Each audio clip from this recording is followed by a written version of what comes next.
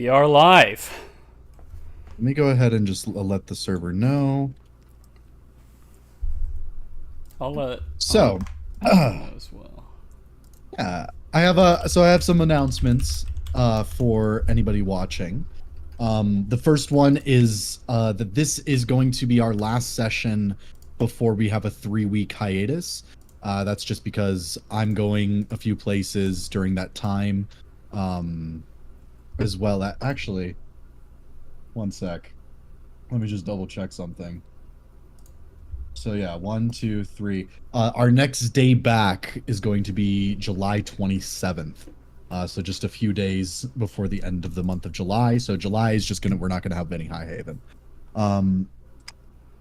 Now, before we start today's session, I just need to be clear about a few things with the audience that I've already, kind of told everybody in here, as well as everybody on my Discord. Godfrey, played by Ridley, is going to be going up against an incredible encounter, an insurmountable encounter. To put it into some perspective, the adjusted XP rating for this encounter is 30,000 experience. If they are to win this, they will be gaining 20,000 experience, as well as anything else they might get out of this combat. I did speak with Ridley before on this, and they chose to do insurmountable encounter rating. So I just want people to understand and go into this encounter with reverence and respect, as well as fear, because this is almost unwinnable.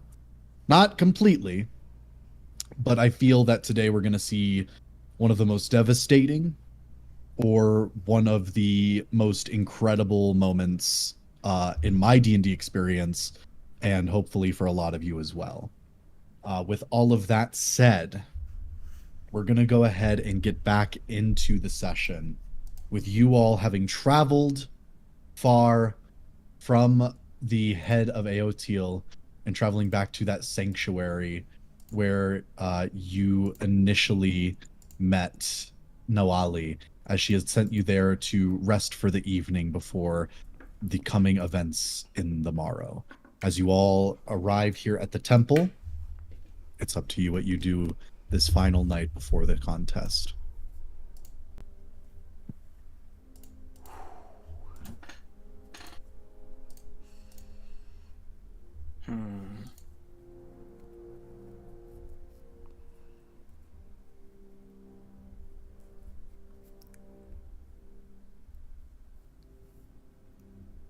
Is it? I don't think Cranston has this capability, but he wants to know if the water is still sick.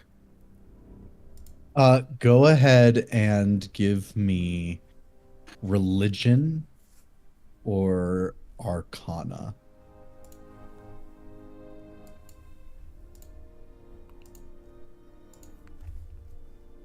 That would just be an 11. He'd probably do arcana.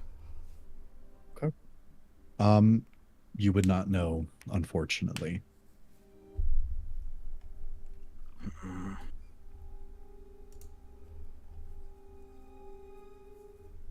Who was the one who was holding the idol last? Was it still Amra?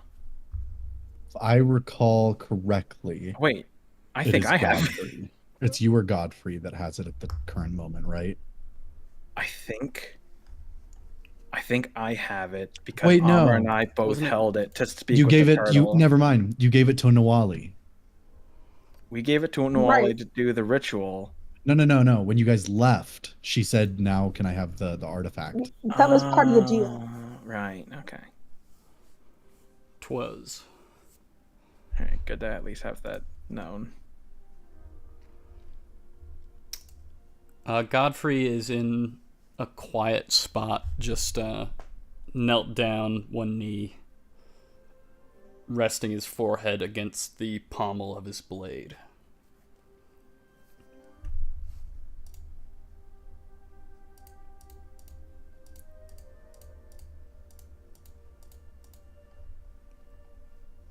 Anybody else?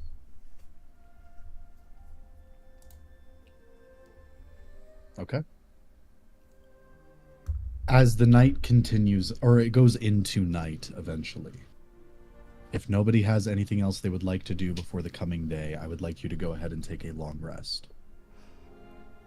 Before we go, I would actually like to lend Godfrey my ring of protection. What is this? It's a ring that could help out in your coming battle. It grants you a bit more strength. Very good. I will need it, I think. And he would take the ring. That is a ring of protection to you. Right, let me add that. How many things are you already attuned to, Godfrey? 2. A couple. Yeah, I got 2 currently. I think this is my last slot. Oh, the DM know that. I would attune to the ring of protection as well. Okay. Amra is also going to approach Godfrey. Hello, Amra. Hey, I just have a few questions. In worst case, you know? By all means. After this, in case you don't make it, is there anyone you'd like for us to tell? Anything you'd like for us to bring with us?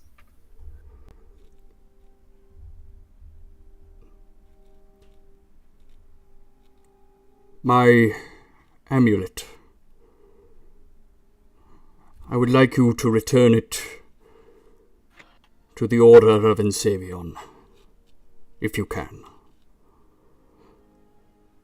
And additionally, Clara deserves to have her family blade.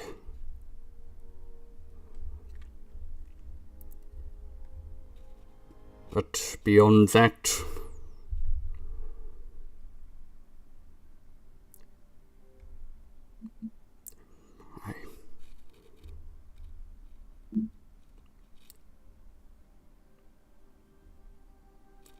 All right. I promise I'll do that. thank you.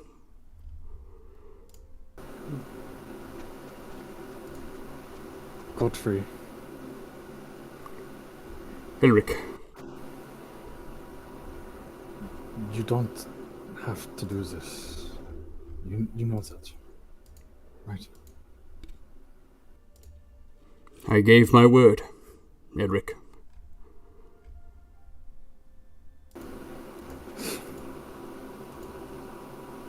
Right. To turn back now would be to forsake you all, or at least those who have felt the corruption of the water. I shudder to imagine to what fate may lie in store should you not receive the cure.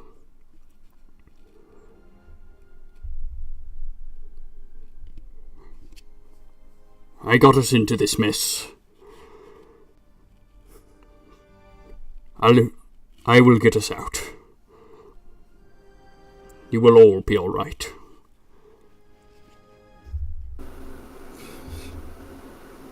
It's like I'm saying goodbye to Sigurd again. Just promise me you'll win.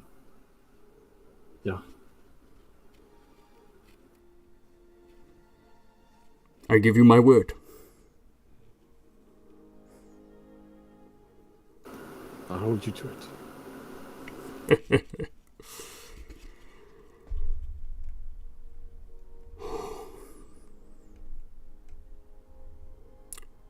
Can you all promise me one thing? Of course, it's the least we could do.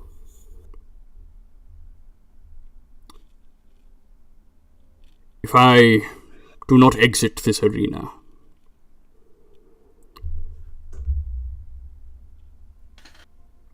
remember me.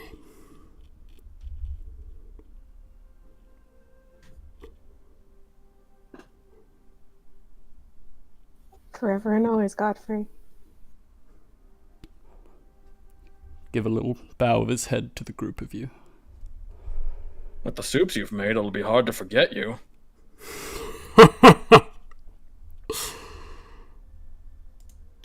You're welcome to take the utensils after. And with each soup you make, perhaps that will be the way you remember me. Don't speak like that.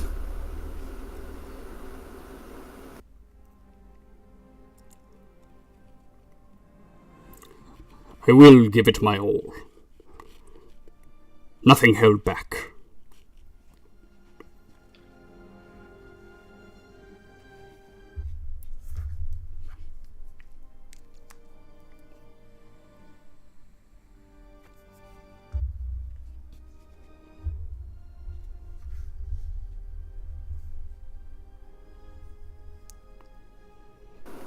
Not a single bit. I wouldn't dream of it.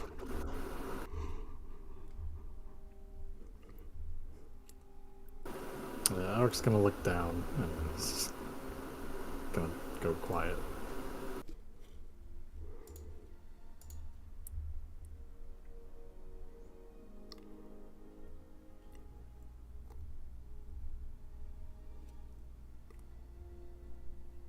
Anybody else? Lavender will. Sorry.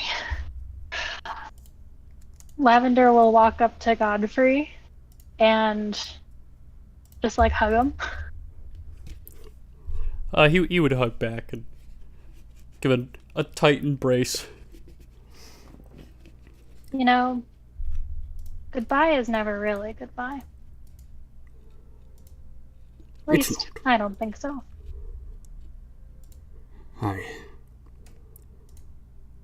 Some part of me will linger on, I think. Or I would like to think, at least. I know you will. Go kick butt. I shall. But, to do that, I believe I will need a good rest.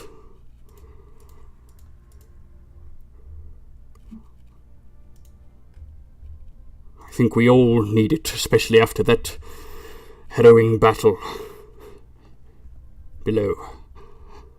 Indeed.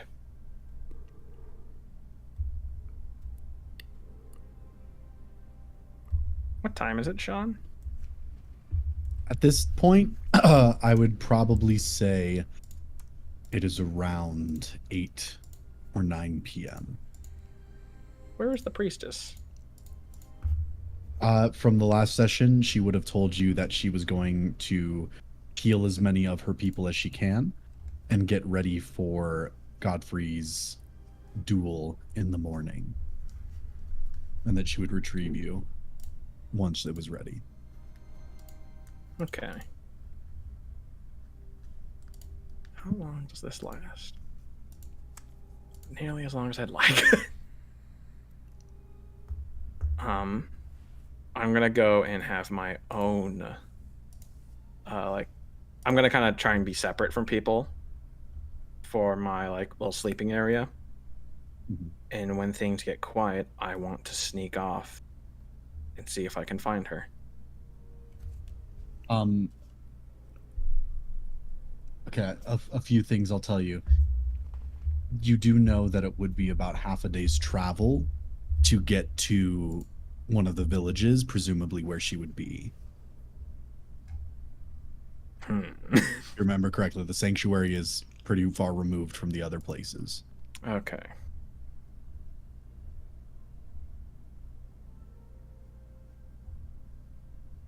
Alright, I guess I'll just go to sleep then. If you have any spell slots, you could cast Sending. This is true. I didn't want her to know I was finding her. That's fair. Could I use a spell slot to summon horse? Are you going to want, again, very important question. Are you going to want the horse in the fight?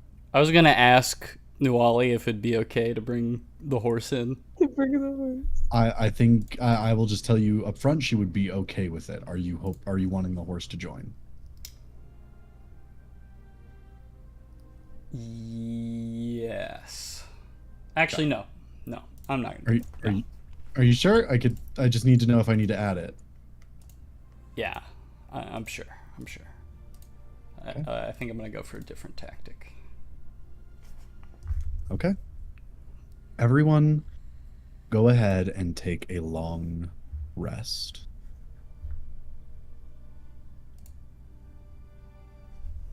As the night goes on, before the sun even rises, you all are woken. At first, you are worried as you see multiple lizard folk descending into the sanctuary. But then you notice Noali at the forefront of them. She goes to each of you, helping you to awaken. And she says, once you all are up, I have made great progress. And we are ready for you, Godfrey.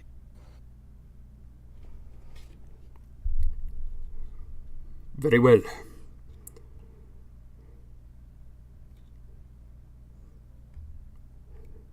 Is there anything you would like to request of us before you enter the arena?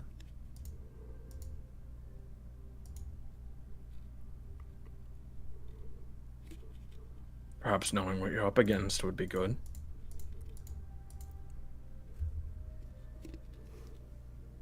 That is a part of the surprise.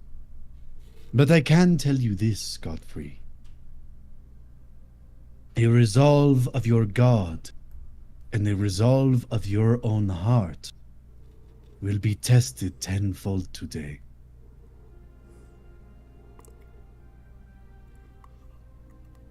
If there is one thing I may request. You may. I have given you my word. I intend to follow through.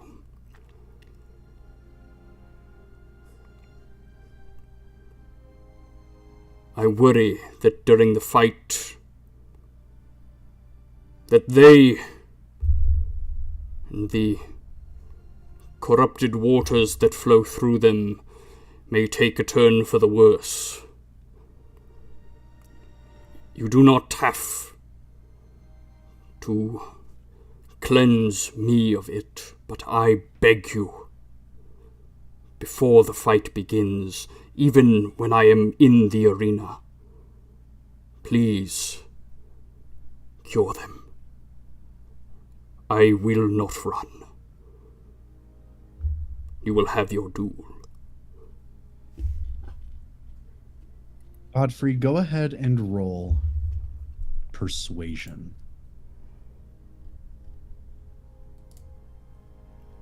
Alrighty. That's 24.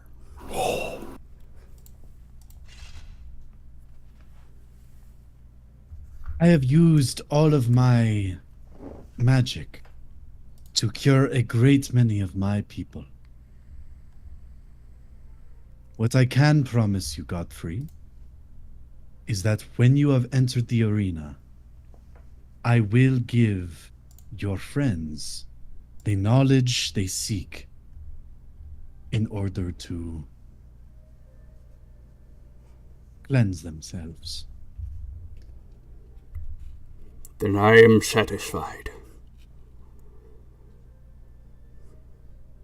You will be led off first, Godfrey, and taken to the arena. Shortly after, we will follow behind. But it is here with your compatriots that I will share this information. By all means. Which one do I follow? She points to one of the creatures that kind of, like one of the other lizard folk, that kind of gives this chittering sound before starting on. All right. Godfrey's going to begin walking that direction, take a look back to the others, and just give a nod of his head to them before carrying on.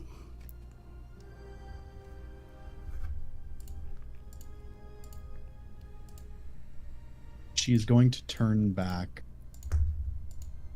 to you, Amra. Are you ready to receive the blessing? Yeah. Yeah, I guess I am.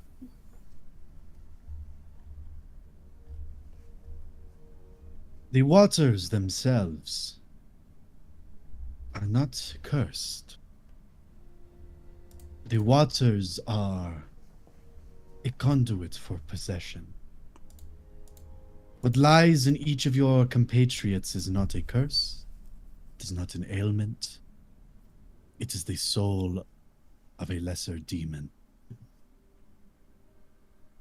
To cure it, you will need this. She extends to you a glyph that you immediately recognize. What is the highest spell level you have? 5th level. How many slots do you have? I believe 2. Okay. She would give to you the glyph that you would immediately recognize as the spell Dispel Evil and Good, a 5th level abjuration spell. Ah. By using this, you will be able to cure your friends. But I will warn you beforehand. Some of them are closer to full corruption than others. And I believe you know who I speak of. Should he succeed, I will not have the power to cure him.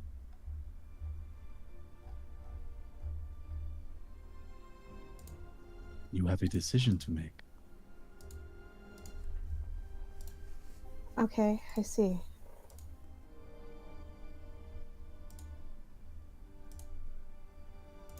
I will allow you to prepare this spell if you would like to. I would very much. Thank you. No problem.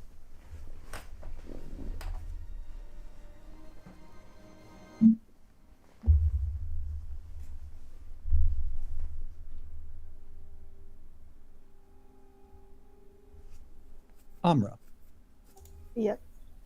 are you planning to use this spell on anyone before Godfrey's match? It does not require any components that would be taken, but you do only have 2 spell slots.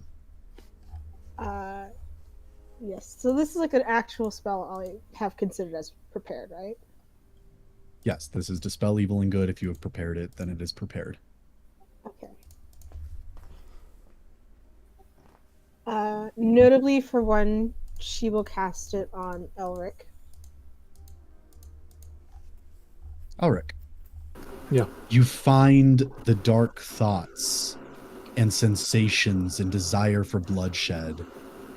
You find them fading away as you are left as you were before.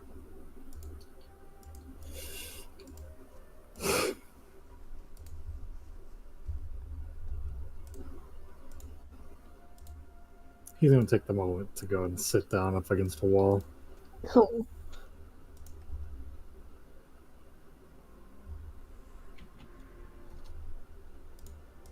Yeah. The question is, I don't know for sure who's been affected.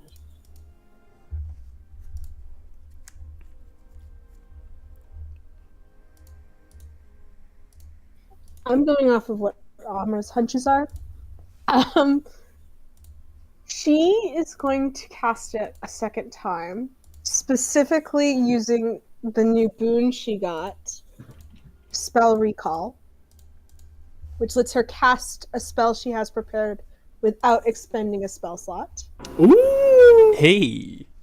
And she's going to do it on Cranston. She's not 100% sure if he's under the effect, but she'd better be. That's fair.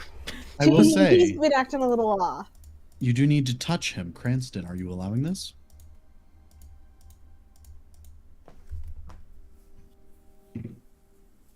I am. All right. Same as before, or same as Elric, you feel the dark sensations lift away from you as your mind becomes clearer once again and your ambitions subside. I knew you were most likely. I just want to say I know what the fuck you were gonna do at the arena, and I was so excited. Would we be allowed? Are we allowed to say what our curses were? If you would like to. Cranston, do you want to go first? Do you want me to say what mine was? I was the curse of ambition. I personally believed that I was supposed to rule the abyss. So, when I heard the idol could summon a demon, I'm like, mine was bloodlust. I specifically was going to enjoy killing for its own sake, and it was really hard to stop. And I ended up failing my charm check for the night previously. So every time at the end of on combat, I had to use my actions to attack fully, and if there is no target, I had to attack an ally. And if combat ended, I had to reroll the saving throw. Oh, and on a fail, I would immediately have to engage one of you. One of those is way worse than the other. Yeah, I would have been chaotic evil. So I was like, holy shit, dude. I had a lot of time though. I had like another 5 days. Oh yeah, I've been keeping track. It's why I wasn't so overt about it, because I'm like, I'm technically only like a sixth of the way corrupted. I played it up because that is a complete polar opposite to what Elric is like. Mm-hmm. So I was like, it's so fucking blatant. Literally evil. Literally evil. Good Elric's gone. Evil Relic is here to stay. Evil Elric be like, I'm British? Evil Elric would be the type of guy that instead of inventing a gun, he invents the fucking atom bomb. Oppenheimer? Sir, the City Destroyer Thought 5000 was used to kill people. It was used in an unexpected way. No!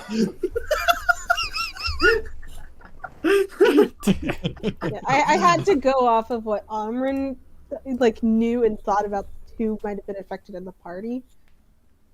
She knew that Elric was affected. I'll be honest.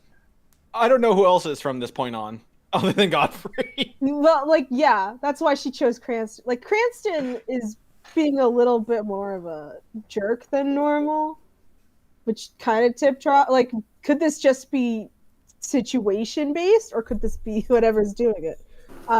Ash, she has no idea, but after the next long rest, she'll be doing it both to Ash and Kate and Lavender, just to cover our bases. But for now, she wants to save the spell slot for Godfrey. Now I'm thinking about it, it's like Oppenheimer and Ken, Cranston and Elric, two screenings.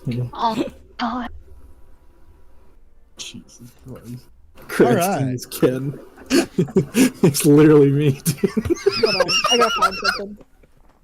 You are all then from there led along, traveling for a few more hours, all the way up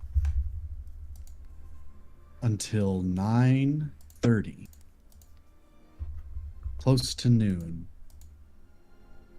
It is there that you are led into one of the villages. One far more hidden than those that you saw originally from the canopy tops. Here, a large cliff end lies over it, covering it in shade. Multiple torches are erected throughout it to keep the area lit.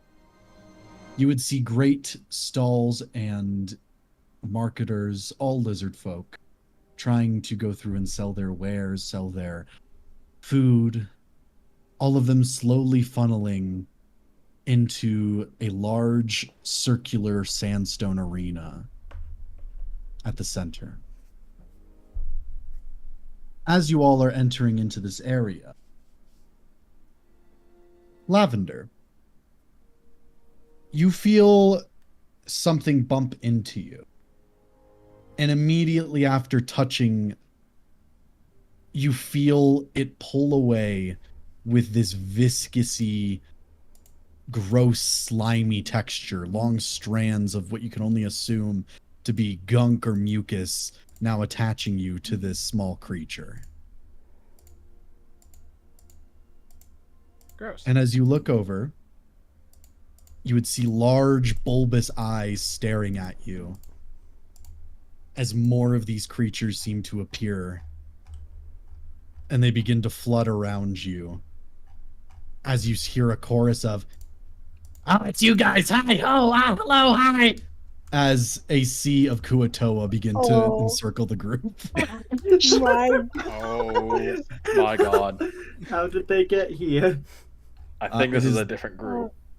It is then that you do notice the sea of Kuatoa, as well as a large, towering blue dragonborn and a 𝐄𝐱𝐩𝐿 man standing a few dozen yards away. Oh. Oh. Did the storm calm enough for you to come through? We were allowed passage for the event. Fun. It's all right. Never been on this island before. It's a turtle. What? It's really just one big turtle. It breathed This on does us and not we went in make its sense. stomach. Turtles are small. That's one. Turtles can also be large. They just have to be really, really old. I must think on this. Hmm. Don't think too Oh, hard. I'm immune to think now. As steam rolls out of Emmerich's head, the fishmonger comes forward and offers all of you like little pats on the shoulders as Lavender is being slowly drowned by the sea of Kuatoa. You just see Lavender's hand just like waving back and forth. Like, guys! Thinking about the crocodile that gets swarmed by the hippos. Oh, look at memes. This is Lavender. Oh gosh. You know, after everything that we went through, I'm pretty glad that you were all here. Well, we heard the news, so I docked the boat in a nearby little alcove, little underground area. But, is it true what they're saying? Depends on what they're saying. They're saying that your friend, the tall fellow with the hat, the helmet, says he's going to be fighting something pretty nasty on his own. Chance say yes. That is true. But it's also, it's why I have this. What? No, I'm just kidding. No. Okay, pops up a Red Bull.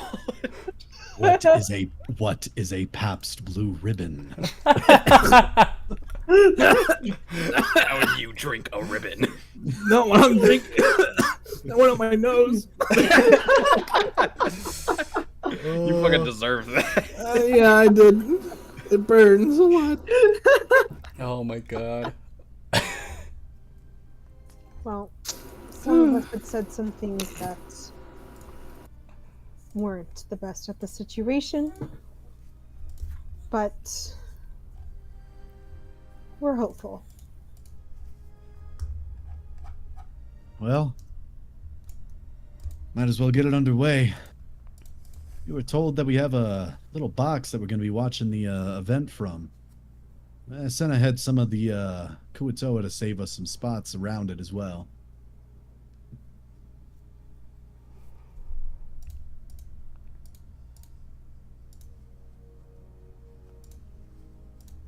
Right.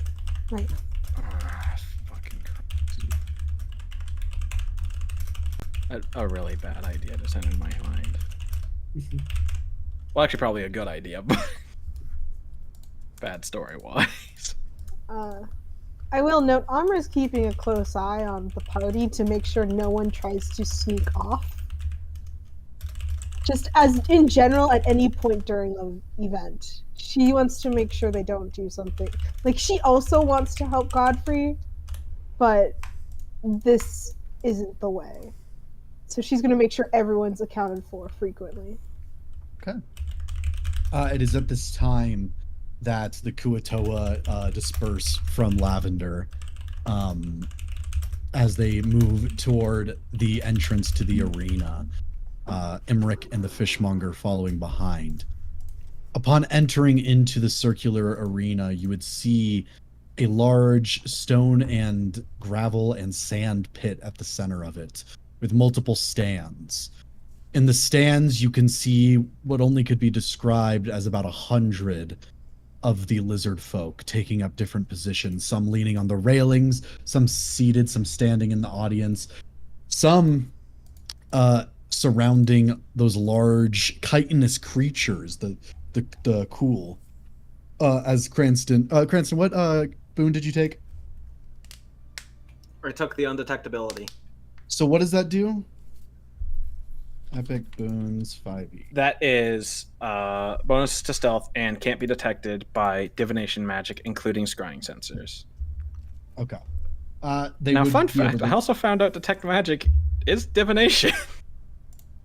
Yeah. Detecting it is? It is. Is it I was surprised too. Wait, what was the boon again? What's The it boon is undetectability. Gain +10 to stealth, and you can't be detected or targeted by divination magic, including scrying sensors. All right. Let me 5e. check something very specific about their stat. If I remember, double check. Never mind. They still can sense you. Okay. Just to read the trait directly, it's sense magic. It can sense magic within 120 feet at will.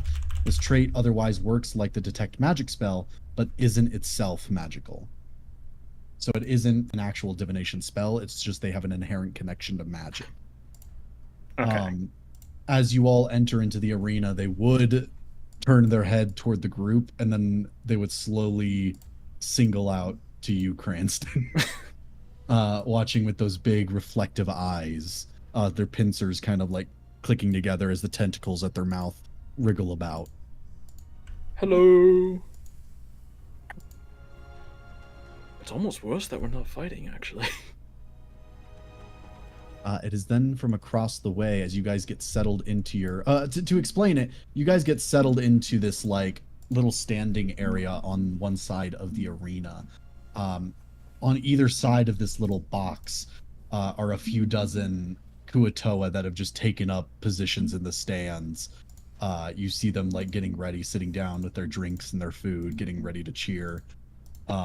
It does almost like cut you guys off from the rest of the arena, which is all of these lizard folk that seem to be eyeing you all very suspiciously. It gives a nice, good buffer. On the other end of the arena as well is another box, and there you see ethereal lizards guarding the stairs, as well as Nawali, and beside her, a weak-looking but clearly dressed back up and cleaned Kai Chong-hun, who is still in shackles, but he is brought here beside Nawali to watch the event. Oh god, do I do this?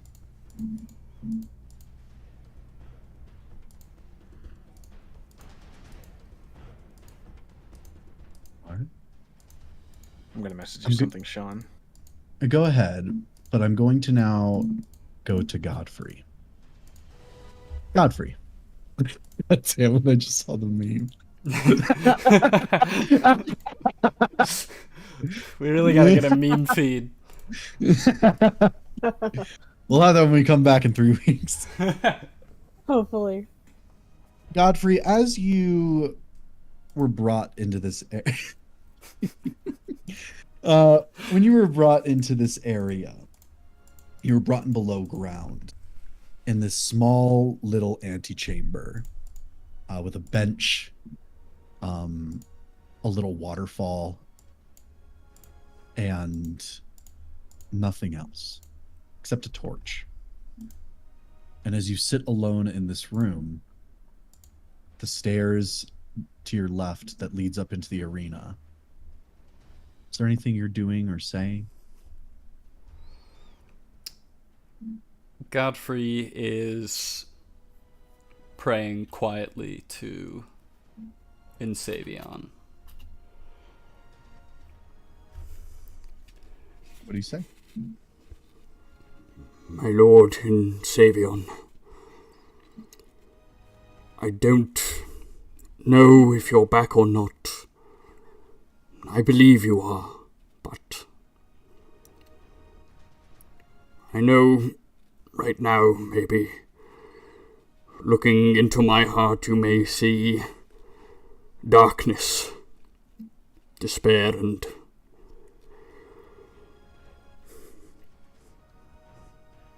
evil. But I pray to you,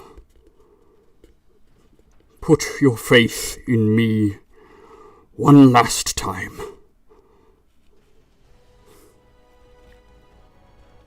Help me to survive and give me the strength to make it out to the other side, that I may continue to serve you, that I may continue to protect my friends and those who cannot defend themselves.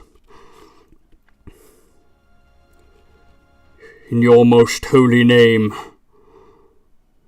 this is what I ask. The strength to endure, the strength to survive,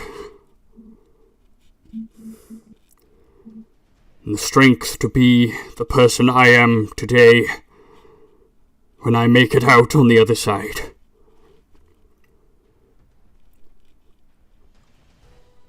For you, 𝐿𝐵𝐷. Bows his head, clutching at the amulet of 𝐿𝐵𝐷.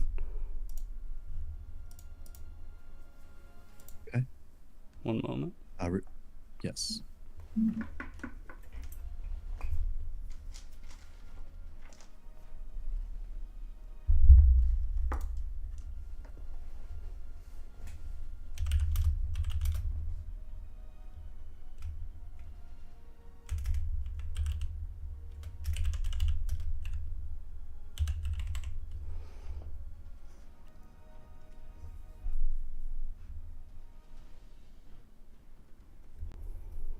Ridley?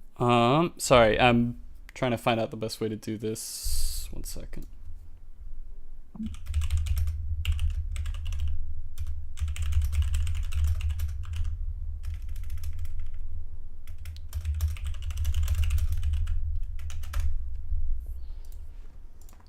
Sent you a message. I'll say yes, it does. Almer sees this only because she's trying to keep. She stated she's trying to keep an eye on everyone. You do see Cranston pull out his copper wire and mutter something under his breath before putting it away. And this was after he spotted the Flower Knight. Right. I will get back to you guys in just a moment.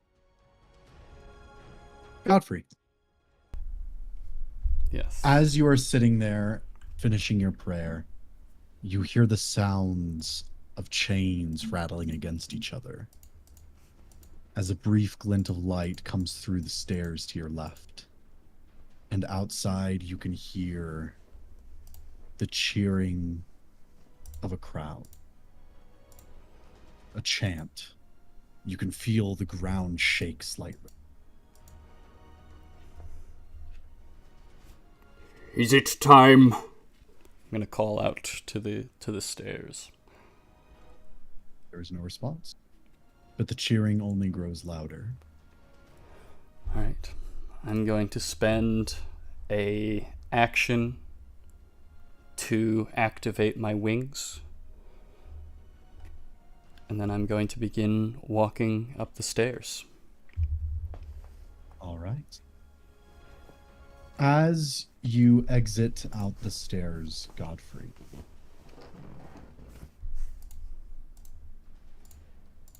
nope, there we go. Before you can say anything, Amra, you do notice what Cranston has done. But it's then that you notice, striding into the arena, is Godfrey, his wings expanding out as the Kuatoa begin to just losing their minds. Imric giving a brief nod down toward Godfrey. The fishmonger watching and giving a little bit of a thumbs up. Is there anything you all are doing as you see Godfrey enter into the arena? I'm looking at the positioning of the Chul and seeing if there's a way far from them that I could settle myself possibly in the future. They are at most major points in the arena. It'll make more sense when you see it. Okay. Elric. Oh, go ahead. No, go I was just gonna add, and then most of my questions will be answered seeing the battle map.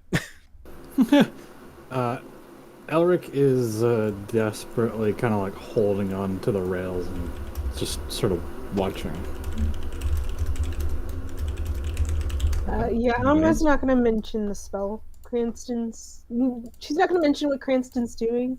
She has a pretty good idea of what he's doing, considering he's done this very frequently. So she will shift her focus to the arena. Okay. Anybody else? All right. Yeah. You see as Godfrey is entering the arena, he holds his blade out horizontally and sweeps a hand across it, casting the light cantrip over it to make it glow brightly. Okay.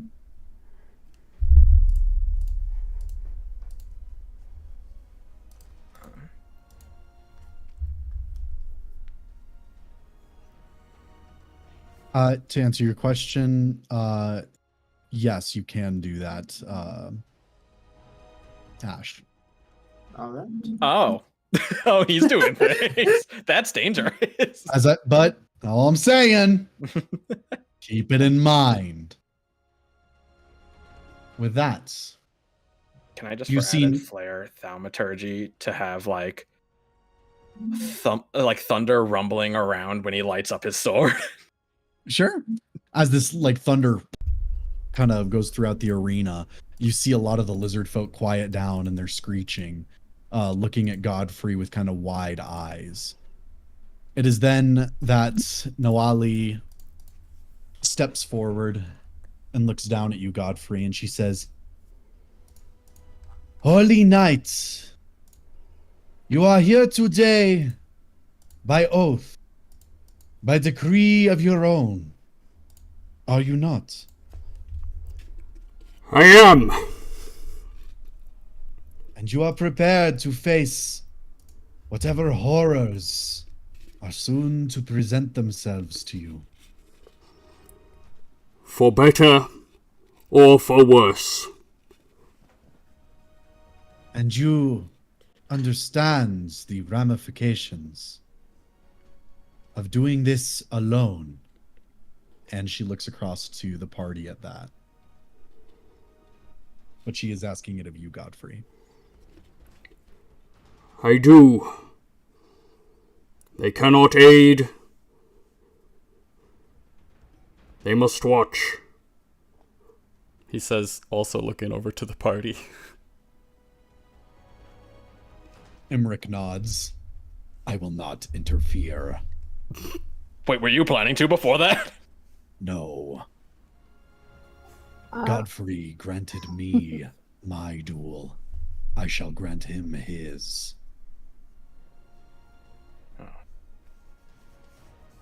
Amra will also nod. But hers is less of a promise that she won't get involved and more of a promise to make sure the others don't. Elric really looks like he wants to help Godfrey, but he's biting his tongue. I just stare. Then let us begin. And for what it is worth, man of Insavion, I do wish you the best of luck. As Godfrey, you see the other end of the arena begin to open.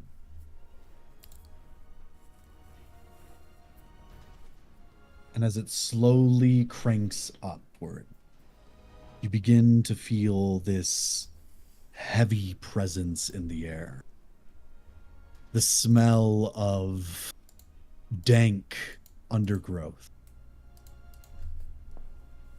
And the sounds of wet flesh grinding against stone. And dripping sounds. It is then entering into the arena.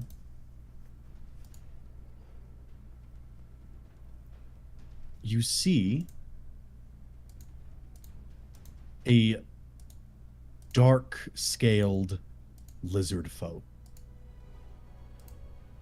Its body hewn, its flesh looking papery or soggy in different places, its eyes hollow. And as it comes into the arena, wielding nothing except dark, rune-infested armor, its head jerks to the side slightly, and it says, "You are the one I am to fight." I am the one to whom you will lose.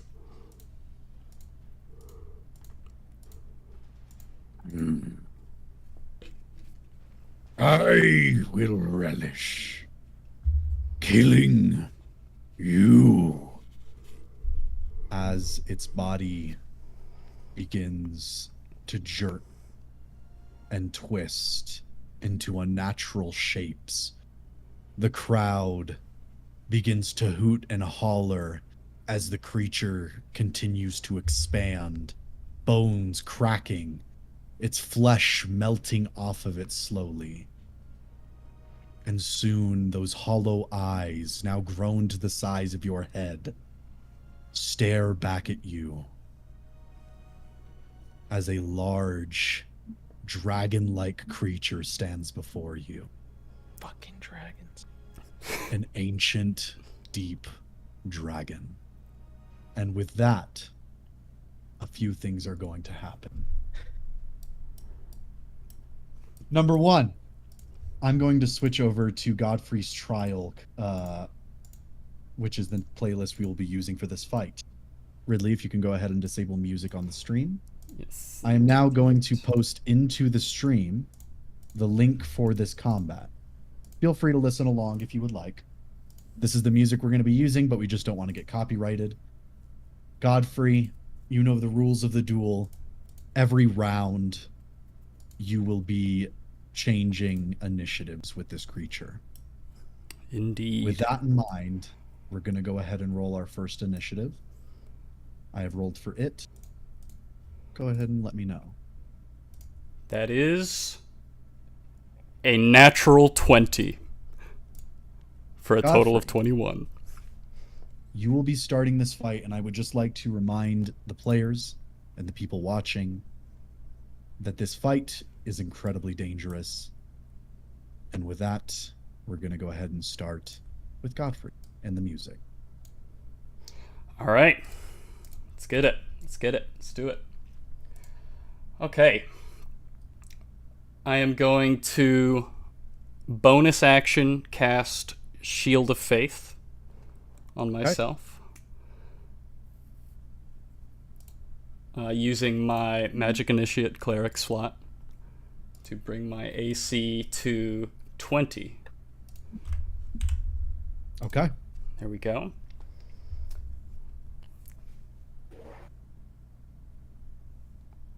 I am going to attempt to fly up and onto the top of its head Okay, go to ahead and try move. and avoid its mouth. You're like landing on its head. Yeah, I'm going to try and grapple the top of its head to try and avoid any sort of breath attack. Okay, go ahead and give me a... Go ahead and first roll to hit to see Is if this you're able a- to get that grapple off. What do I roll to hit with? Is it athletics or? It could be your weapon. You're just trying to grab onto it with... Gotcha. That's going to be 23. That does hit. Now we're going to roll a contested score. Because you are the larger or the smaller creature, I'll let you choose acrobatics or athletics. It's just going to do athletics. I'm going to pick athletics. Okay. Come on. Big money. I have my number. Do you want me to let you know what it is, or do you want to go first? You can go first. It is 23. Yeah, that's not going to do it. I got a 13. All right, Godfrey, you attempt to fly forward and land on the creature's head, but it is able to whip back. You still are over it, but you are still within its range. Could I make my second attack on it? Yes. Because grappling's is special. Okay. That's going to be dirty 20.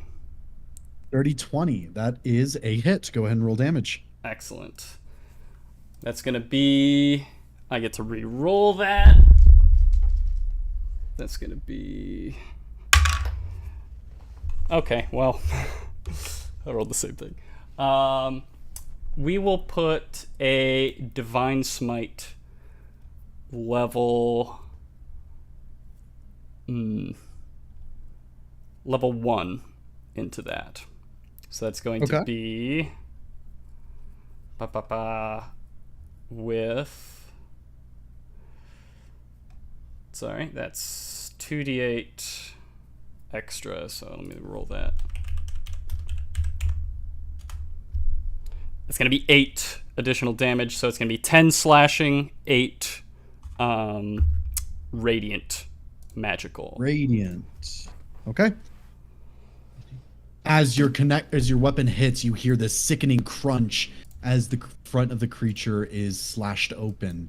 Its flesh melting more from that spot, and fungus dripping out onto the floor of the arena. Anything else? That's an action. That's a bonus action.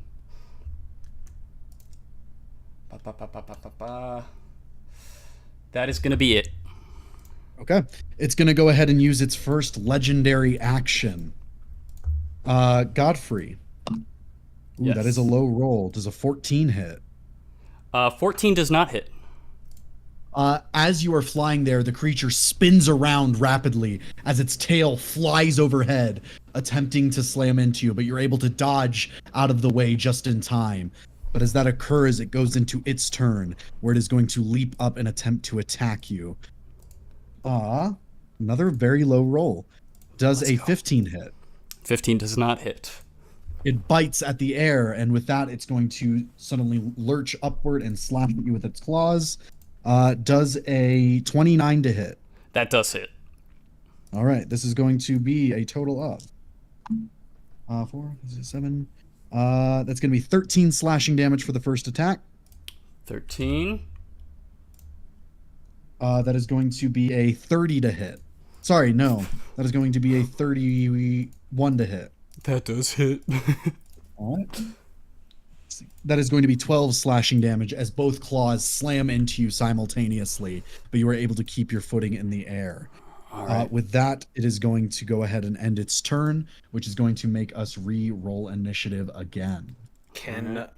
Is Cranston allowed to be cheering during this time? Yeah.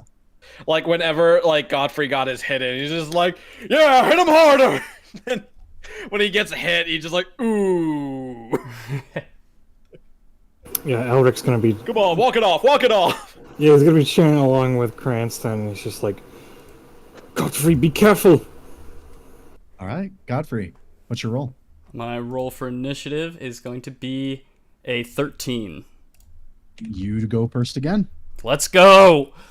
Yeah, okay. We're gonna make some attacks this turn. We're gonna make some attacks. Okay. I'm going to Great Weapon Master this first attack for a -5 to the roll. That's gonna be that's a 14 to hit. That is a miss. As you swing down, the creature whips its tail and knocks your sword aside, preventing the attack. All right, we're gonna try it one more time. Yeah, we're gonna just do a normal attack this time. Go ahead. That is a 22 to hit. That does hit. Roll damage. All right, that's pretty good. I can re-roll that though. That's much better. That's a 6. Okay, so that's 16 slashing damage, and I'm going to put a 3rd level Divine Smite into that. Go ahead. So that's going to be 2d8 plus 2d8, so 48.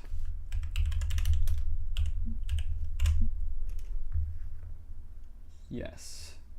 This wouldn't happen to be an undead or a fiend, would it? It is in fact not. Dang. All right, no worries. Just had to check, you know. All right, that's going to be 13 radiant damage on top of that. All right, with a resounding boom of radiant energy exploding outward, you see this huge burn mark across the creature's form as you strike it. Anything else? Let's see.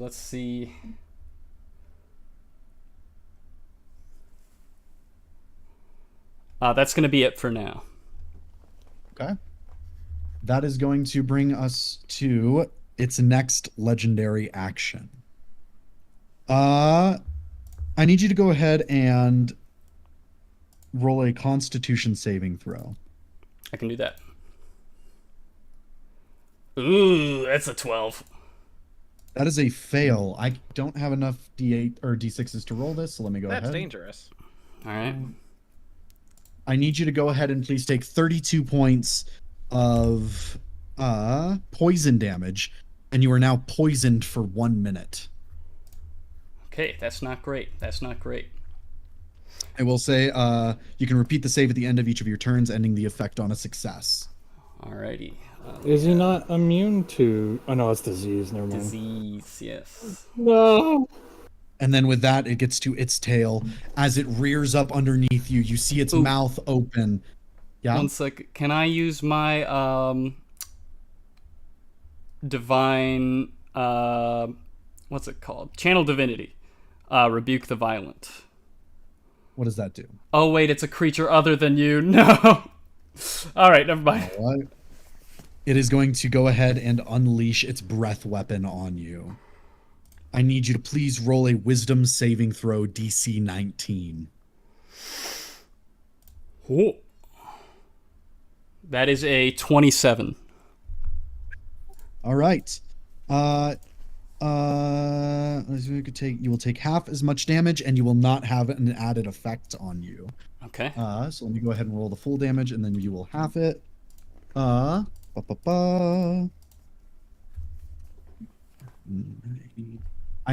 normally you would have been taking 52 points of damage. Instead, you will be taking 26 points of psychic damage. Alrighty, 26. Let's do that.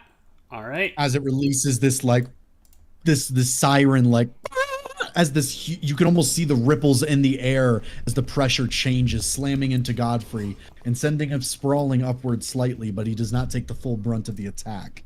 And then I'm gonna roll to see. Did he just hit him with a Joji song? Have you looked at He does not regain his breath weapon. Let's go. With that, we're gonna go ahead and roll initiative again. Come on, please roll high. Please roll high. Eee. What's your number? 12. All right, it will be going first. Fuck. Directly after that, it is then going to lurch upward and attempt to hit you a few times with its bite and claws.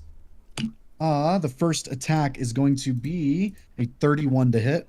That does hit. I need you to please go ahead and take... 9... one moment. That's not good.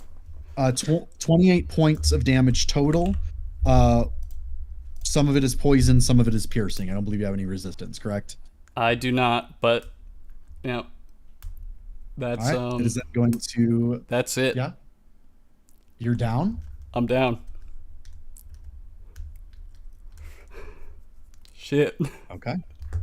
Godfrey, as this creature bites into you, you feel your vision going red as it throws you into the ground, and you skitter a few feet away. You are, at this moment, unconscious. Alric's going to immediately be like, he's going to lean forward some and scream out, like, Godfrey, you get back on your feet! Godfrey can't fall. You made a promise!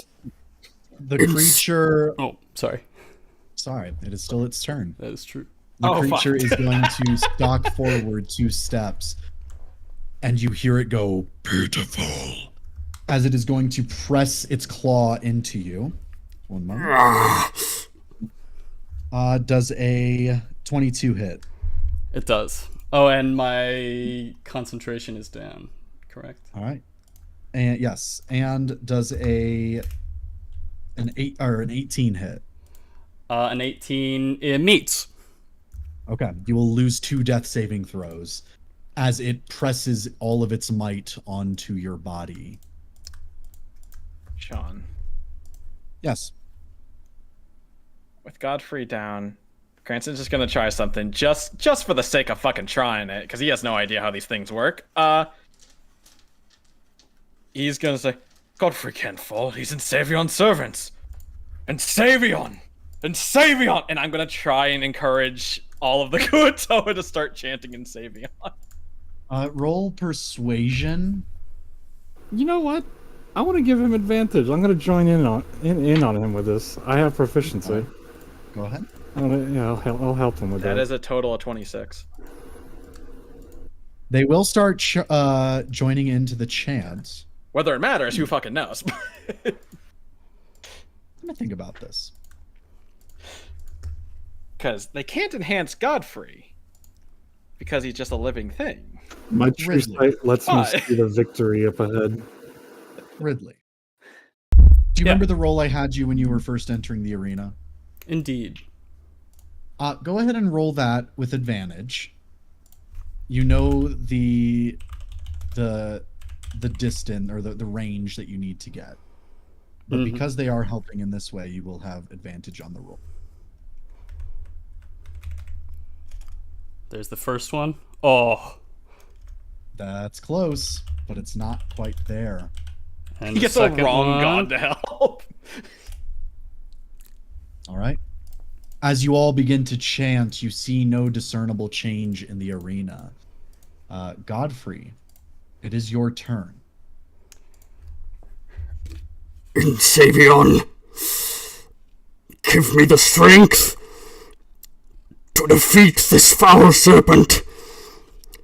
Give me the strength one last time. And I would like to use my inspiration die, my plot point, to throw that at that prayer. Okay. to try and get back up. I will, with a plot point, I will allow this roll again. However, it will increase substantially. You will have your advantage from the 𝐄𝐻𝐄.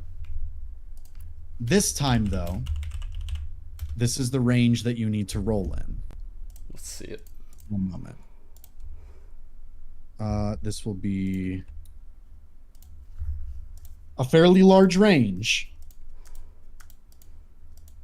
Okay. But this is a plot point you're using.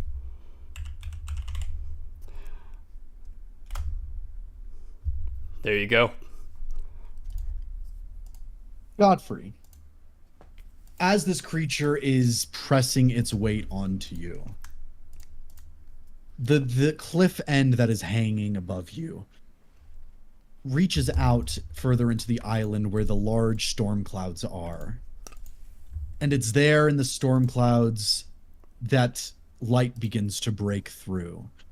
The dragon looks toward it angrily and takes a few steps back. All at once, you come up to 1 HP. That's all I need. I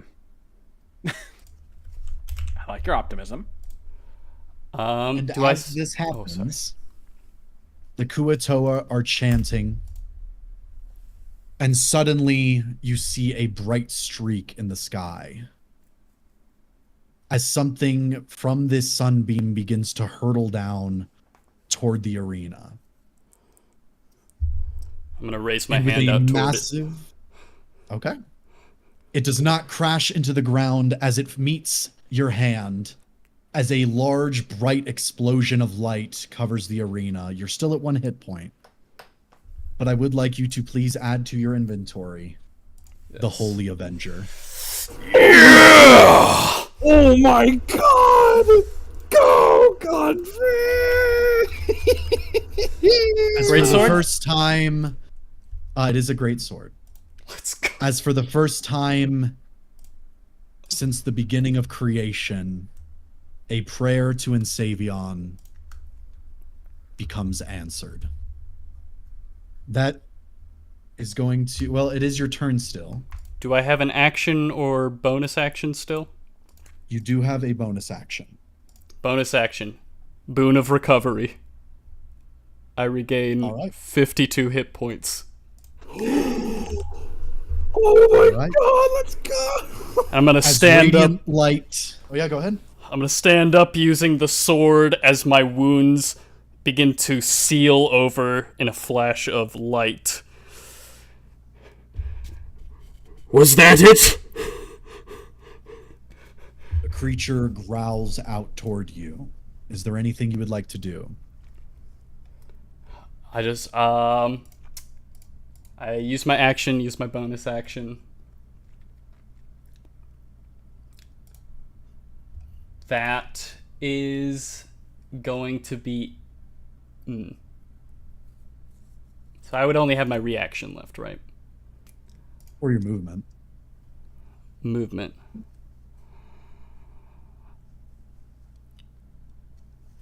Movement. What can I do with movement? While I was deciding, Sean, may I do one more thing? It's not a cheating thing. So I'm adding to the cheer squad right now. What are you doing? With the 𝐄𝐻𝐿 chanting and everything, I'd like to make a silent image that hovers above all of us. Godfrey's never told him what 𝐄𝐻𝐿 looks like. So he just makes an image of a very as angelic as he can think of Godfrey above us. All right. I have made his poster board. Would I have been able to attune to this greatsword, by the way? Yes. Okay, rad. So. I need to that does sacrifice mean- something, yeah. It's You just do like a need to sacrifice plastic something. toy. Can I do that? Yeah, I will allow you to sacrifice one of your items. Alright. It's done. Wait, is this the sword he was possibly gonna get in the caves earlier? Hee hee hoo hoo. God damn it. Wow. This is more thematically like pleasing. That's fair. Yeah. It's a sacrifice for That's the his plot friends. point, baby. That's a plot point. Let's go. You're telling me I could use a plot point to get my jar of mayonnaise? I mean, I will say the creature is not even bloodied yet, so good luck. Anything Still else, gotta Godfrey? make it. That. Can I use my movement to fly up above their head? Not necessarily like grappling them, but like above them. Like to hear? Yeah, something like that. Yeah, I'll say that's fine. All right. Anything else? That's gonna be it. That's all I can do. All right. That is going to. Oh, can I warrant, make my saving throw? Yes. Go ahead and make your saving throw. Con DC save. 19. That is a natural 20 for a total of 28. You are no longer poisoned. Let's go. Wait, does that mean you would have just rolled natural 20 on your saving throw? Or, I mean, your death saving throw? Maybe. All right. His god is on his side. Godfrey, the god man. With that, it is going to go ahead and use its legendary action to make a tail attack at you. All right. Does a 14 hit? 14 does not hit. All right, the tail swings wide, missing you by a narrow margin, as we are going to go ahead and roll initiative again. Come on. Come on, initiative. Come on. 14. You beat it by 4. You go first. Let's go. I am going to action lay on hands all 50 points. Or wait. Hold Okay. up. Let me double check. Checking something. Yes, all 50 points. I am now 1 hit point below maximum. All right. Anything else? Bonus action. I am going to cast Sanctuary on myself. Ooh. All right. Not a bad move. Anything else? That's action. That's bonus action. Sorry, let me read this sword real quick. Is it fine if I continue on, or? Yeah, you can continue on. I'm just making sure it doesn't let me do anything that I would be able to. Okay, cool. Yeah, good. The creature is going to move over here. That does get an opportunity attack if you would like to do it. I will. Because it's based on the likelihood of it actually hitting me or passing the wisdom save. I'm not gonna take it. Okay. I need you to roll a wisdom saving throw, DC 19. And I have advantage against spells. Oh wait. This isn't a spell. Spells and other magical effects. This is not a magical effect. I see. All right, never mind. As spores begin to emanate off of it and surround you. Okay. Wisdom That is saving throw. a 19. Does this do damage? That is exactly what you got to. Yes, it does do damage. I think that still applies to Sanctuary, doesn't it? Is Sanctuary? I thought that was AOE. I think it's anything that does damage to the target that has Sanctuary Technically, it only does damage if a thing happens. on it. Fair enough. I can read the spell if you need. Yeah, read it real quick. I'll roll wisdom for it just to make sure. You ward a creature Natural within 20. range. Oh, okay, yeah, never mind. For a total Doesn't of matter. 30. Listen, I'm gonna rule lawyer the shit out of this if it means Godfrey lives. Let me see.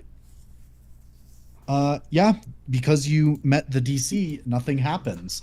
You're Let's able go. to ward off these things, but then with that, it is then going to lift its wings and fly back toward you as it's going to use its turn.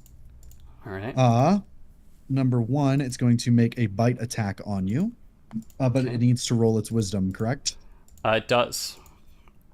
That is going to be a 27.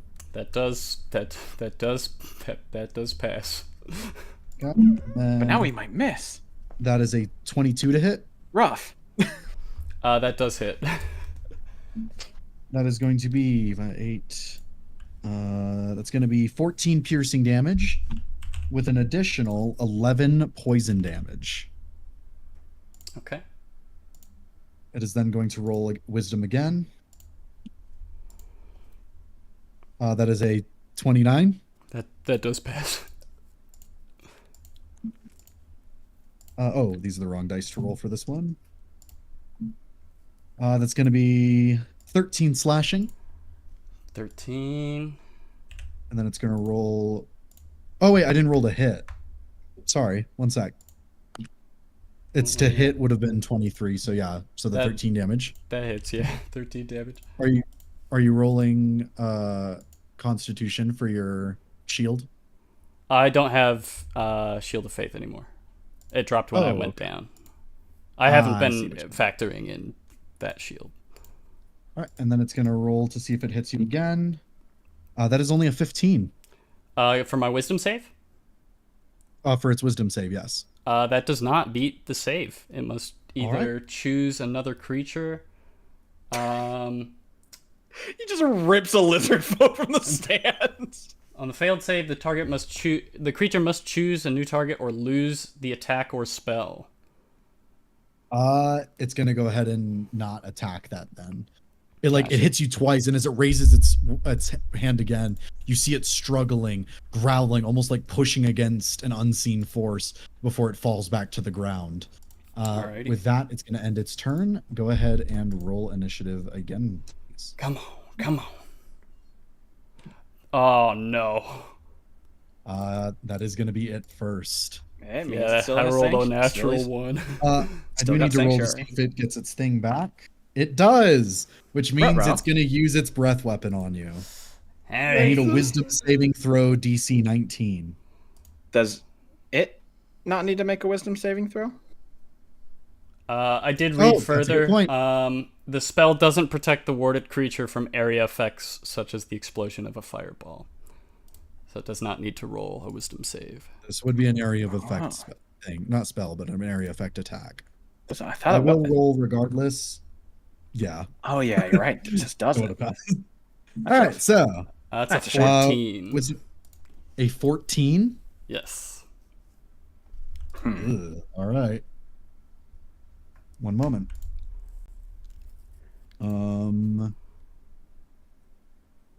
I need you to take 40 points of psychic damage as it rips off one of those ear-shattering shrieks again. All right. You are also now frightened of the dragon for 1 minute. I am not. Never mind. That's right. I am immune to fear. As a paladin of 𝐄𝐈𝐆𝐇. It is going to end its turn, but it's going to roll to see if it gets its thing back. That is no, it does not get it back. Let's go. That is going to bring us to your turn. All right.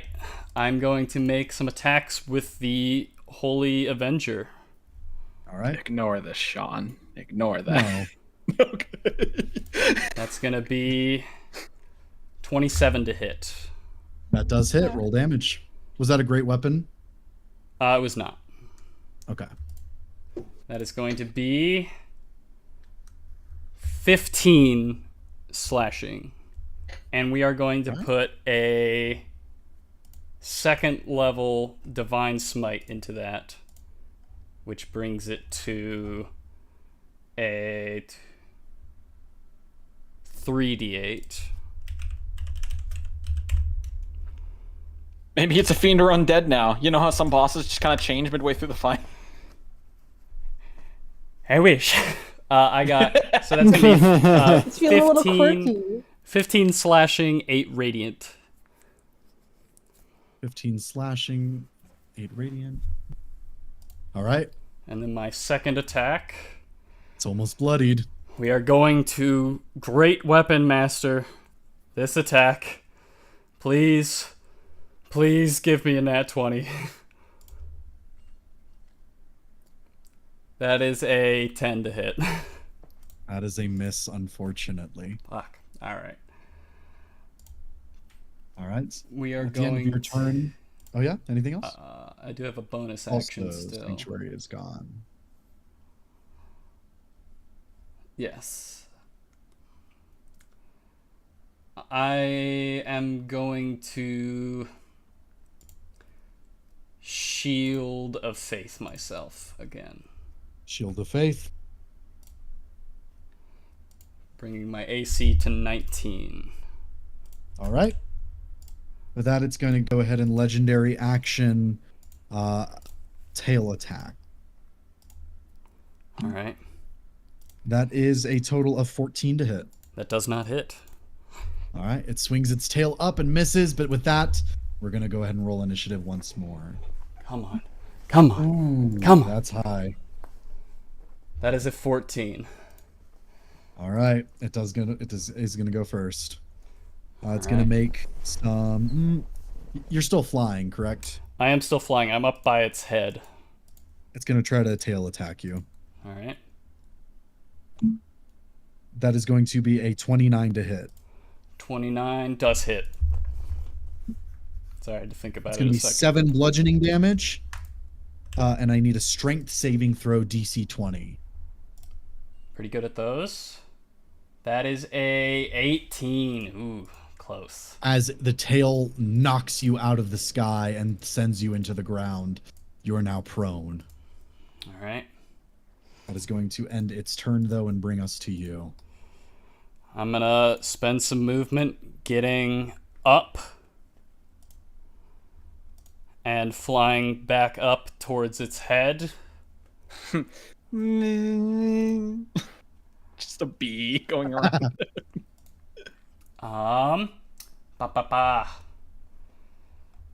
Sorry, I'm thinking. Trying to think smart.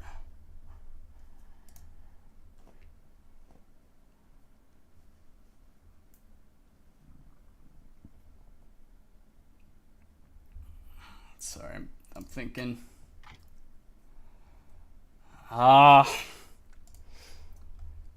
Yeah, we're gonna go for some attacks. There's not too much else I can do that's gonna make a lot of difference. All right. And Sylveon Godfrey! For Insidion! It's gonna be with Great Weapon Master. That is a 20. Let's go! 1. That does barely hit. All right. Go So ahead it's and roll gonna have a damage. plus 10 to the roll. We're going to. Oh, that's nearly max. That is 18 slashing damage. We are going to put a 3rd level Divine Smite into that. Oh, sorry. Ignore that. Sorry, ignore that. Oh my god, I was about to say, what the? 3rd level, that's going to be 2, 3, 4, 48. Nope. That's even Hold on. worse. Sorry. All right, how much damage was it again? So that's going to be 28 slashing damage total Okay. with 13 radiant. It is well beyond bloodied with that attack. Come on. Come on. Alex Don't fail me now. looking for the others, and he's like, keep cheering for him! All right. We're What gonna do make you want to do? we're gonna make a second attack. Great Weapon Master. Don't fail me now, Holy Avenger. Come on. Bold. Come on. Getting bold. Come on. Come on. I have to be bold. That's a nat 1. For a total of not hitting.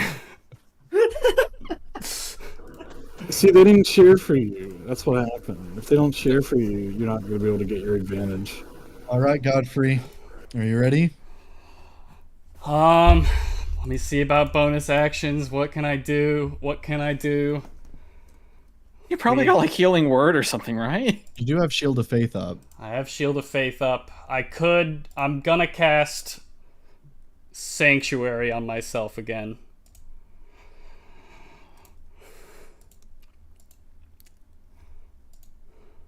Sounds like not a bad idea. So I am warded. Anything else? That's gonna be it. That's gonna be it. That's all I can do. It is going to go ahead and unleash some attacks on you. First, it's going to make that wisdom save for the first one. That is only a 13. Does not beat the save. All right. It's going to go ahead and reach up with one of its claws. That is a 24 for the wisdom save. That does pass. Plus 12. It's going to be 19 to hit. That meets. So it's gonna be halved. Half damage. 3. 9 halved to 4. 4. All right. I'm still up. I'm It's well gonna beyond roll bloodied. To try and hit with its wisdom. That is going to be a 16 for wisdom. That meets. All right. It's going to go ahead and attack. That is a natural 1. That does not hit. Let's go. All right. Godfrey's still in this fight. I'm still in this. I believe that is initiative time. That is initiative. All right. Come on. Ooh, you got a little bit of a boon here. I got a 7. That does beat it still. Huh? It only has a +3 to initiative. All right. All right, your turn. I have to be bold. I have to go for the risky play here. Otherwise, I am dead. I'm great weapon master. Attack. Come on. Please, please. The more turns you give him, the more likely they're going to die. You just got to kill him fast. I have to get him down. I do not have the hit points to have any more rounds. Come on. Come on. That doesn't hit. It's a 13 minus 5. And then doing it again. Great weapon master. That's a 16 minus 5 for 11. That is going to be a miss. With that, it is going to go ahead and use its tail attack on you as its legendary action. First, it needs... you did make attacks, though, so... I did make attacks. It is gone. One moment. Come on. Come on. That is going to be Whoa. 6. It is 18 to hit. That does not hit. Okay. It is going to then take its turn. Oh, I did not roll to see if it got its breath weapon last round. Please don't. Please It did don't. not. Please don't. Thank God. It is going to go ahead and unleash some attacks on you. That is going to be 18 to hit again. That does not hit. Let's go. Let's go. Come on. Miss. Miss. Miss. This one is going to be 21 to hit. Please. That does hit.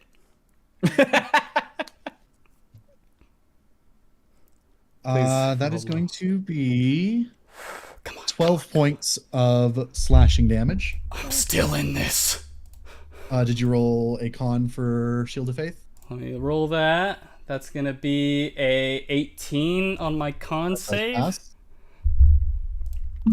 And that is a 15 to hit. That does not hit. Okay. It's I rolling say, really shit. yawn. You're getting a lot of fucking leeway here, Ridley. Oh, I have I feel like one Let's roll turn initiative. left. the cheer only at on this initiative point, still. the cheer Natural at this point 20. has changed into like, oh. You do get to go. I'm I can thinking the cheer at imagine- this point has changed into like a baseball chant. It was like, Insavion. Insavion. Let's The go. Braves doing like the. Starting to Even wave. Blizzard folk that like they aren't on our side, they're like kind of getting into it and doing the wave with Imagine all of the guys, all the dudes. You know, they're all like just going like. Like putting their hands. In the Yeah. It's all about the Godfrey, baby. It's all about the Godfrey. the mitts, I'm going to make some attacks with Great Weapon Master. Ridley, I know you need it, but if I don't get their health down fast enough, I will not survive. It's not gonna matter how fast you get it down if you don't hit it all. I mean, count your spell slots. If you've got a bunch to spare still, maybe just hitting so you can get a smite in might be more damage than what Great Weapon could give you. I don't have the spell slots anymore. I have 2. All right, Ridley. I have to go for the risky play. Or do I? Do you have something that boosts your hit at least? No. I don't. You can push? Huh? Shove. It's For what way purpose? too fucking big. I don't think it would actually work. Gargantuan. I don't think it would Also, actually even if he work. succeeds, he moves what 5 feet in this arena. I mean, come on. You had a god help you. It'd be I really funny, don't but This is a real- I am the devil on your shoulder. What do you want to do? Evil. I I don't. I am going to. Sean, may I attempt some? No, I really shouldn't. Oh. He holds a hand out towards you, like don't. Yeah. I'm going to attack as normal, I think, for this first one. Okay. That is a 15. That is a miss. Second one.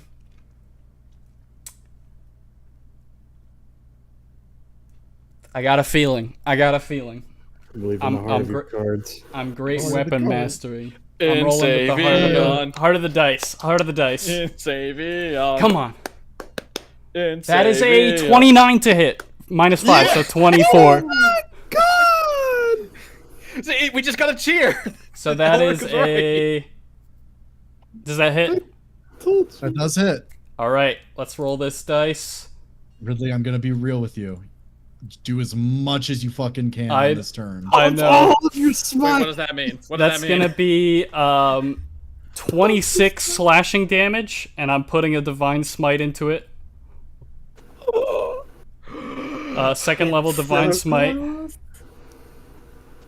I am going to. That's gonna be 3d8. Roll 3d8. That's 23. That's 23 Oh, radiant damage. Oh, it's so close. It's so close. You've done enough damage. You got a level, right? Just multi-class into fighter and do an action search. If I Right. if I can survive this next turn, I there's a chance. There's a chance. There's a chance. Are you? What else bloody can I right now? do? I have not a lot of hit points left. Are you doing anything else with your turn? I have a bonus action. I'm gonna use it to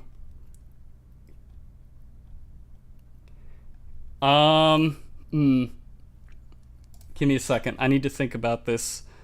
That's gonna It's really a be choice. I have to give them as many chances to fail as possible. Am I able to give me 1 second. I need to look at something. I'm sorry. That's gonna be sorry. You're fine. Take your time. God, there's something I want to do that I'm not sure is within the rules of cheating. I was It's really definitely asking skirting the questions. fucking line. Could I take a asking point of exhaustion to cast sanctuary on myself again? It is within the bounds of the homebrew rules we have for the campaign, so yes. Then it will be done. Go ahead and take a point of exhaustion. Wait. The homebrew rules, that's right. The dead man's 10. All right. Anything else, Ridley? That is going to be it. John, you sound like the anime side protagonist that has to explain like the rules what's going on in a Yu-Gi-Oh duel. If he summons the blue-eyed white dragon, Yugi's beaten for sure. You get fucked for sure. He's fucked. All right. The R-rated version of that. First one is a 15 To hit or for the save? for the save. Does not pass. That is a 27. That does pass the save. That is an 18. To hit? Yes. Does not hit. I'm pissing myself. I'm pissing myself. It has one more attack. All right, come on. That is an 18 for the save. That does pass. That does pass.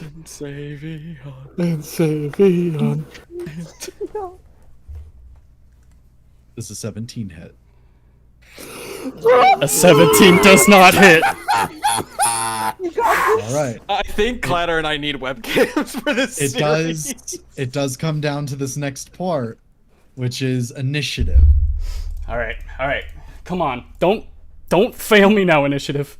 Don't fail me. Do you want me to tell you? Do you want me to tell you the number first? Tell me the number. Tell me the number I have to beat. Its initiative is 13. 13. Oh. That is feasible. This is feasible. I just have to not. I just have to roll a 13. Dude, I was laying down and like reading a book while listening to this, and I put the book down. That's what fucking like hype this shit is. Oh, Sean, Godfrey. that is a natural 1 for a total of 2. no. Maybe the cheer doesn't work all the time. Hey, he survived 3 attacks last time. You can do it again. I do need to see something. Yes? It has not recharged its breath weapon. Okay. Thank God. It is going to attempt to floor you with a tail attack because it needs you to stay in one place for what it's about to do next. Oh. No. With that, Enseivion. This is wisdom that save. is a natural 20 for its wisdom save. Does pass the wisdom save.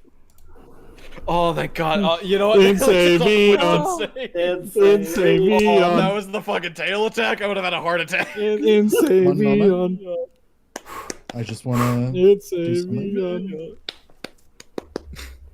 One moment. This is what sports are like. I keep hearing about this in this field. This is what sports are like to know. Take me out to the arena. No. Take me out to the game. Buy Would me like some to- boons and some Avengers. Yes, Sean. I would like you, in a moment, once my phone loads, I would like you all to please take a look at memes. Actually, go to general chat. General. My phone is taking eons to load. We're just staring with anticipation. And general chat is where I'll post it. Oh my god. Come on. Godfrey. Please load phone. Please My load eyes phone. are gonna fall out of my fucking sockets of how hard I'm staring. Come on. Loud shots. Godfrey. Yes. Does a 14 hit? It does not. Go ahead. Oh wait, he has the rest of his turn. That is its turn. A tail attack is its whole turn. Oh. One moment. Man, this better It does recharge its breath weapon. That is a 6. You need to turn that stream into an NSFW 18 And plus stream because I'm gonna make love At to the those end of your dice, turn, man. Godfrey. Hold on, what was that? At the end of your turn, Godfrey, it is going to get a legendary action. Indeed. It comes Alright. down to these rolls. Comes down to this. This is what I've been. This is what it. Don't get greedy. This is what it's all Don't about. get greedy. I'm get going greedy. to hit with a normal attack. I forgot Michael was in this group. That is a 25 to hit. That is a hit. I get to re-roll both of those. Let's go. That's gonna be. This is the point we decide to that's better. cheat. How much is it? Sorry, I'm doing some math. That's going to be 13 slashing damage, and I'm going to put a 2nd level Divine Smite into it. Oh, I think that's it. I don't know. What if he rolls 2 1s and that's somehow not enough? That's 3d8. 3 1s. Shush. All right, I'm about to roll it in chat. Save the witty humor for later. Never. That's 11 radiant damage. Kill it. Godfrey, how would you like to kill the adult? Sorry, not the adult. The ancient deep dragon. Oh my god! Godfrey, I'm gonna kiss you. Godfrey! If the 𝐄𝐻𝐿 did not make 𝐿savion a living real god now, this is the time that they would do it. Godfrey is the avatar of 𝐿savion. Oh! I would like to fly up high, unfold my wings, blade first, the same way I did with the other dragon, and drive the blade into the top of its head with just the force of gravity. He's got a real signature. Detectives are going to start figuring out that this is a serial killer incident. Godfrey, as you descend upon the creature, it raises its mouth as you see the psionic breath weapon growing inside of its throat. And in an instant, your holy avenger pierces through it, rupturing its throat as spores and fungus spill out onto the field. And as you land beside it, covered in its viscous, it collapses to the ground, dead. And with that, a thunderous cheer goes up from the crowd. And you stand there. How many hit points do you have left? I have 2. Oh my god! Wow. Oh my god! And we didn't even. I posted something in memes, but one of our viewers has just typed to me. Let's see. The one that you all know and love. My son is concerned. I am screaming. My son is concerned. I draw the blade out. I look up to Nuali. And I just bow my head. She gives a wide grin, and she says, "What is your full name, Holy Knight?" I am Sir Godfrey, Ulfrida, of the Knights of 𝐿savion. Sir Godfrey of the Knights of 𝐿savion, you have proven yourself on the island of Eotil. And with this proof, in the eyes of all here, and seemingly in the eyes of the divine who granted you ethereal strength, I give unto you my word. You will be cured, and you will be allowed to leave this place the man that you came, perhaps even better. Godfrey rests the tip of the Holy Avenger on the field, drops to a single knee, and bows his head to Nuali before looking to his allies, raising the blade to them. I have hugged and kissed a 𝐄𝐻𝐿 at this point. Slipped you some froggy tongue. Yeah. You see that? He hugs him, kisses him, drops him, reflexively leans over the railing and almost vomits. How far down is this arena from where we're at? It's about, I'd say, like 10 feet.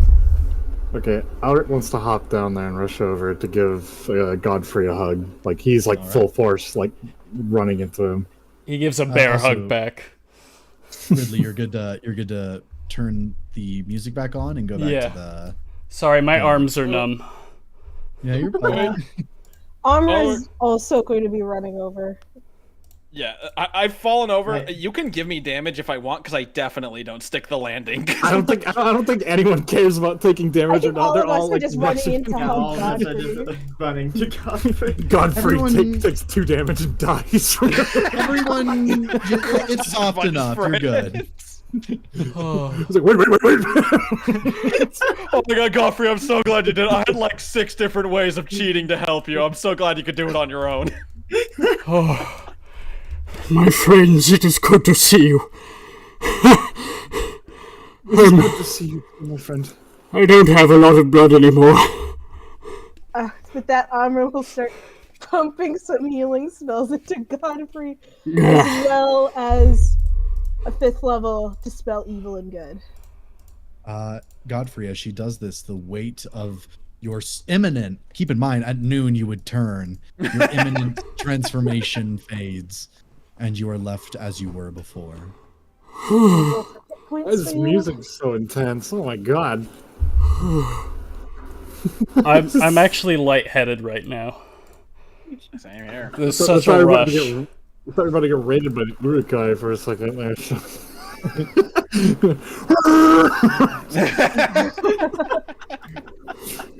Looks like good lawful goods back on the menu, boys. Wait, what was it? Omri heals Godfrey for 20 hit points. Oh, thank you. And he's gonna give a light punch to Godfrey's arm. Fucking die. He dies. That's what you get for making me worried. Yeah. But I'm glad I'm so glad you were able to do it. I had so many thoughts on my... I was going to use detect thoughts to tell you what he was thinking before each move, so you had a chance to dodge it. I was going to do, like, phantasmal illusions on him to make him scared of it. I'm glad you pulled it out on your own. Thank you. I would have just shot some. Quite frankly, if Godfrey went down the second time, I was running into the arena.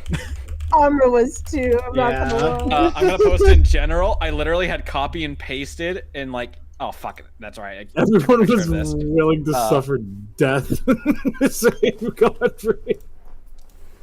We really were just so willing to fight all these people for Godfrey. Just have just have our boys back us up. Did you see how grouped together they were? This was about to be in Amra's head if Godfrey went down a second time. I'm sorry, but you really shouldn't have cured me, and then fucking go in to help him. The knight, is he safe? I'm gonna look around for the Flower Knight. You would see Noali approaching you with 𝐄𝐱𝐩𝐿. He no longer has his shackles, and he offers you all a soft wave. Are you all right, my friend? Yes, I am all right. Thank you for really all that you did. I wasn't even expecting you all to come back, or to come here at all. We had to find you. Huh? We heard a friend was in danger. Think we're just gonna sit by? Oh, I don't know if I should mention this.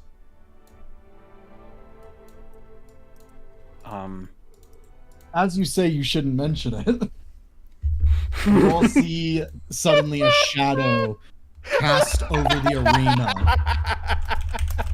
As instantaneously this huge torrential downpour comes flooding into the area.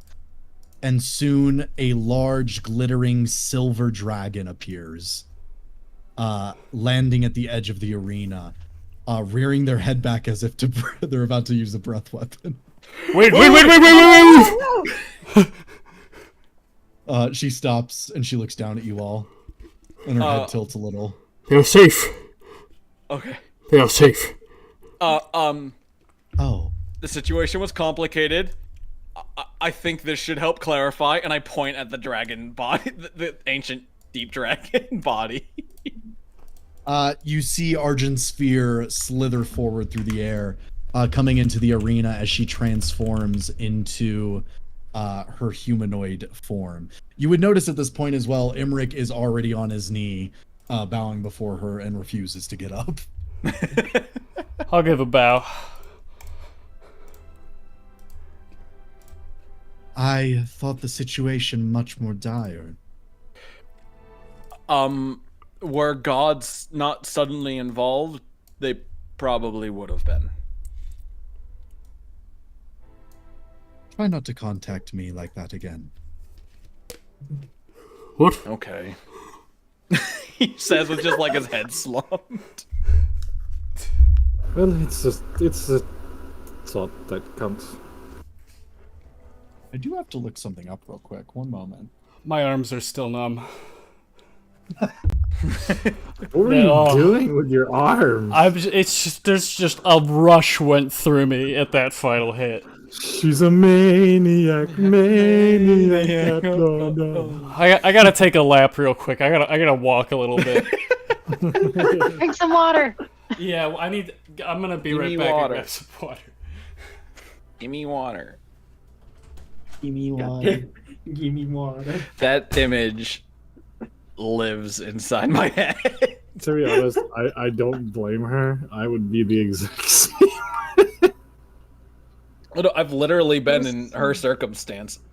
I did in one of Sean's previous campaigns. I did a fucking 1v1 that I lived 1 HP with, and we cheated in that one. Yes. No, it was a miracle that we didn't cheat. Well, kind of. Well, no. What do you mean, kind of? Quite literally, it was a miracle. A god gave their first blessing. Yeah, I mean, we kind of didn't cheat. There were certainly a few attempts on the sidelines.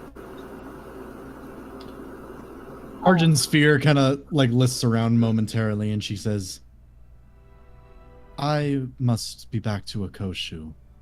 Of course. Oh, I was hoping Again. that you all would have stopped by sooner. It seems that the Leviathan's threat has subsided."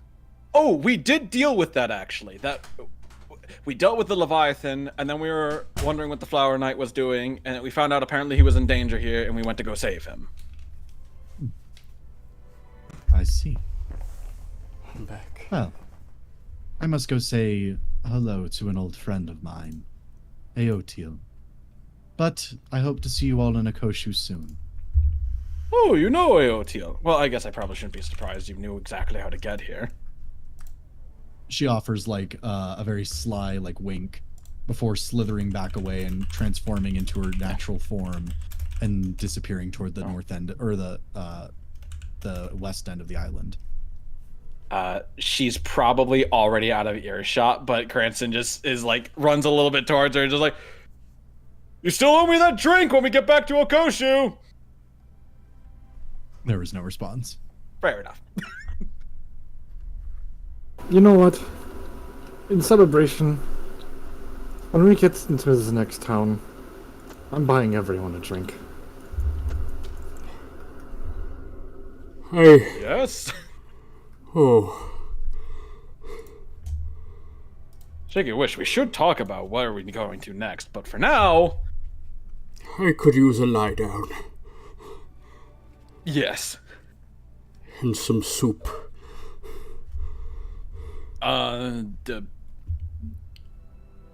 Just let him have Almra, it. Lavender, let's make some soup.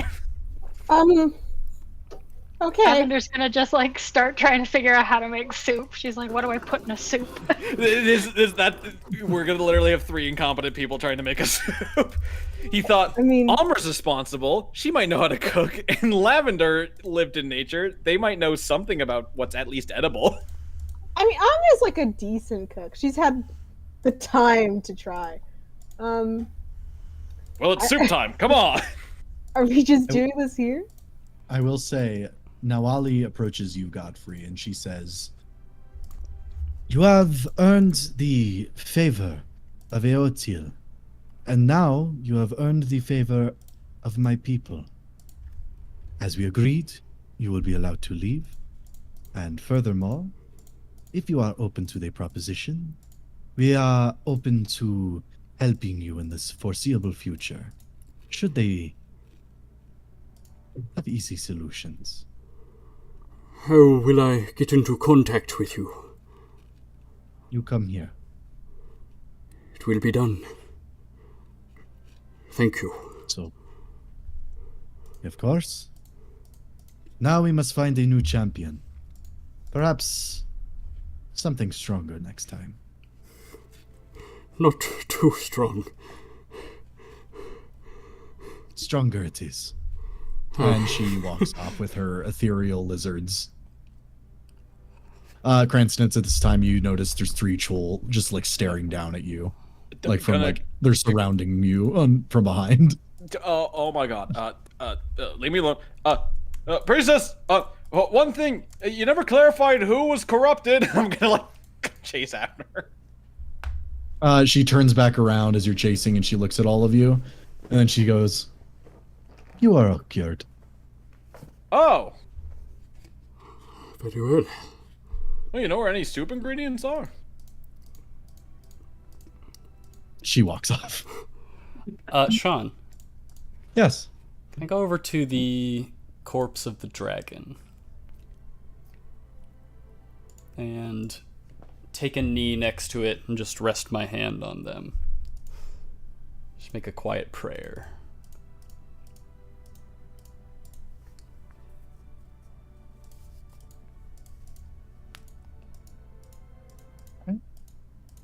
Anything else?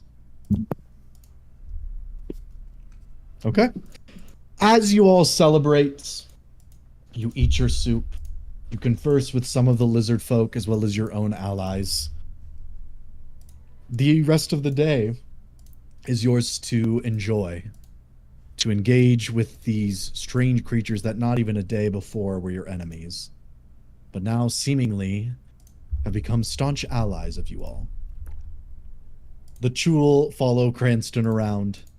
Imric is in a corner reading his book for the majority of it. Does he have a new the book? 𝐄𝐻𝐿, no, it is still the same one. Didn't he give it to me? That's a good point. Did. He has a new copy. He is snuck away. He got a new The copy same one. for himself. I love it. It's what is it? Is it the It's a sequel? Yeah, it's what is it? Without shame, 50 Shames Deeper.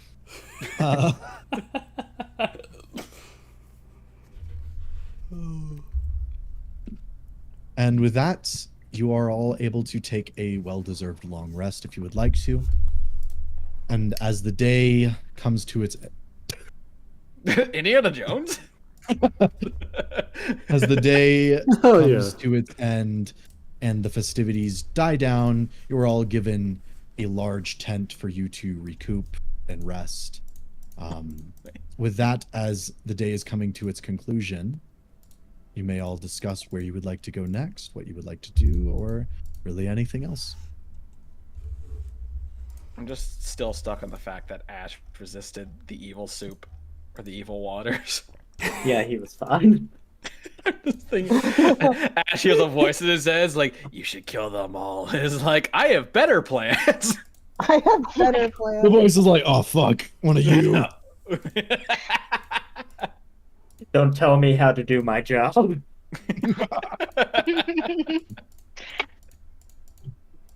Godfrey, Backseat driver.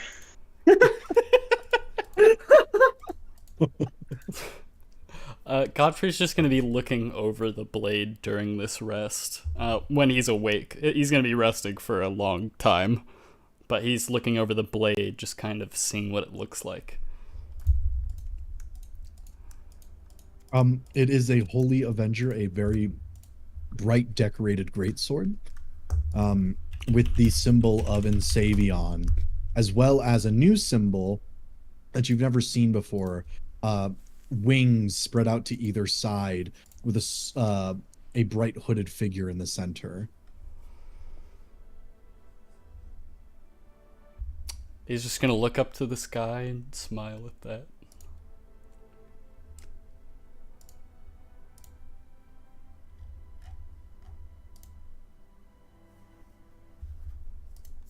About everyone else. I think Cranston, What is this if they have song? alcohol here, I've just been kind of trying to ignore it. If they have alcohol here, Cranston probably gets wasted. All right, Cranston's wasted.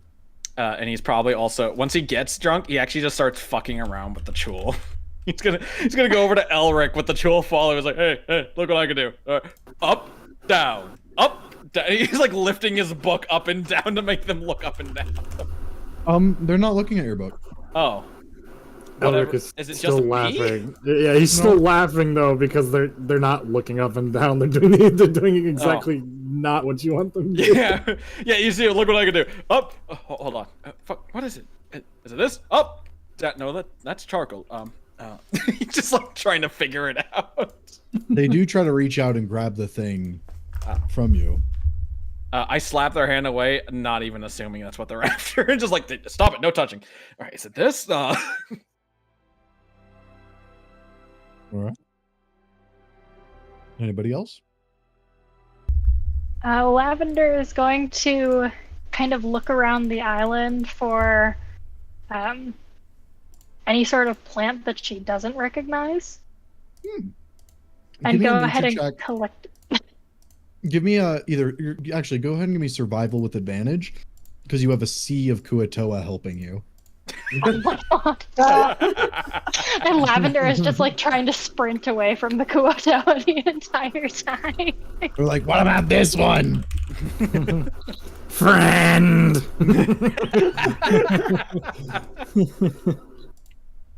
You said that's a survival? Mm-hmm. That'll be a 22. You are able to find a red and blue flower, seemingly only indigenous or only existing on this island. Can I sit down and try and figure out if it does anything? Sure. Give me a nature check.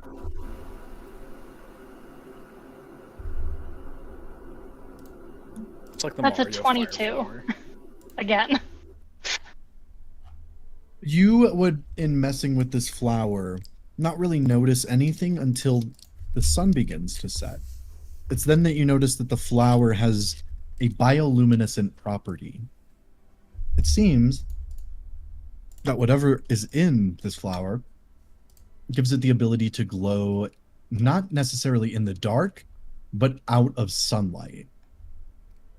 So if it's daytime, even if you're in the shade, it doesn't glow. But once night comes, it does start to glow. Okay. So like a Lavender's clock gonna- for the underground. Yeah. Lavender's gonna take kind of a few of them. And then kind of like shove them into water in her bag.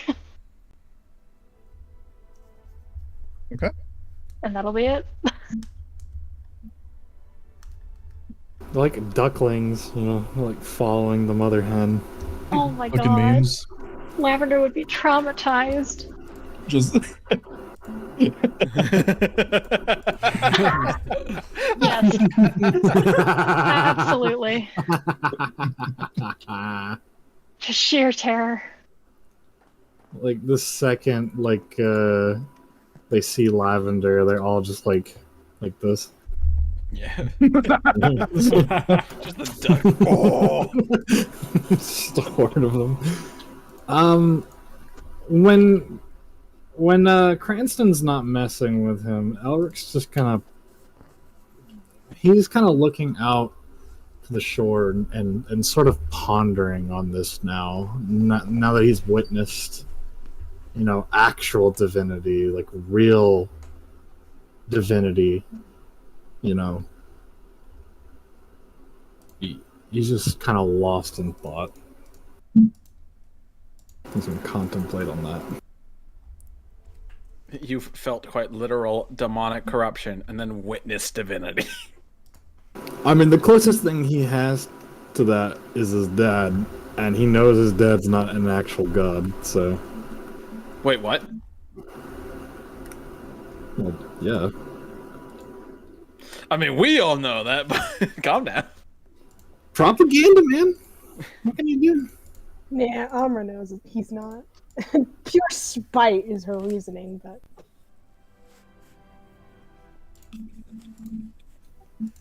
Amra will do some, like, actual talking with those that are aware. So I guess Godfrey... Well, mostly Ash, then.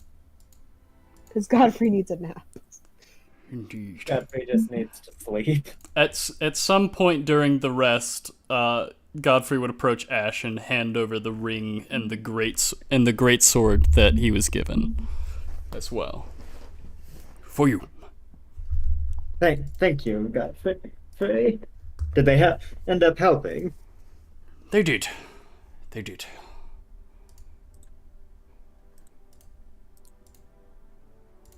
Thank you.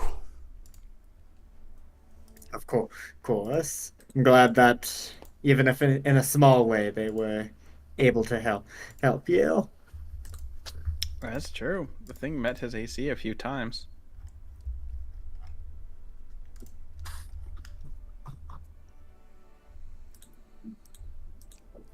All right. So it looks like we're free to do what we need to do.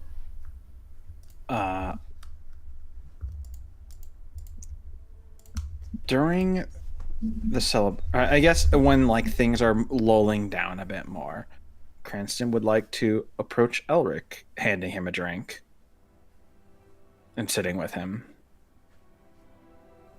Huh? Oh. Thank you. Come on, celebrate! I am. Just doing it in your own way. Well, just had me thinking was all.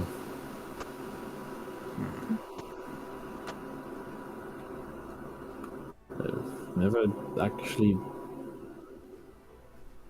seen a miracle.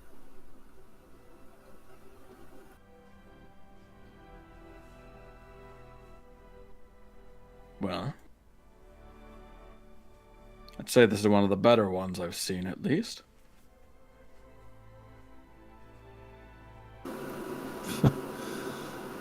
At least you've seen tons of them.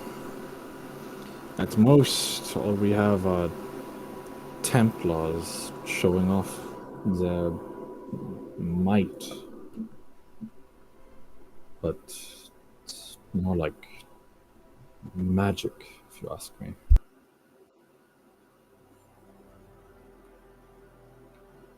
Well, not every miracle needs a god behind it. You're not seriously saying that the Templars are miracle makers, are you? Maybe not a lot of them. I just think you shouldn't hold miracle to such a high standard. Sometimes a miracle is just something that worked out when it shouldn't have. I suppose so, but when you live that long and hear about, oh, your dad is a great big divine. You know, you have some sort of expectations for what it's like. And then you get sick and you lose any bit of that divine spark. Or at the very least, it becomes diluted. It's just, I've never seen any actual divine work like that. And here I am seeing at least 2 instances of it. One good, one bad.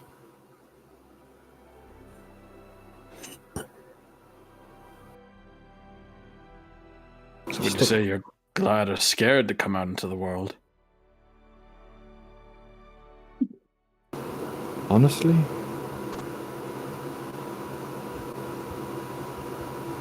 I'm just happy to be with all of you. I don't think that I could have gone through with any of this if it wasn't us.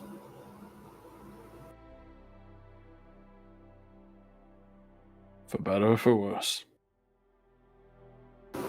Well, let's hope for the better.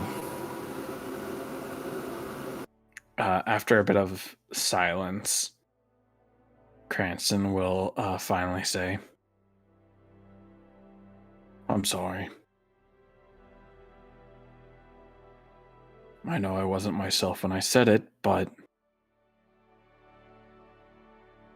I said awful things to you And I'm sorry for that.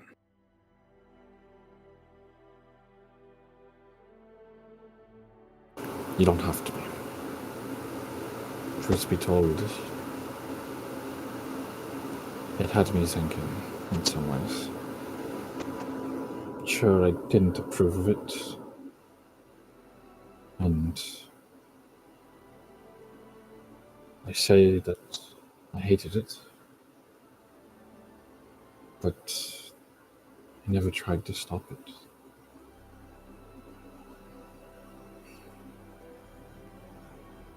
Sometimes I wish I could go back and do something. Order it to stop. But what happened happened. I just have to atone for that.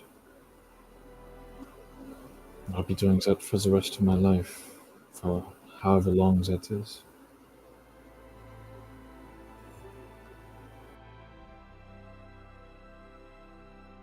Well, at least you got a man with a god behind him at your back.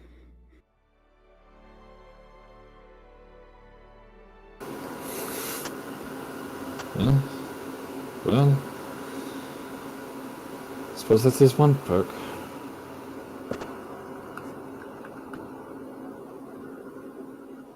I'll have your back too. I'll have yours. He raises his drink up and then lowers it. And then he extends his hand out to shake. Cranston will shake his. Probably he'll raise his drink with you, start shaking your hand, and then is like drinking before he's even finished shaking your hand. You are an alcoholic. Or alcohol, I just like fun. It's like through his drink. Yeah, I can see that. Maybe a little too much. Oh, give me a break. I had a demon in me. I'm pretty sure, like, half of us did. Yeah, they should be drinking too. Come on, bottoms up, and I'm gonna start like lifting your drink to your mouth. No, ow, wait, I'm not. Right. I'm not sissy. I think we should cut away from that. I think that's where we cut away. Elmer looks over and just sees me drowning Elric.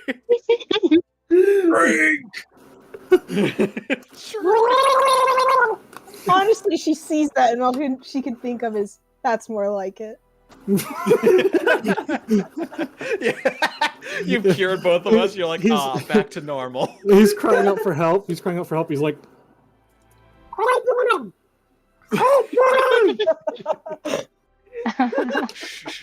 just drink. God, that hurt to do that. That was really hard to do. I made words while drowning myself. But you actually waterboard yourself to just... I'm an actor. I do it for the pain. Commitment. It's for the role. Do it for the bit. On the downside, there is water up my nose. Downside. I'm drowning. No, you're clean now. Yeah, clean on the inside. You just gotta clean out your lungs. I think that's how you do it. Just filter some soapy water through there. You'll be good. Nobody's ever gotten hurt by a little water in their lungs. Anyway. Bad timing. Oh my god, no. Okay, move on. Sean, what happens next? Or anybody else want to do something? Yeah, does anybody else want to go in depth with their character right now? I'm gonna fucking shoot No myself. pressure or anything. I'm gonna fucking... You have to. I'm getting alcohol. You have to live up to me drowning myself. Lavender is going to approach Godfrey, I'm assuming in the tent. That's where Godfrey's chilling. Yeah, he's just kind of like on... Is there beds in the tent, or is it like a bedroll type situation? They probably have little cots. Yeah, Godfrey's just chilling on one of those. Blade resting against the cot. Armor off, but helmet on. As Godfrey does. Lavender will go ahead and just kind of walk up and sit at the end of the bed. Or the cot, or whatever. Oh, Lavender, hello. Oh, pardon me. He takes his helmet off and sets it on the cot. What can I do for you? I mean, first thing, goodbye wasn't goodbye, was it? No, it was not. Thankfully. You know, I've always wanted to know, the more I see you, how do you know to be good? It's never been something I know necessarily. It's a choice, Lavender. It's something I choose to do, or try to be. I was not a good person once upon a time. I was a murderer. A bandit. Like many of the ones we have fought. But along the way, someone just offered me a choice. And I took it. And sometimes I falter, I make a misstep, but always... I just hit the mic with my hat. I always try to make the same choice that I did that day.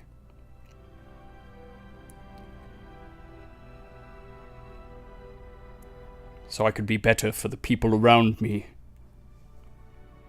for the people I've hurt. And potentially just bring a little bit of light into the world. I surely think you do. My thanks. I try my best. It is... You may not realize... Oh, sorry. Oh, you are all right. By all means. You know, you may not realize, but what you did today made me kind of rethink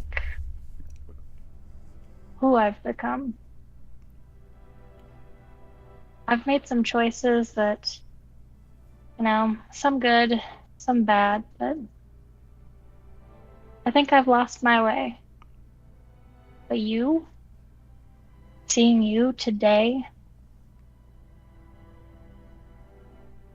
I think I might just have to change my tune. Try to go back to the path I was before. Try and fix some of my mistakes. I am with you. Thank you. No, it's okay. You really inspire me. And if I make choices that don't seem good, tell me. I trust your judgment. I shall, Lavender. And know that I am at your side to the end. And I for you. Except for when you go off and have to fight something alone. I kind of can't help with that one. That, it might happen again. But I think we'll do our best not to get in this sort of situation again. Unless absolutely necessary. I completely agree. Very good. Lavender is just going to, like, grab a blanket or whatever's around. Just, like, tuck Godfrey in and then leave to go find a bush to nap in. Puts his helmet back on, goes back to sleep. It's like a night mask, where where you put the thing over your eyes. It's literally a night mask. It's a sleep mask. And it's like cool, it's good for puffiness, it's great. It's got It's excellent a night protection. mask with a K.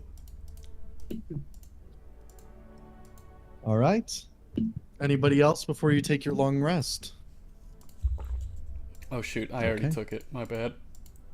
It's all good as you all take your long rest through the night and the next day arrives.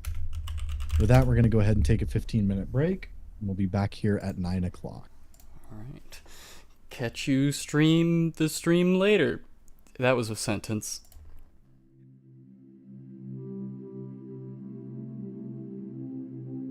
Stories are the fundamental building blocks of what shape our culture, our values, our morality, and our society as a whole. We weep, we laugh, we fear for, and we feel joy toward the characters and the adventures in the tales we tell one another. This is why Dungeons & Dragons is so alluring to us. But to tell these stories, we need them to take place somewhere. To feel grounded in a world comprised of other stories. A world like Highhaven. Highhaven is my personal setting for Dungeons & Dragons. I've spent the past few years growing it, revising it, and mapping it out. There are ages, famous figures, travesties, fairy tales, mythology, and many more things I would like to cover. But I felt a video like this would be a good way for me to introduce you all to the big concepts of my world. We are currently running my campaign, The Heroes of Highhaven, on the Delver channel. If you go to the podcast section, or if you go to the live video section, you can see our videos. Some of you have reached out to me personally concerning the lore document that I included in the description of the videos, but I feel like that document is only really a snippet, a glimpse into the vast world that I've made for you all to enjoy. So, I'm going to cover in this video part 1 of the extensive history of Highhaven. Now, I'm not going to cover everything, of course, but consider this to be a decent primer for entering the world and understanding it. Without further ado, let's get into the first days of Highhaven.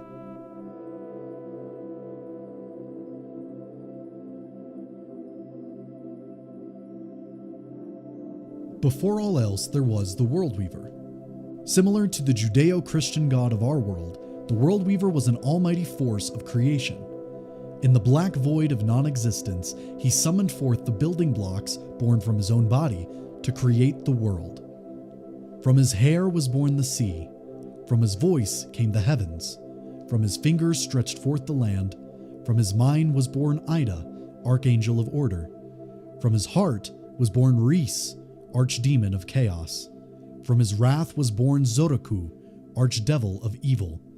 From his forgiveness was born Ensavion, archcherub of goodness. This day of creation came to be known as the First Sowing. The Ayara, the archdeities of Highhaven, set out to help their creator in filling the world with more of his creation. Great flocks of lesser gods, the Selphine, and their followers, the Elsine, were created throughout all of existence. These gods would gather together at an event known as the Great Synod, a gathering at the Hall of All Things with each of the prime deities to determine the course of this newly made plane of existence. Ida in the Council of Order spoke first. She proposed a world of absolute order and predestination, a perfect narrative of purpose and events. Reese and the Council of Chaos spoke next. He proposed a world entirely free of constraint, a paradise of decision and free will that would not be bound by purpose or direction. As the two factions squabbled, a lowly Selphine known as Illithor stepped forward. Illithor was not bound to either of the councils, and he told the court of troubling news. In their arrogance, Ensavion, archcherub of all that was goodly, had been slain by the archdevil Zoraku. This silenced the warring factions and brought about a serenity and a peace in the Hall of All Things. So moved was the World Weaver that he descended the ivory steps to Ilithor. He placed upon his head a crown of antlers and named him the King of the 𝐶𝐿fine, the Anointer of the Pantheon. The Ayara would be withdrawn from this world to oversee all of the other woven worlds, but Ilithor and his chosen few would become the direct representations of the first homeland of High Haven. With that, the Elder Day began. Great ley lines of mystical power would sprout across the newly formed landscape. These ley lines would take the forms of great trees with roots that stretched all across the world. The Allmother of the South, the Autumn Tree of the East, the Mother Tree of the North, and the Emerald Tree of the West. From their roots and branches sprinkled down the natural magic that would birth great beasts of the arcane and the unknown. Then came the final sowing, the final blessing of the World Weaver. From the remains of his body came the rest of the races of High Haven, the mortal races, and their divine purposes that would shape their choices going forward, the decree that Ilithor himself had suggested. The King of the 𝐶𝐿fine visited each of the mortal races and bestowed upon them these purposes. To the elves created in the forest, he asked them to protect. To the dwarves created beneath the ground, he asked them to refine. To the humans created beside the sea, he asked them to find. To the halflings created within the hills, he asked them to live. To the orcs created within the plains, he asked them to strengthen. To the gnomes created within the cliffs, he asked them to progress. And to the giants created within the mountains, he asked them to remember.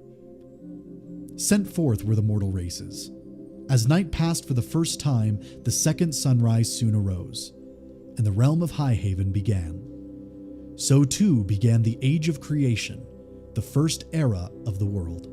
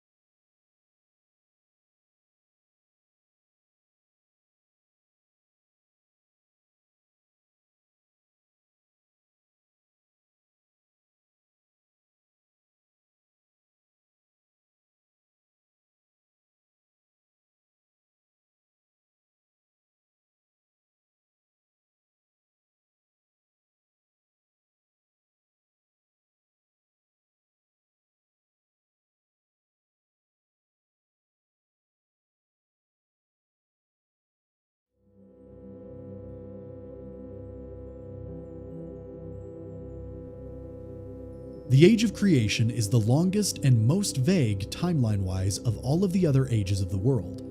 Specific dates have been lost to time due to the many calamities that affected the long-lived races of the world at the time. It was not until the second era, the Age of Dragons, that an established timeline would come around, but we'll get to that in time. At the beginning of the Age of Creation, the Elven Halls were established. With the divine purpose to protect, the elves made their homes at the base of the Elder Trees. The Wood Elves established the realm of 𝐼𝐿𝐼 at the base of the Allmother. The High Elves created the Autumn Throne beside the Autumn Tree. The Dark Elves formed 𝐷𝐾𝐥𝐸 under the roots of the Mother Tree. And the Eladrin created the mythic realm of Ulboros underneath the Emerald Tree's canopy. In time, these elves formed the Autumn Alliance, an intercontinental defensive alliance focused on the protection and preservation of themselves and the ley lines. In fact, the Autumn Alliance still remains in effect to the current age, despite the many tragedies that we will cover in this era. During this same time, the dwarven realm of Holtarum had been established in the Cradle Mountain range at the southeast of High Haven. Not much is known about the first dwarves, as their entire civilization would be uprooted and scattered in a single night of, as the Autumn Throne would describe it, a sky of red and green lightning. The lost dwarves were those of this kingdom that would never be found, along with their treasure, while the rest of the dwarves relocated across the world to suitable mountains. In the wake of Holtarum's destruction, the First War began. The war had been sparked between the Wood Elves of 𝐼𝐿𝐼 and the nomadic tribes of the humans near the center of the known world. The slaying of the Great Chief caused the humans to target the Wood Elves with their outstanding numbers and ferocity. This Great Chief had been an unusually gifted and powerful human that held influence over all of the other nomadic tribes. The war only lasted a few months as the tribes fell to infighting without the uniting chief, but it would not be the last war of the age. The War of Vipers began when the Autumn Throne encountered a strange group of monsters described as having scaled armor skin and viper-like features.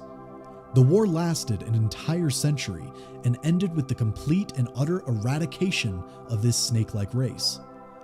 A high elf named Azam, who had served in the war, felt great shame for how it had ended.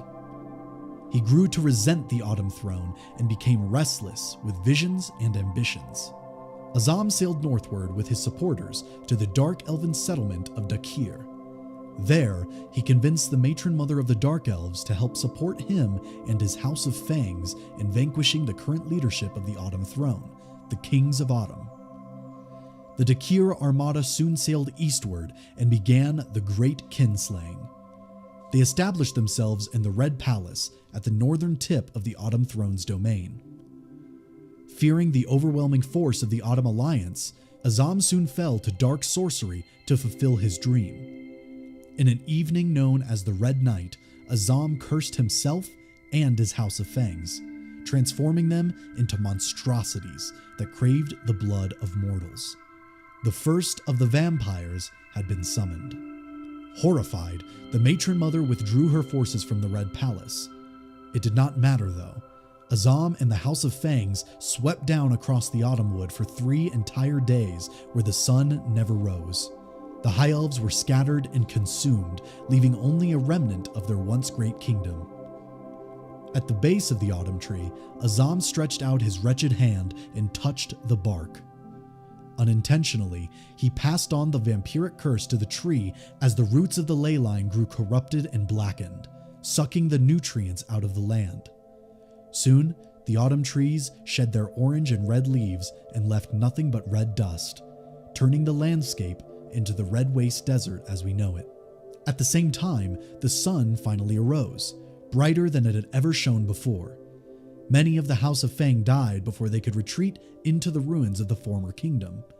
Azam had been mutilated and was taken into the depths of the now called Blood Tree to regain his strength, vowing to someday return when there came a night so dark that even the sun fears to rise again. From the bright rays of the sun stepped down a new race into High Haven, the Dragonborn. They carried with them great weapons of glass that had been unseen in this world. In fact, Not even dragons had been seen or witnessed in Highhaven. In a single breath, the Dragonborn united their powers and blasted into creation a great city of glass from the sands of the desert. They claimed this bastion as their own and became the staunch defenders against the House of Fangs, now called the Dima, the Dragonborn word for filth. In the wake of this calamity, the Autumn Alliance helped the survivors of the Autumn Throne relocate to Hylamay. Soon, the elves sailed northward to Dakir in a rage.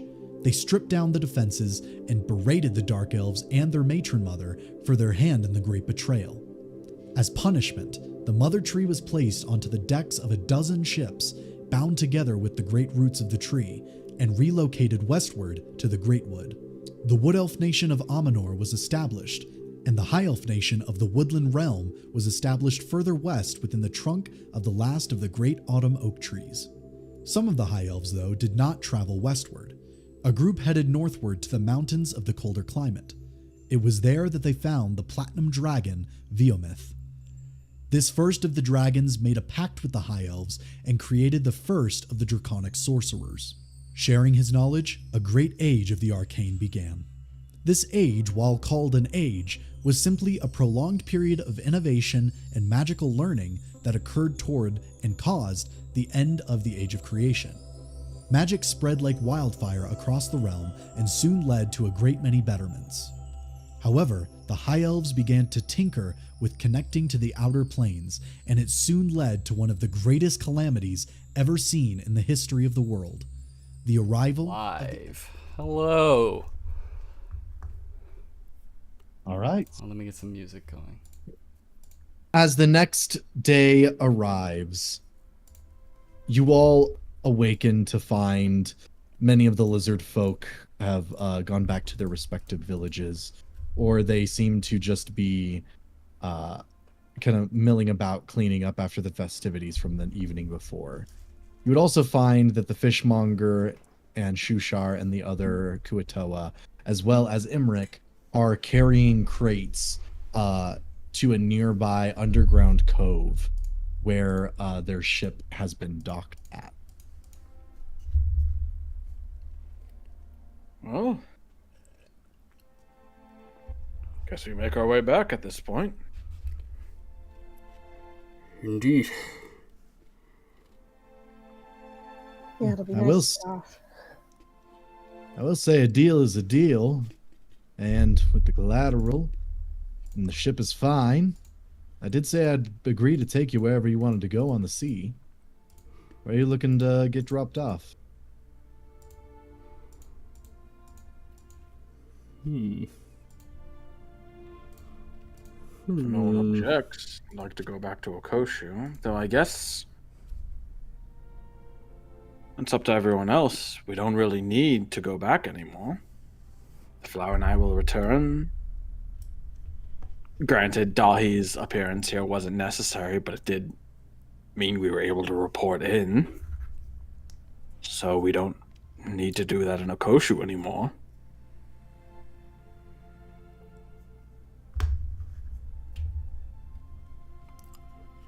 What was the next step on your friend's journey? That is a good question. Give me one moment. As I hunt for it in my computer files. Emily rips into their monitor. Where is it? Here somewhere.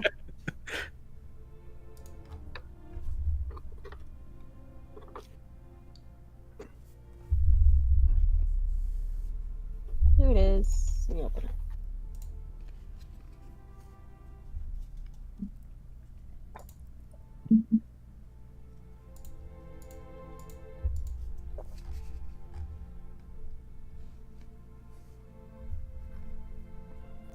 Alright, it looks like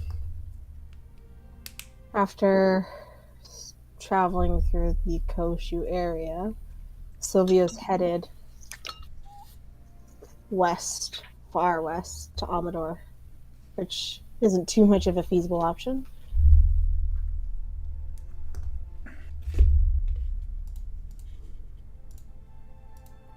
Amador.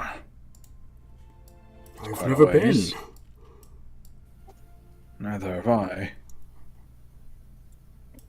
I will say, I do know that he did take a stop through 𝐿𝐴 as well.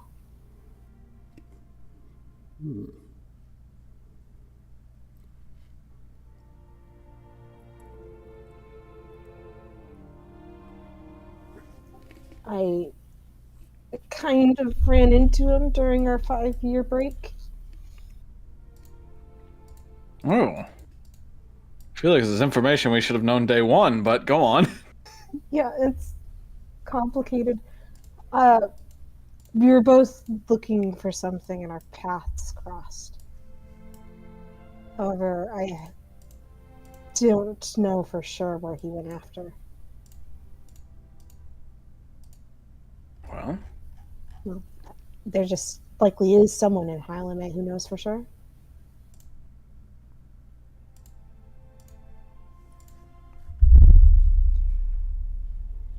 Well, before we travel over to 𝐿𝐴, is there anything that needs to be done here within the 𝐄𝐱𝐩𝐿 lands? well, there's nothing that needs to be done specifically here, but would be the easiest. And he's gonna just kind of like gesture to his bag of holding. We do still have the ice sword. Oh, right. Well, I mean, oops. Granted, this is just something to get us money. And I'm not exactly strapped for space in this thing. I think. Fair. And besides, if we continue following the path that Silvios went through, we will be going near the Red Wastes. So it'd only be like a few days detour. This is true. Well, I'd like to find Silvios, but we're up in the air on where exactly he is or how urgent even finding him is. Well, If I'm going to speak from the heart, there's one thing that I know at least more urgent in our minds, and that is the issue of Elric's troops in 𝐿𝐴. Well, Elric's troops, sure, but the God King's domain in 𝐿𝐴. I don't know how many troops were sent there. I just know it was my unit.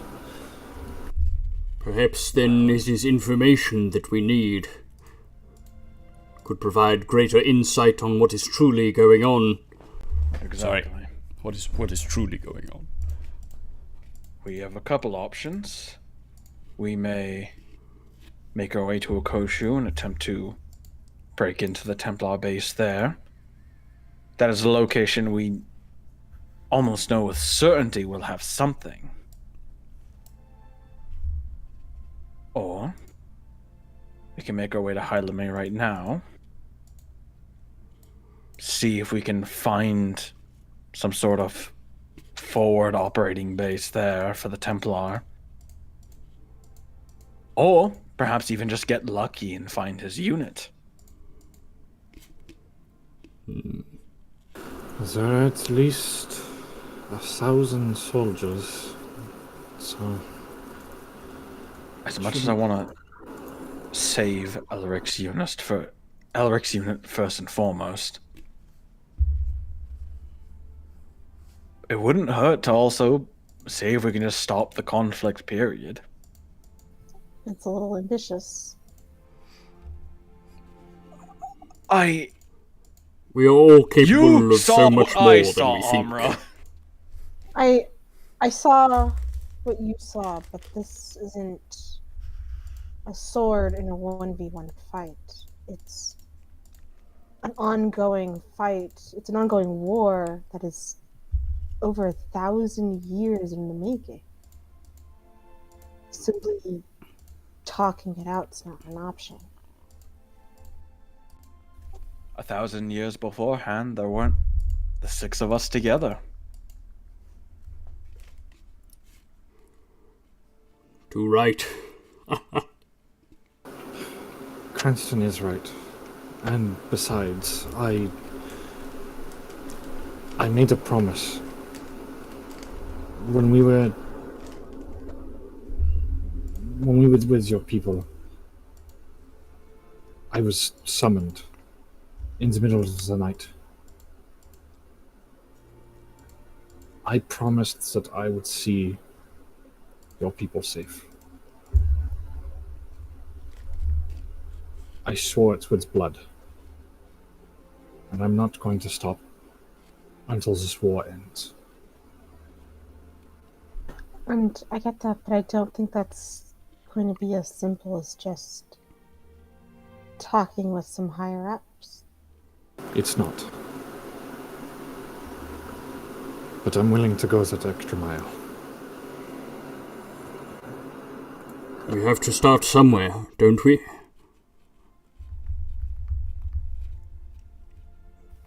I'm not going to voice my opinion of where I think we should start.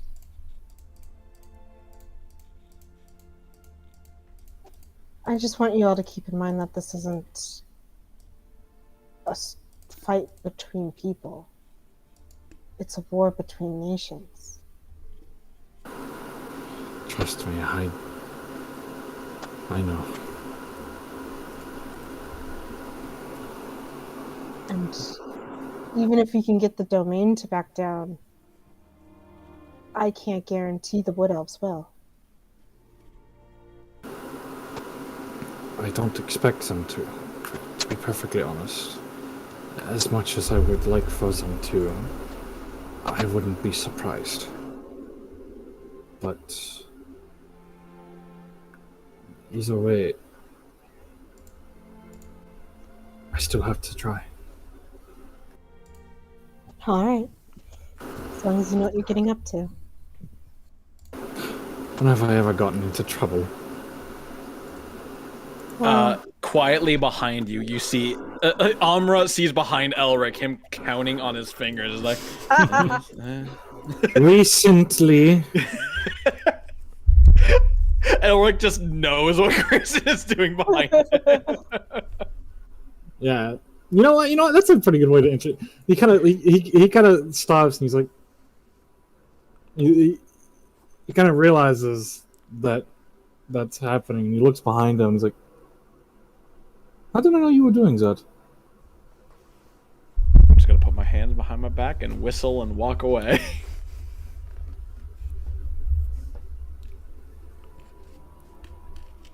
Is it nighttime, by the way? Sean? It is The next day. It is day. It's the next day. Okay. It's daytime. It's morning. All right. Darn. Darn.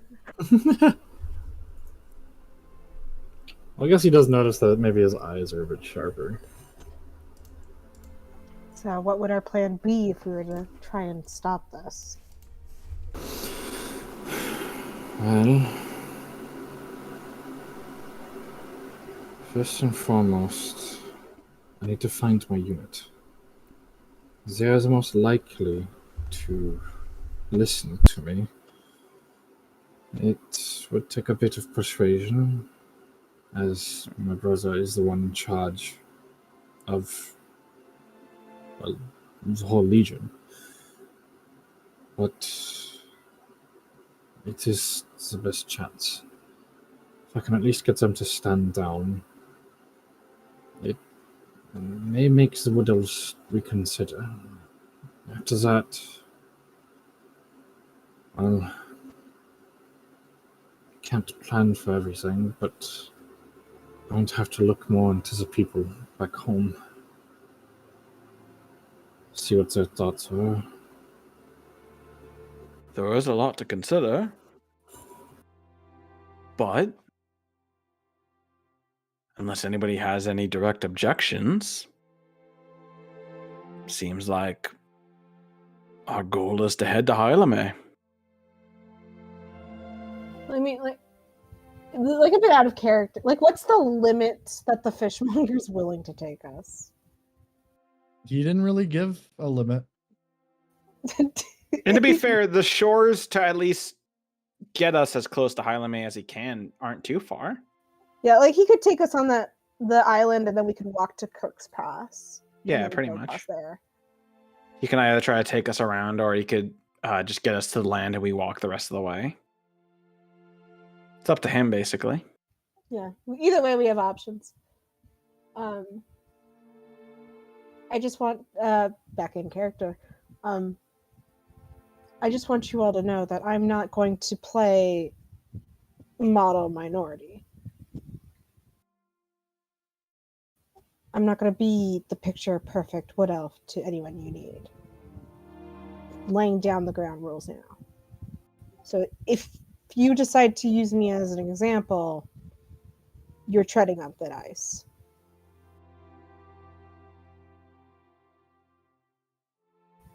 Especially since I am, in a way, a minority in 𝐿𝐼. Clerics are not common. I'm not going to use you like that, Amra. I have too much respect for you to just show you around like some trophy. Thank you. And I doubt any of you will. I'm just laying down the ground rules now in case some people have a slip of the tongue. That's very clearly directed at Cranston. I'd be insulted, but I shouldn't be. Well, you know, sometimes he does make good plans. Sometimes. He does, but I don't know, flip a coin, maybe it'll be a good one. if anyone's to represent wood elves, it shouldn't be me. Well, not exactly the picture perfect Dominion boy. Hey. What? The new map. Yeah. And Godfrey's not. Well, no, he is kind of the picture-perfect paladin, actually. I mean, he made a dead god real. What can we say? They're dead? Gods can die? That's yes, what happened at in a way. 𝐿𝐼, right? In Are they 𝐿𝐼, god, or are they dead or missing? I mean, both are possible. How does that work? What? according to legend, 𝐿𝐼 has been dead for a very, very long time. But how does a god die? Aren't they supposed to be immortal? I can't say I know exactly how, but it has been the case. Elric looks like there's mathematics of the highest degree going on in his brain right now. Oh. Cranston just kind of gives an idle shrug. Is like, makes sense to me. If anything can start, it can end. I mean, just like people, they can die, they can fall. It happened to them more. Especially God dies of fall damage. to each other. Are you sure you're not maybe part divine or something? I don't know. That sounds yes. I don't know. That sounds wrong. I guess. So, how does a god die? How does that work? Okay, Well, I feel like this here are questions with long answers that we should be asking on a boat ride. Mr. Fishmonger! Yeah, I've been here the whole time. Okay, so you've heard some of the conversation. Would 𝐿𝐼, or at least to Cook's Pass, be an option? I mean, I can take you there, but just be careful going to Kirk's Pass. Or Kirk Pass. Is there a specific reason why? Kirk Pass is the center for the war against 𝐼𝐿𝐼, and more importantly, a holy city of the Templar Order. Oh, that sounds exactly like what we're looking for, right? Right? Perhaps I'd we go drop you around the Dominion. If possible, of course. I feel like if our goal is to aid in resolving the conflict, maybe being at the center of it would help. But honestly, we've been in the domain long enough. I don't mind going straight to 𝐼𝐿𝐼, meeting some of Almara's kin. Ridley, reload Roll20 because there's more of a map that's not showing you. Okay, yeah, it was very strange on my end. It crashed on my end as soon as it changed. It didn't crash for me. It just things are weird. A quick refresh helps a lot. This is Mine was like wonderful. gray for a little bit, so I had to refresh. Wonderful, beautiful, stunning, amazing. Also, the map is different to this, like the newer version, but I'll switch that up before the next session. Is Stunning, the scale beautiful, accurate cover on girl. this map yet? Or Yes. Okay, right. Everything make is so sure. much smaller now. No. At least it looks smaller. It looks smaller, but it's like I compared it to the last map. Like it takes you 1 day to get from 𝐿𝐼 to the village, and so it's about Okay. 36 miles. So yeah, so it makes sense. Oh, it just looks smaller. I guess it's because we're a bit more zoomed out and there's less stuff. Yeah. You get the whole world now. The realm of Highhaven. It's really Well, nice. Unless there's any objections, to 𝐼𝐿𝐼 we go. I certainly won't object to getting out of the domain. All right. Any place in 𝐼𝐿𝐼 specific, or If the map is correct, I guess. And avoid us just meandering through the forests. As close to 𝐼𝐿𝐼's glade as you could get. all right, the High Elves. Works High for me. elves? I do not know enough of the elf history. Almar, you should tell me on the way. Well, the high elves. Harmer gives a small. Just elven history. Have you heard of the High Elves? Tell me all you can. After all, it's probably what I'll need to convince them. I'll try my best.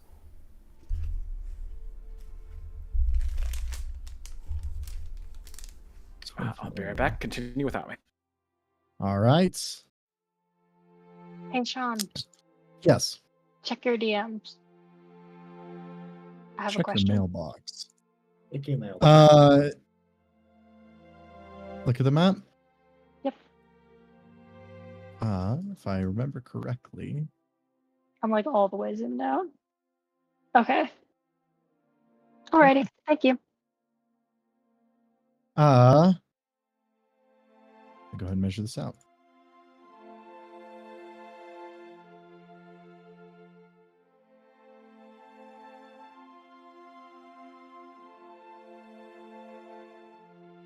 I can't see shit. One sec. I'm taking the opportunity to pull up the several documents you've given us about Highhaven. It'll be about 2 days' journey from where you guys are to the coast, and then from the coast, getting to 𝐼𝐿𝐼's glade should take about most of a day, like 3/4 of a day. So around 3 days. Around 3 days travel, which will put you really honestly, you'll get to 𝐼𝐿𝐼 around Winter's End or Winter's Ooh. Eve. Christmas! Christmas episode. It's Christmas! Christmas in July, because it'll be the end of July. Oh my- Didn't Elric and I think about giving people presents Yes! We gotta buy presents. in 𝐼𝐿𝐼? Yes! I mean, yeah, they'll be great for one part. Okay, maybe two, I guess. All right. As you all board onto the Restless Slumber, the fishmonger helping you all aboard, you guys notice that there are less 𝐄𝐿𝐼 with you, as some of them have decided to stay on the island and help to worship their new god, 𝐿𝐼𝐿, as well as the remains of the Leviathan that called them here. Nawali would explain to you all that Aotil will most likely slowly but surely return back to the Sea of Sorrow in the coming months. And with that, your ship sets sail. And over the course of the next 2 days, you make your way through the Summer Sea, passing the north end of the domain of the God King.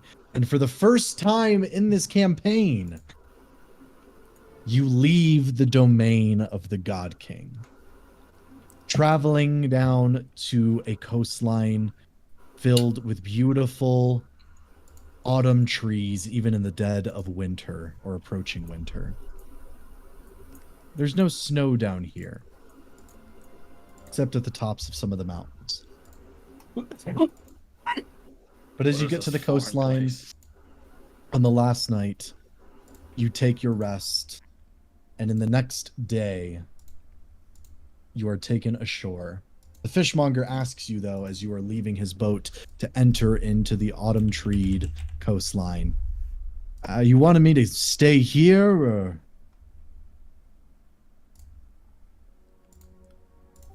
Well, How long do you plan to be in Hylume is more accurate.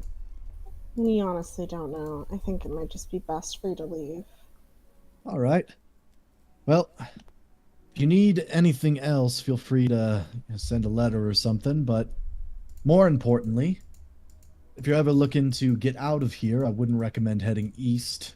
Passing the little canal there, the channel, is not the easiest thing to do, especially with the Templar patrols. I would probably recommend heading west to either Broken Mother or Highport in Amador. From there, you could probably get to where you're needing to go. And I don't have to say this, but I will anyway. Be sure to avoid the Emerald Sea. Thanks for the advice. No worries. Best to you all, and I'll see you in the future. And with that, he would head off. Well, these boots are made for walking. Just start walking south. Amen Cranston W. I'd like to summon horse. Woo! Wow. You can name He's it. like an old sitcom character that hasn't been on the show for a while. Just came back. The laugh, the cheer. Yeah, I like to summon. I like to summon horse. Woo! Yeah! Let's go! The horse is summoned behind Elric. I sense a dark presence. Since that presence is...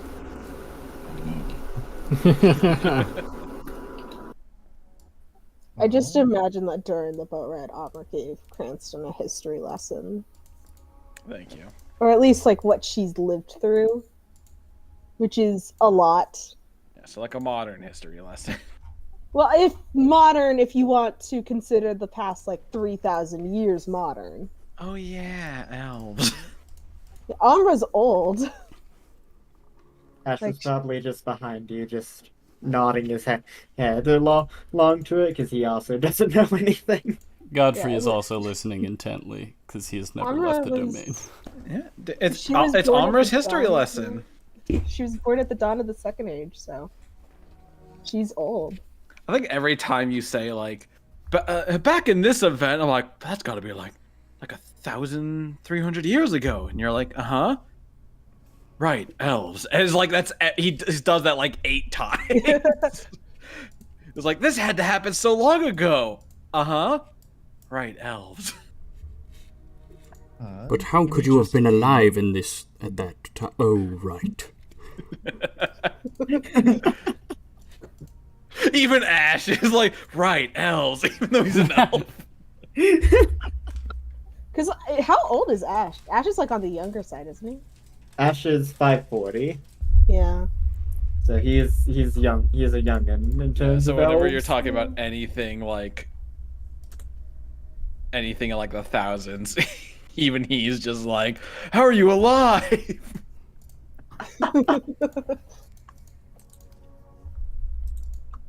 All right, you all begin to travel. 1 minute. How do I duplicate?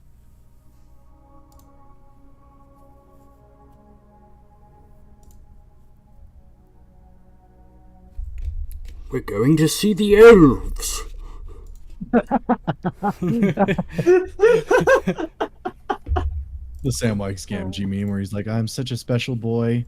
I can't wait to go home. I'll be honest,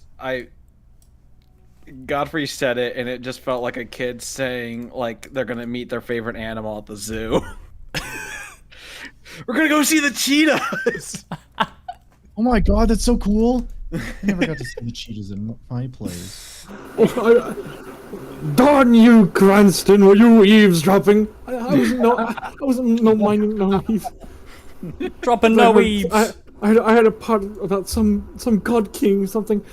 Please don't turn me into anything unnatural. Natural? No. I've got a better use for you. Oh no. Godfrey says that Ash standing next to Armor, but we're right here. Okay. 1 moment.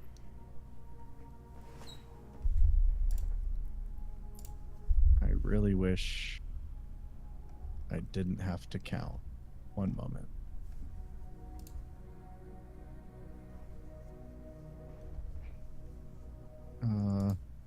Me when I'm told to make a census at an anthill. I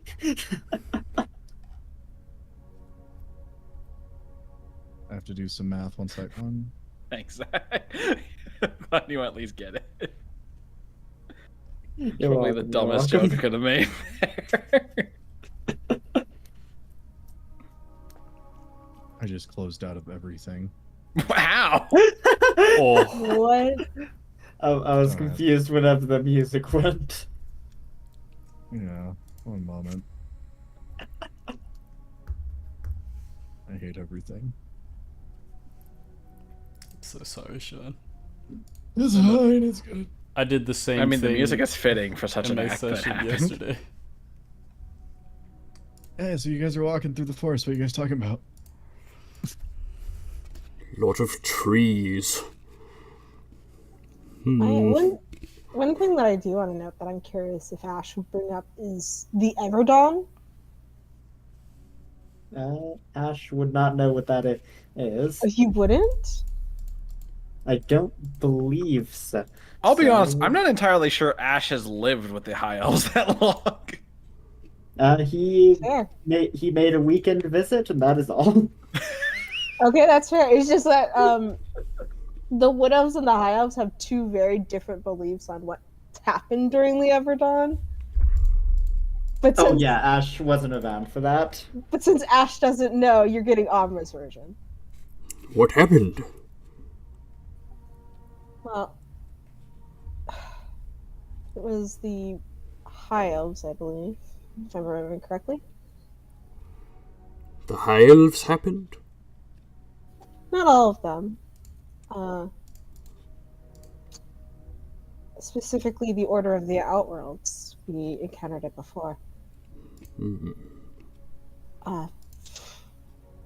They bargained with an old demon, an ancient one.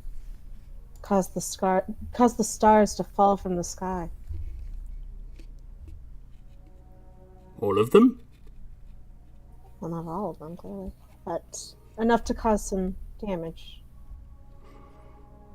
Let me read this document really quickly. Let me read this document really quickly. I already have it up.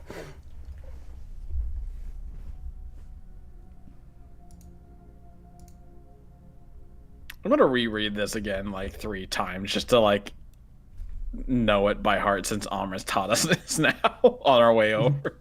The Wood Elf version. Yeah.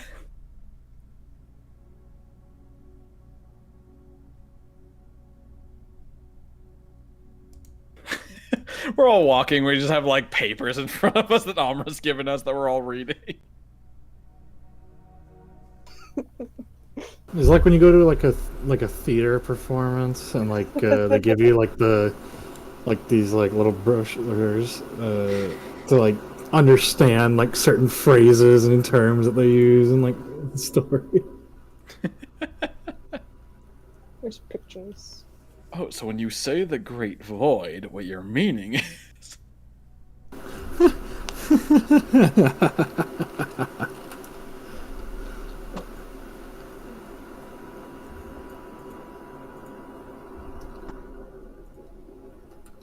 Yeah, which events do you guys talk about?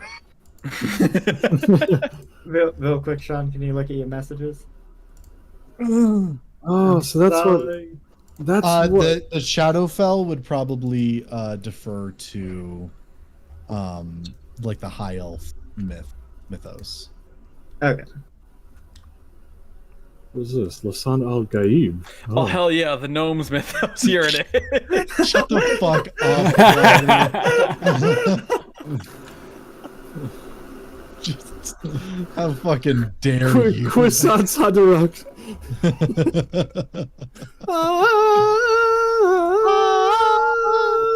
Similar to the halflings. Similar to the halflings, the gnomes do not care for Redgirk TP. Yeah, they don't really care. God damn it. Wait, I can't even find records to read. What is the point of this language? Guys, he said it again. He brought up gnomes. I can post it again.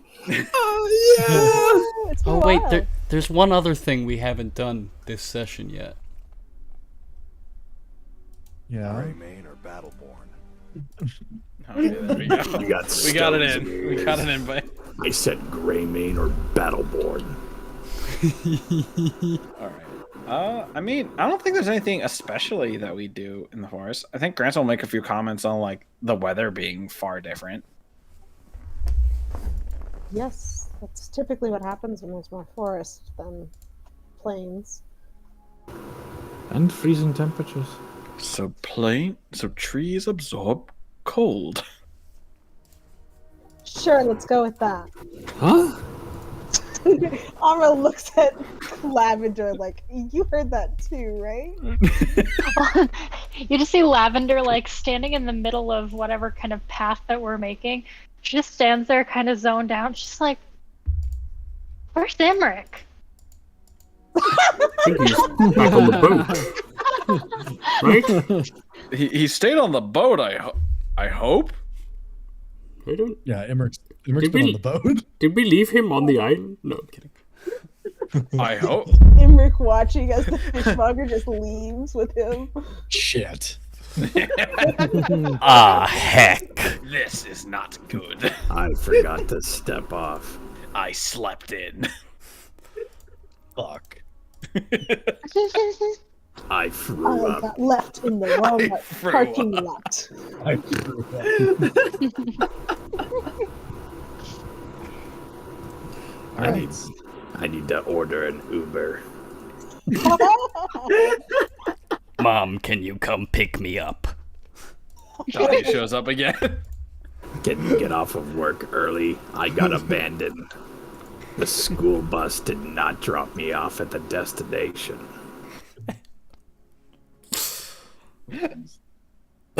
As you all walk, Don't ignore. Do not hang up, mother. oh my god. Damn it. Mommy, help me. Yeah, I'm done. I promise. As you all are walking, you eventually see up ahead something glinting in the sunlight. It's a very calm, nice day. You're about halfway through, you can assume, your journey toward the high elves of Erin's Glade. When you begin to hear shouts up ahead, do any of you speak Elvish? I do.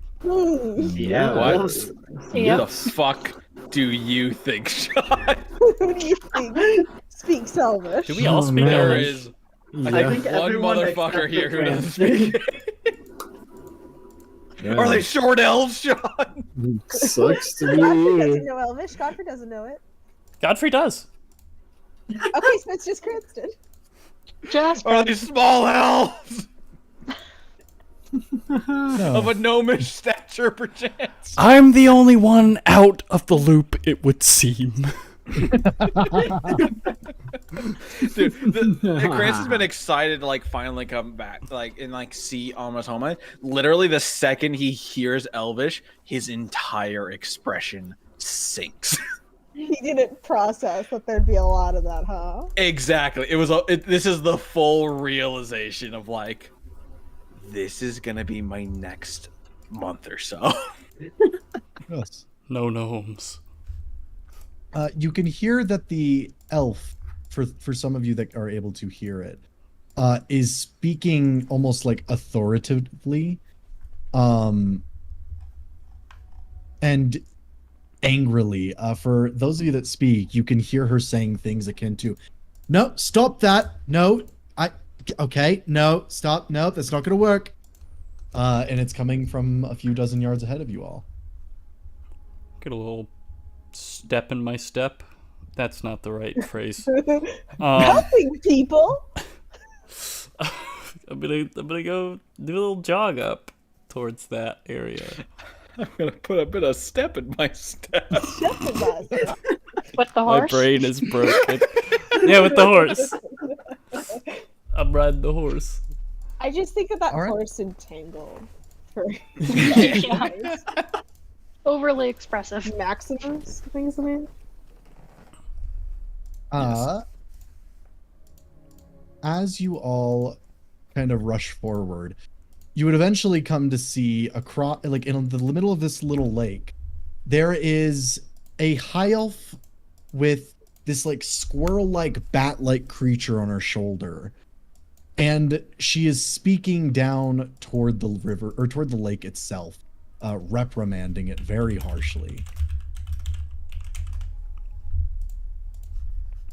Question. Does Yes. Lavender recognize this person?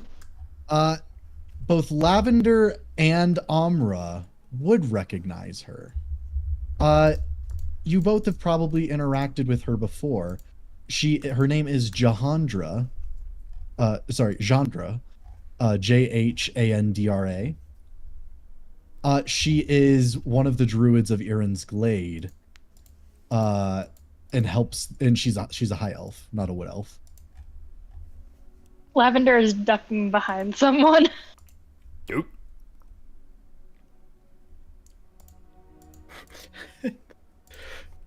Is it Cranston? You could go by Cranston. He's just like, you've chosen the wrong person. Amra, I don't feel I'm the best one to call out to them. And a fully armored knight on horseback, I imagine, isn't a good Yeah. sign around here. Fucking horse yeah, in front of you me. are a little intimidating. What was that, Sean? What are they even saying?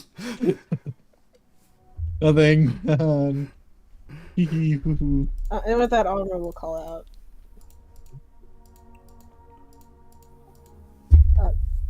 Genre? You're calling out to her? Yeah. Homer's not riding the horse. I You you call out to her, and she looks over at you, and without skipping a beat, in Elvish, she calls out, "Oh, Amra, yeah, would you mind helping me with this?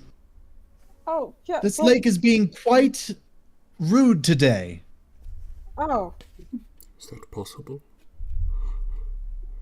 What are they saying?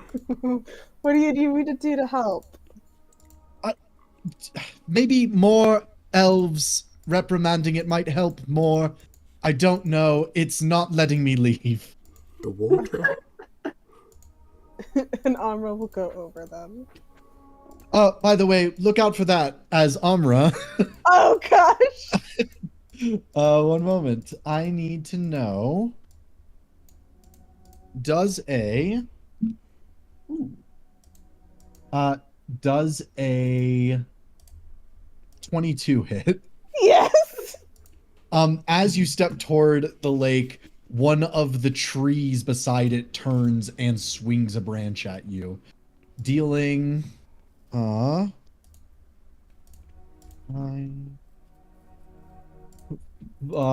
gonna be 19 bludgeoning damage, as I need everyone to please go ahead and roll initiative. Yeah. Sean, am I close enough to take that damage? What range is it? It's 10 feet. You are. Okay, I'll take that damage. 19? Okay. Yes. Initiative time. And then let me get the initiative tracker up. I love imagining this from Cranston's point of view.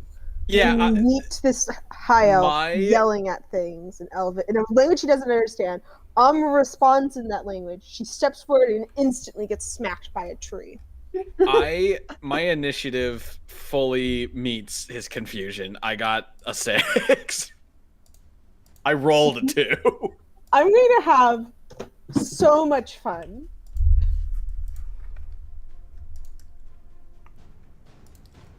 Oh, also, y'all, before this combat kicks into gear, there's a new benefit from the Holy Avenger. Everyone within 10 feet of Godfrey has advantage on saving throws against spells and other magical effects. So just keep that in mind. Against only spells? Spells and magical effects. Oh. Is a breathing weapon a magical effect? No. Okay. I just want to let everyone know so they could. Do you consider life to be magical? Cranston. It depends. 6. And Amra. Dirty 20. Ash. 14. All right. 23. Lavender. 18. Godfrey. 10. What's your dex? 12. You go first. Let's go.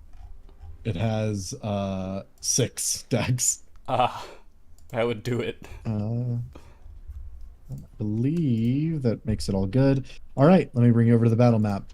As you see a tree attacking all of you, with the woman standing on lily pads in the middle of the lake. That's going to bring us to our first Elric. Oh boy. Do I have the ammunition for this? Well, I still got a full magazine, and then I got 2 bullets left, so... I need a resupply. Alright, I have a feeling the bullets aren't going to do very much, so what I'm going to instead do is... I'm going to equip the hand axe.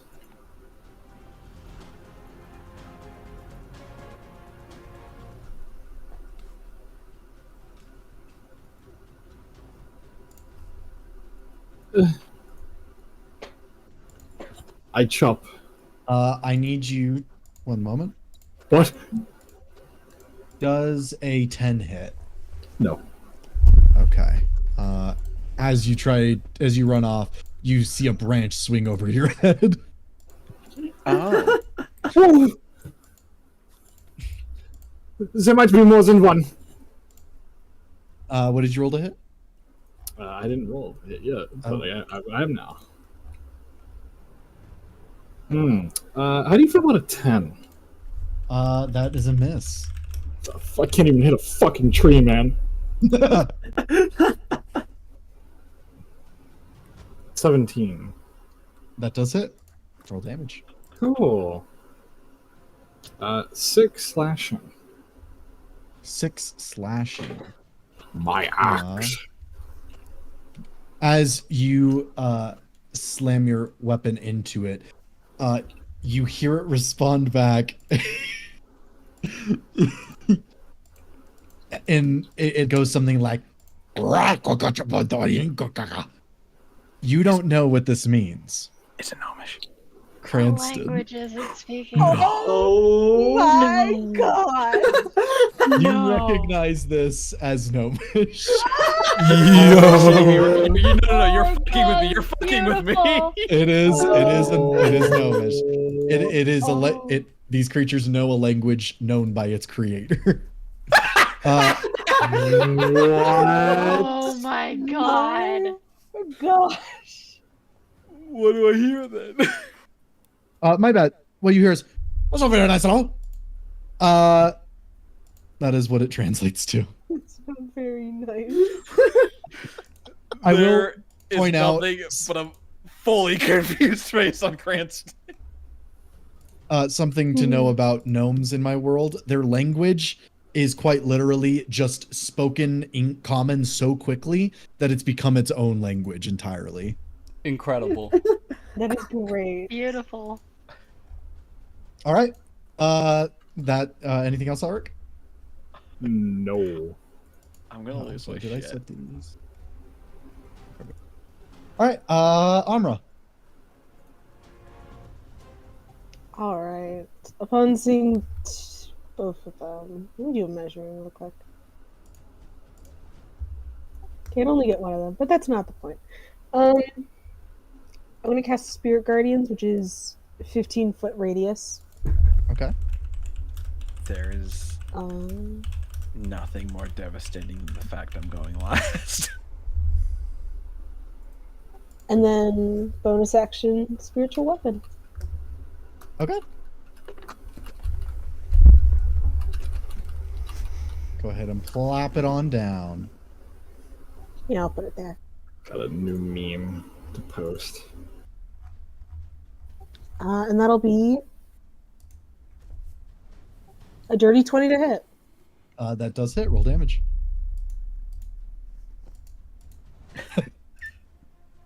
9 force damage. I hate. 9 force damage. And that's my turn. Okay. That is going to bring us to... I have to check something real quick. One moment.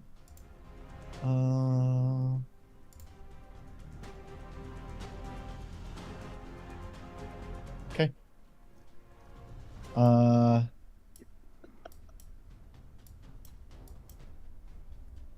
Okay.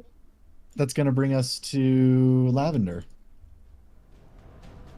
I have a clarification question real quick. Yeah, go ahead. So have both of them taken damage or only this bottom awakened tree? Just the bottom one so far.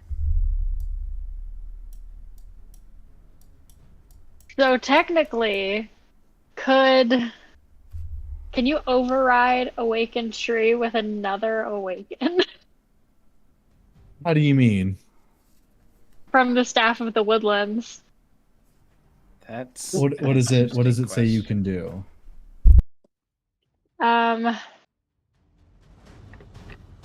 No, there won't be enough time. Never mind.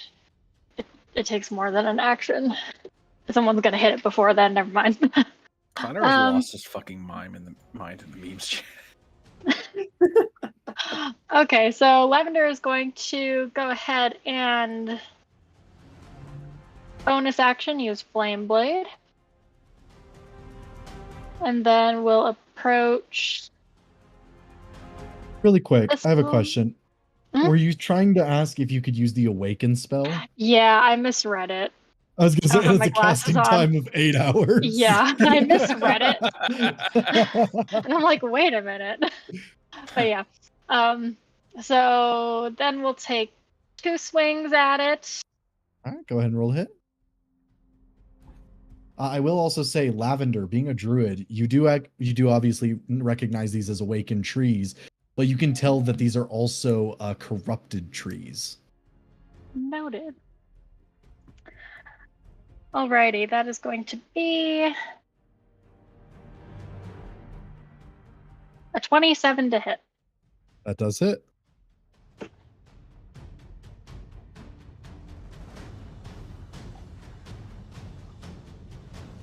This is why I have a calculator. That is going to be 15 fire damage. Woo! Actually, one sec. As you strike into it with fire, you see it begins to spread across it, and it begins to wilt in multiple areas. And then second strike with the normal scimitar. All right. That'll be a 17 to hit. 17 does hit. Roll damage.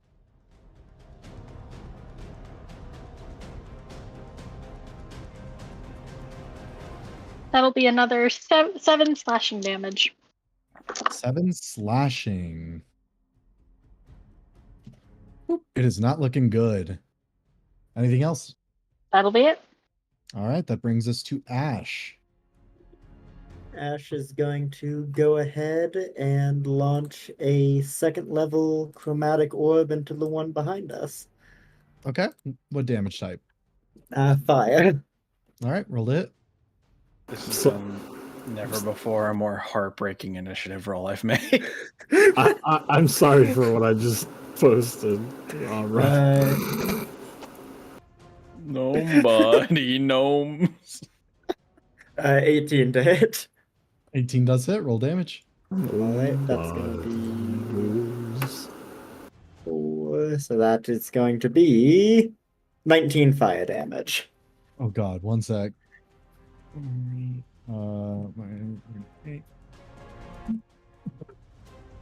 As We'd like to your see. chromatic orb slams into it, it begins to flail about violently, taking a massive amount of damage. It seems to be super effective. It's super effective. Oh no. Okay. Stop him, stop him. What's wrong? And that's going to be his turn. All right. Godfrey. It's Godfrey time. I beg of you. I don't have control over this horse. What? Oh, I can't touch the token. Oh, as in like on the game board. Okay. Yeah. I thought you meant just like in game rules. you should now. I've lost Okay, control man. of the horse. I've What? lost control of the horse. They have broken free. Run. Okay. I'm going to... Actually, wait. I don't have to move, do I? I'm within range of this thing, right? Mm-hmm. Okay. I'm going to make some attacks with the Roll. Holy Avenger. Is it possible you couldn't? Perhaps. Stop it, Connor. Jesus. How many do you have saved up? He was waiting for this moment. I waited. There's so many More readier than gnomes. me. Okay. This is going to be a normal attack. Let's see. It's going to be a That's gnome? It's going to be 20 to hit. Dirty That 20. hits. The DM shivers when the player posts no mode. Sean? You didn't say damage. Oh, sorry. didn't I come said it was a 20 to hit. Yeah, I said hits. Oh, sorry. I didn't catch that. Okay. Would these happen to be fiends or undead? They are not. Okay. That's going to be 17 slashing damage. And I'm gonna do it again.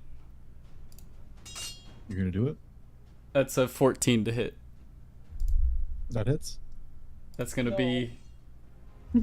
I get to re-roll that.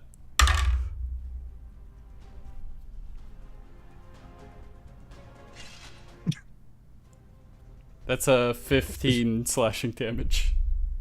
No. Dark deep earth metals. In 2 swift blows, Godfrey, you are able to fell the tree as it splits in 2 and collapses onto the ground, dead. Oh my.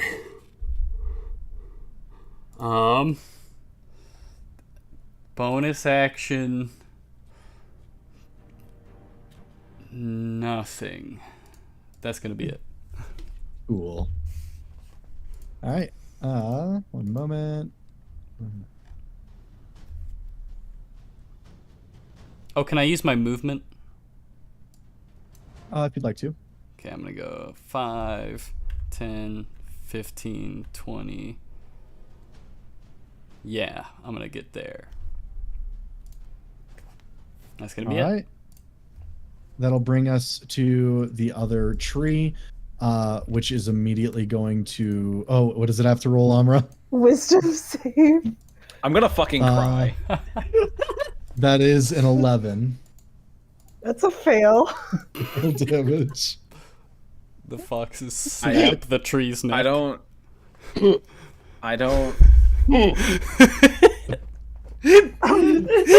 That's 14 radiant damage. As you reach out to say something, Cranston, the trees collapse, unable to respond.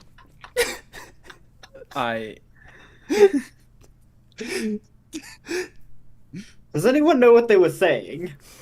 No idea. Cranston literally is on the verge of tears.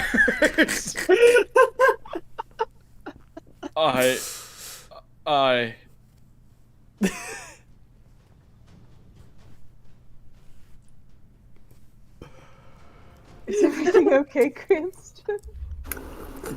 Cranston? Are you alright? It was Gnomish. Why would what? They spoke Gnomish. No. But they're not gnomes. No, but the creator was. Ooh. Yes, he's been quite intolerable lately. Do you know where the creator is, perchance? Not at the moment. So this has been an ongoing thing? They said that back in common, right? Well, actually, I guess I asked the question in common. They are speaking in common, yeah. Thank God.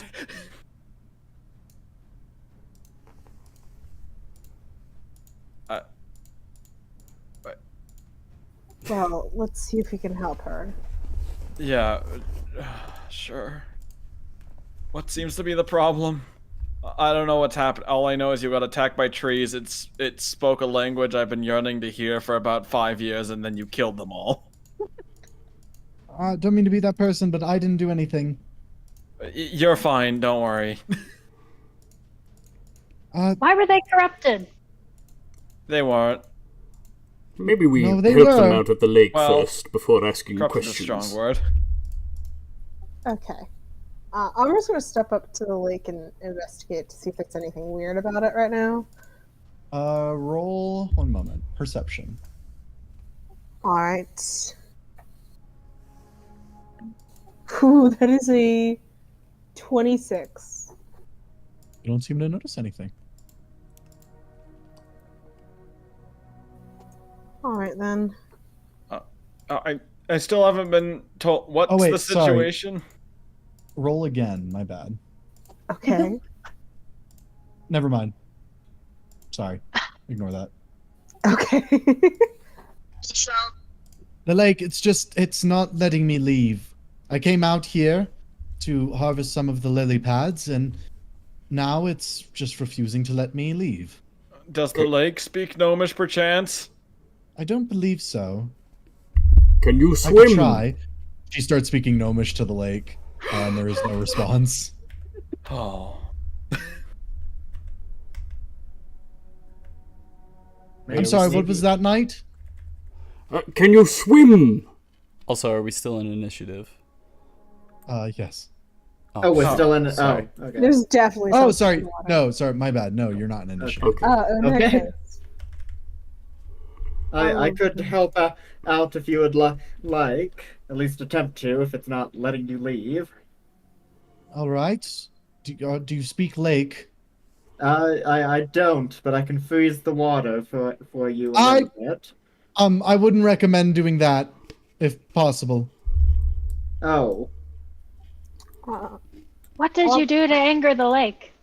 Nothing. I came out to just get the lily pads. Have you tried talking to the lily pads to see what's wrong? I did not. 1 moment. I wonder if the lake is hangry. Very well could be. I could make some soup for it, perhaps. But that's got water in it. I think that's called contaminating local waters. One moment. Need to look up how the spell works. Which one? Speak with plants? No. Oh.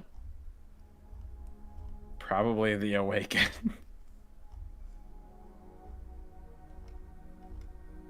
If the lily pads speak Gnomish. Something else, but it doesn't seem to have any effect. She says, I don't have that specific item ready at the moment. Item? Why would you need an item to speak with plants? You understand what I mean, correct? Lavender, I've known you for some time. It's been a long while. And Lavender's just gonna pull out the Staff of the Woodlands, just like kind of tap it into the ground so it's standing up on its own, and then cast Speak with Plants. Okay. What are you asking the plants?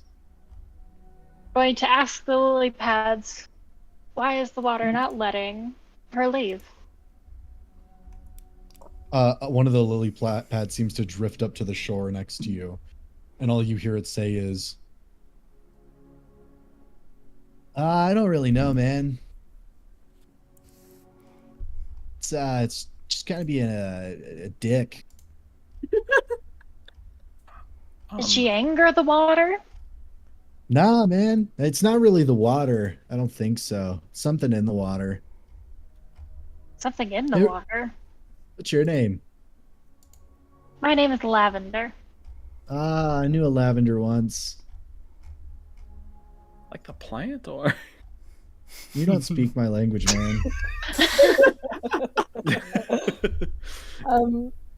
While it's happening, I am actually gonna ask. I'm gonna try something. I hope it doesn't go wrong. I'm gonna try to mage hand grab one of the lily pads and start like pulling her towards the shore. Okay. Yeah, that's good enough. Which shore? Good enough. Towards Amra. She's pulled over to the shore end, and then she hops right off into the shore. Oh. Oh, thank you. Good to see you, Amra. And she gives you like a pat on the chest, like the upper chest, like where the collarbone is. And then she just starts to walk off, back to the group. Oh, it's pardon. Sorry, the horse has a mind of its own sometimes, I think. Oh no, that's all fine. She gives a pat to the horse, who does not seem to mind.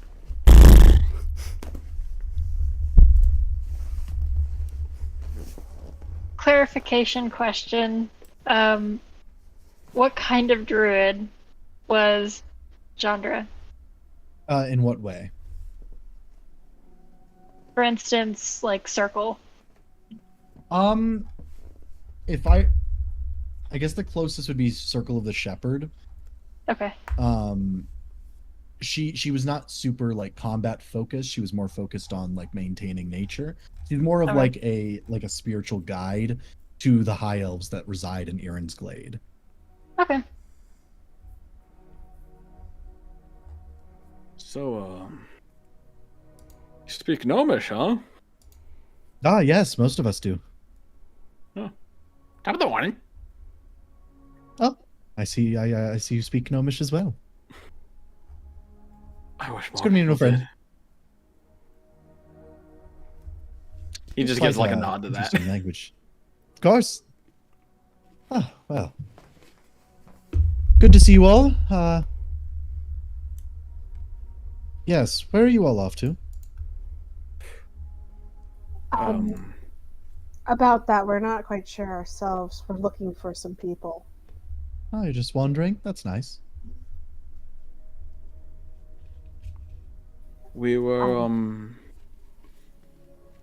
Do you or someone in Erin's Glade know about any domain troops that may have shown up on Hylamay? Oh. It's a very strange question, but yes. Elric, do they have any distinguishing features? Hmm? I'm sorry. Elric? Yes, that is me. She is giving you a look over. Amra, would you mind if I spoke to you briefly? Yes, I figured this is going to be a frequent occurrence. She kind of takes a few steps away.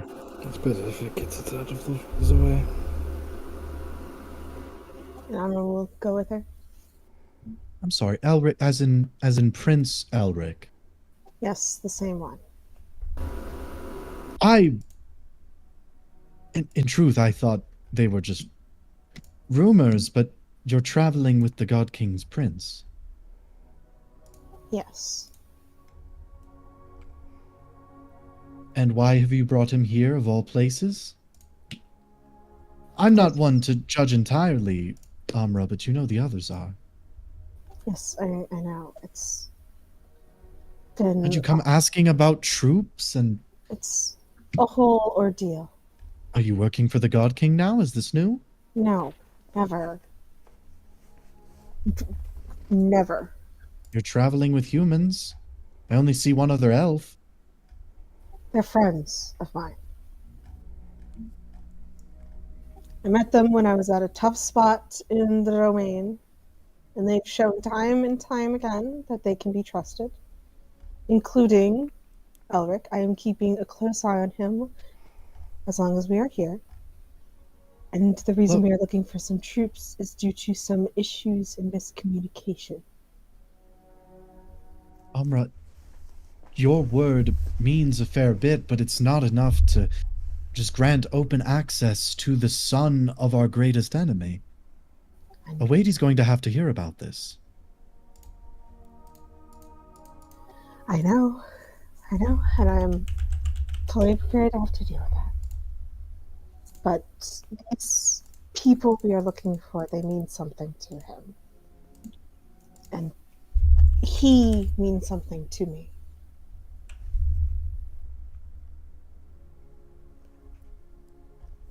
Roll persuasion. Uh-oh. Okay, so Elric, you see, like it's like trying to like pronounce it faster. What? 17.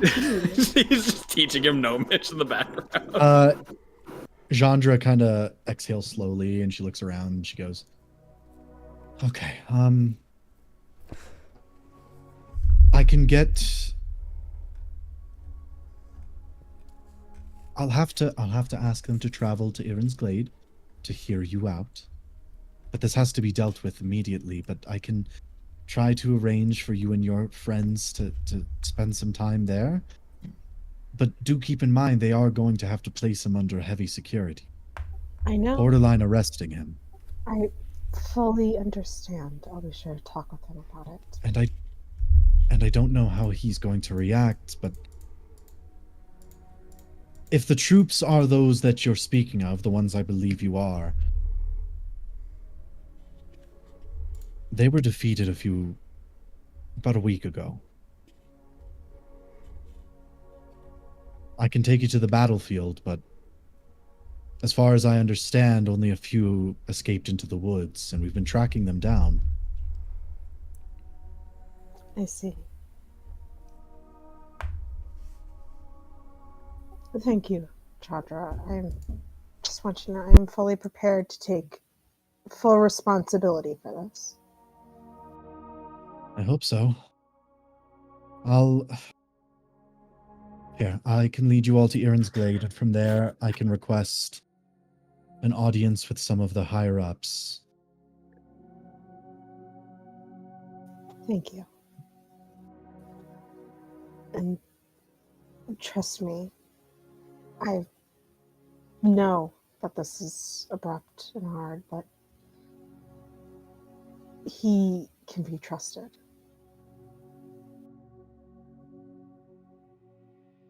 Forgive me if I doubt it. Perhaps to you. I mean, even a wolf sometimes finds something that it can care for. Right.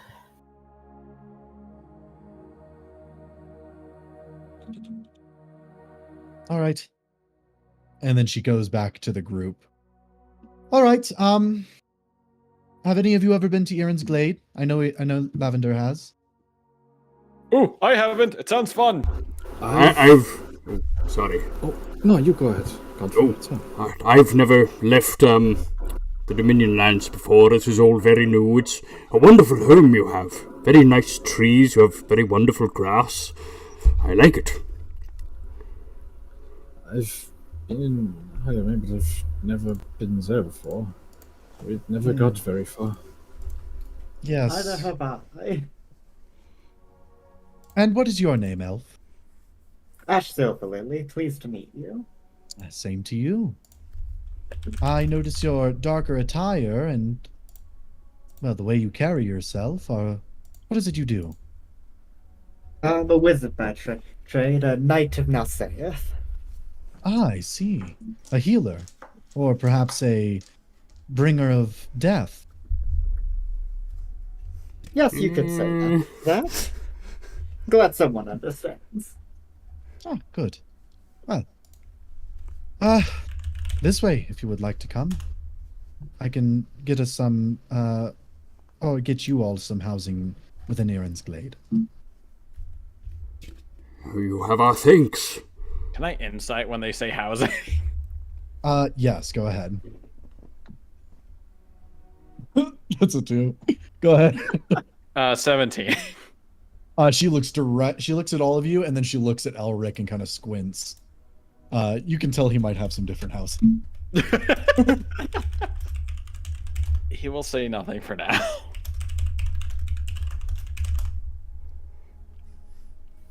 Amra's definitely going to be telling Elric, though.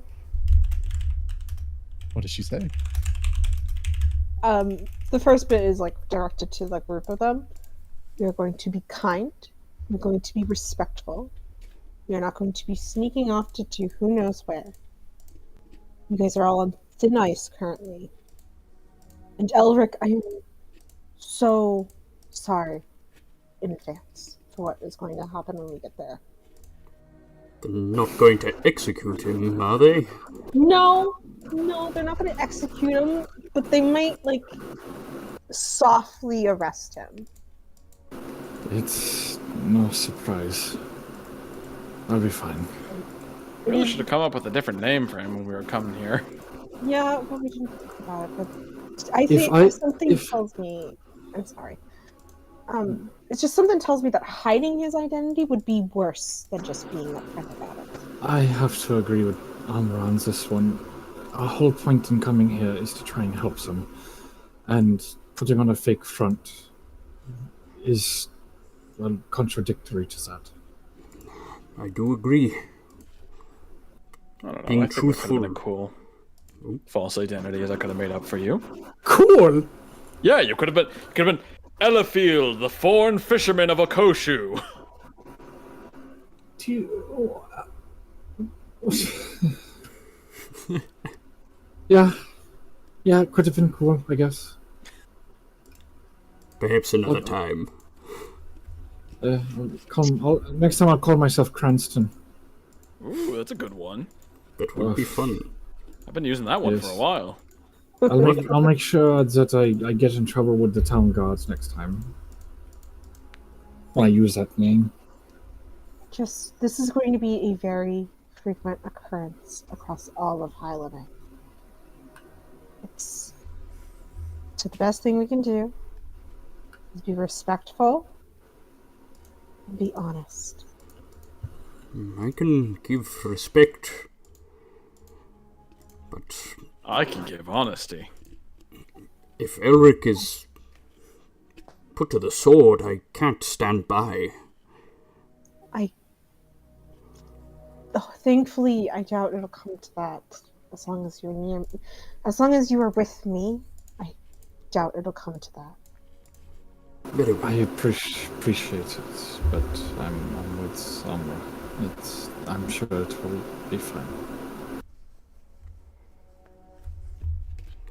Okay, we're gonna have to do a lot of talking. And with that, we'll begin walking, I suppose. Okay. So, As And well, the real elves quick, speak Gnomish. real quick, Lavender is going to catch up to Chandra and ask, so, I've been gone a while.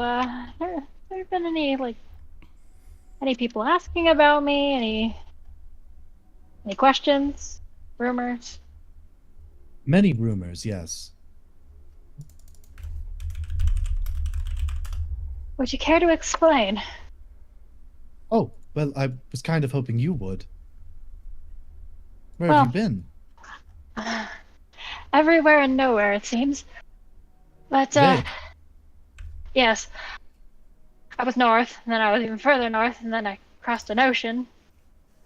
Or a sea, I guess. I've been a lot of places. I've also been in shackles and in caves. I found myself in some very weird places these last few years. But where do people think I've been? Most of us thought you died. You were quite a little frail thing when you came here. Rail. I Yes. mean, She pokes at your, head. Frail. I might be small. Yes. Were there Is that- any other rumors about me not being dead? No, not really. We just kind of accepted it, moved on. So unfortunate. Do you know if Aramir is still here? Whom? High Elven Lore Master? Might ring a bell. Oh, he's... No, not here in Aaron's Glade. Do you know where I might be able to find him? Well, he usually is. Goldleaf Hall. Noted. Well, I can confirm I'm not dead. I hope someone will be happy to know that. And Lavender will just kind of puff and stomp off. All right. As you all continue forward, eventually you begin to hear the sounds of rushing water. And it is there as you turn one of the cliff ends that she waves forward and she says, "Ah, home sweet home. Welcome to those who have not been here before to Aaron's Glade." Oh my. Atmospheric. Your cities never fail to inspire. The waterfalls are loud. Ah, yes. It helps to soothe the mind. It's very soothing. Can you speak up? No, I'm fine without a pup. I don't like dogs. And she continues to walk on. You don't take drugs? What? What's this about dogs? No, I'm not a big fan of hugs.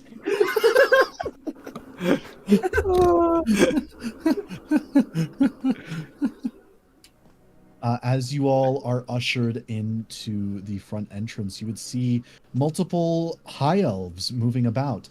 This area is very different to a lot of the other places you might hear described for high elves, as they are very in tune with the specifically druidic magics. While there are druids, of course, like in Oaken Vale, as well as the Woodland Realm, Goldleaf Hall, this is more of a cornerstone of the transition point between wood elf culture and high elf culture. A lot of the elves here are druidic. Not all of them. Some of them are scholarly. Some of them are warrior-like. And not Cranston. Elric would get a firsthand view of this as soon as they enter and Chandra slips away momentarily. A few armored elves do approach you, Elric.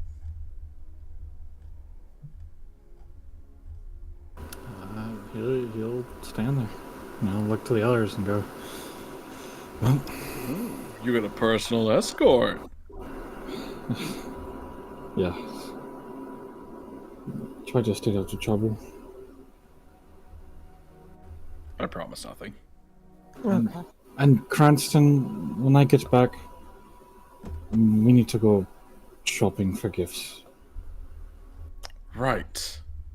That might be harder here, but we'll still go for it. I'm sure if you could find anything you're looking for here.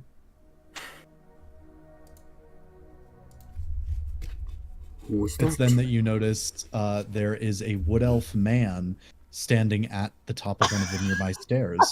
It's him. Oh no, it's him! Him. I'm like, why do I feel like I've heard that voice before? Have you?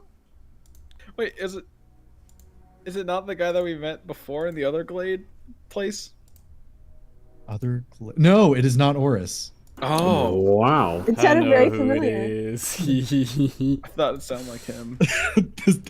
That's them in art. That's why I had to do that voice. Is that Keanu Reeves?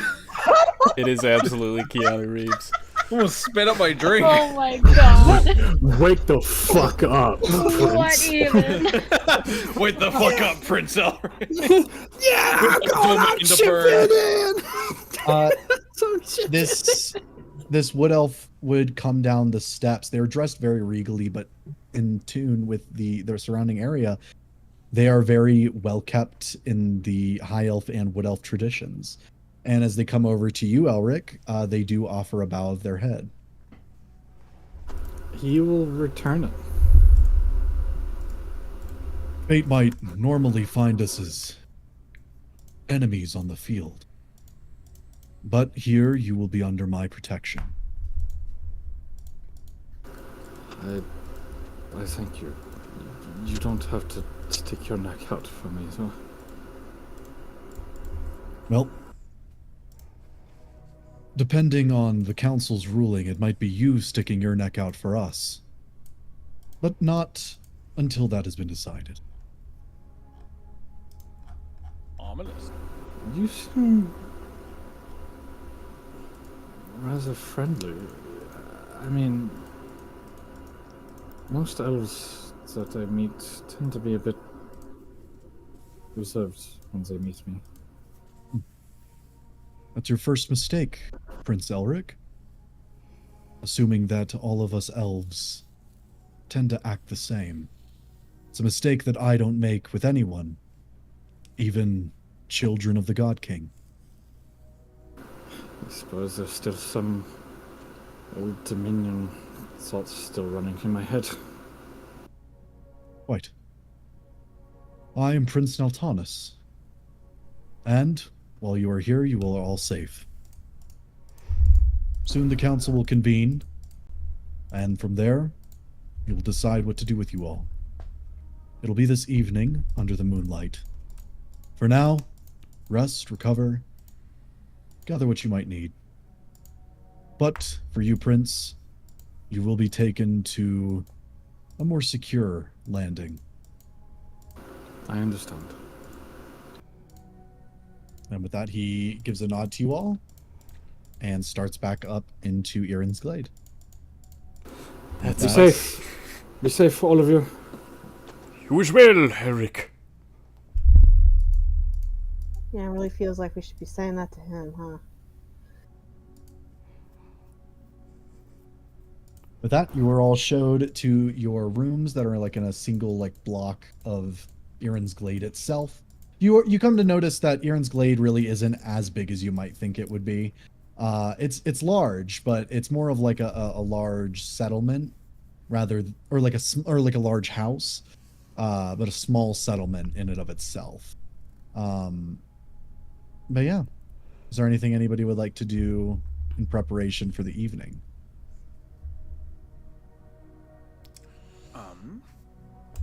How much are the rest of us looked over? Like there's like people that kind of like keep an eye on you, follow you, kind of help if you need anything. But they're not like with you at every moment. Whereas Elric, there's always somebody in his room and people around the room. Okay. I think I'll refrain from doing anything for now. Could I take a short rest, perhaps? Yes. Most excellent.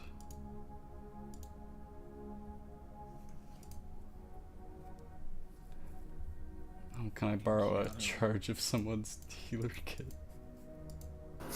Yeah, you can borrow a charge of mine. I really gotta get one of my own. Can I actually see if there is, like a healer's kit available anywhere here? They would have some available.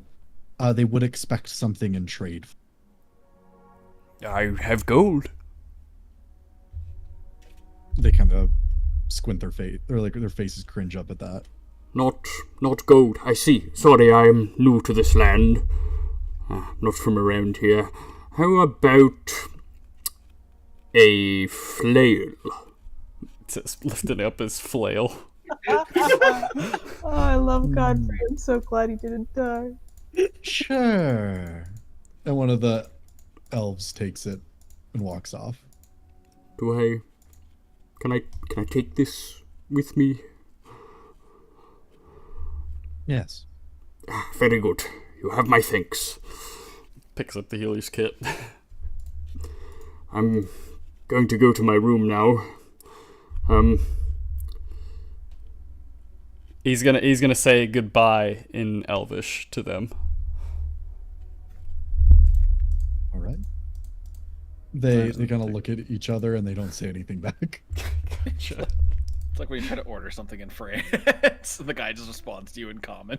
They can tell that you're not a native speaker. Yeah. Healer's kit. How do I add it? That's such a fun trade. The healer's kit for a flail.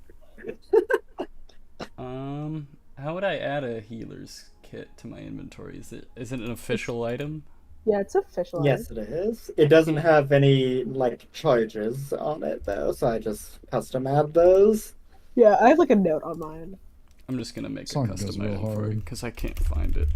Just to remember, Ash, you asked for and I gave you the spellbook a long time ago, right? Yes. Okay, because I was still in my inventory. I was just double checking so I could delete it.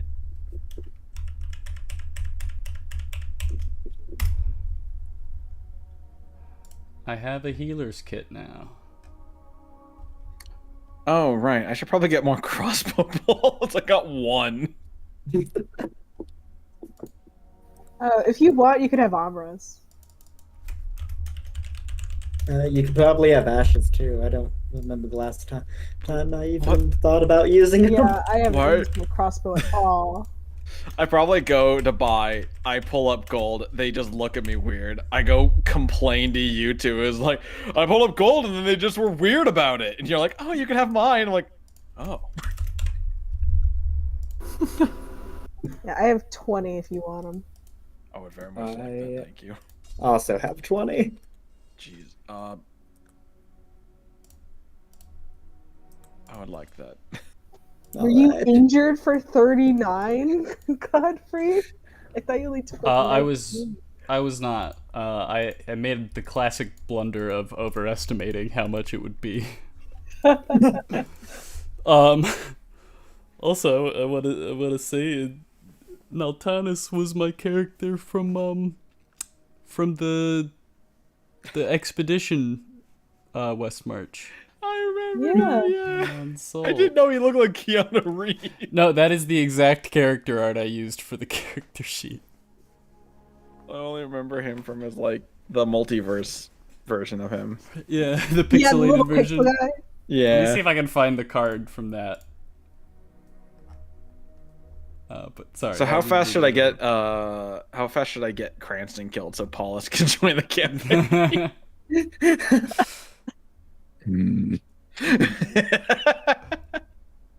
Yeah. My bane. What's wrong with me, buddy? Just here to have fun.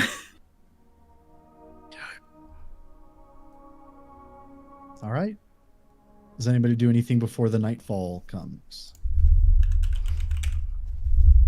Okay. As the moonlight begins to appear within Erin's glade, little lanterns glowing red and blue and green are lit around. And it is there that you are retrieved, all of you, and brought to an interior chamber of Erin's glade. There you see multiple large trees growing on either end of the room, with large, or like very ornate chairs, some made of stone, some made of wood and roots, some just simple chairs as well. Prince Naltanis stands at the front, and he waves to you, Elric, and then to the center of the room. If you will, step forward. Elric will do so.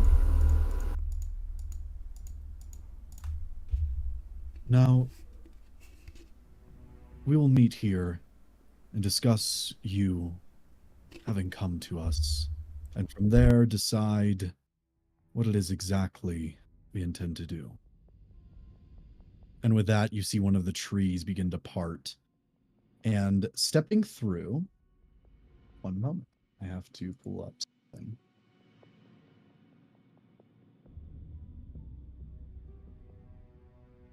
Stepping through, you would see a star elf, specifically an elf similar looking to Ileana, step forward. She is wearing multiple druidic symbols and little carved areas. And as she enters into the area, she kind of gives like a little bow, but then her eyes glaze over the room and she looks to you, Lavender, and she smiles slightly. You would recognize this as Archdruid Elias of Amanor. And oh God. Okay. yes. Ah. She takes her seat as another of the trees begins to slowly open, and you see emerging and taking her seat very quickly, and kind of looking to your group, would be Lore Master Vestel, that you all have met before. Yeah. Lavender's just hanging her head, like just shaking her head, looking at the floor, like, oh no. I Cranston wave to gives us- Estelle. Or Vestel. Yeah, Cranston also waves. She gives like kind of looks at the others to make sure they're not watching, and then she gives a little wave and then puts her hand down. I'm grinning under my helmet. I'm grinning It out is- in the open. It is then that the final tree opens, and it's right next to the more simple looking chair. You see an older elf woman, a wood elf, enter in, and she just takes a seat. And she looks out to all of you with this kind of, what's a good word for it? She doesn't look old by any standard, but she has the grandma expression of like, oh wow, my grandkids are all here kind of look. He finally hello, came to dearie. visit. She looks to all of you, and as different to all of the others, she gives in each of you little waves. I wave back immediately, yeah.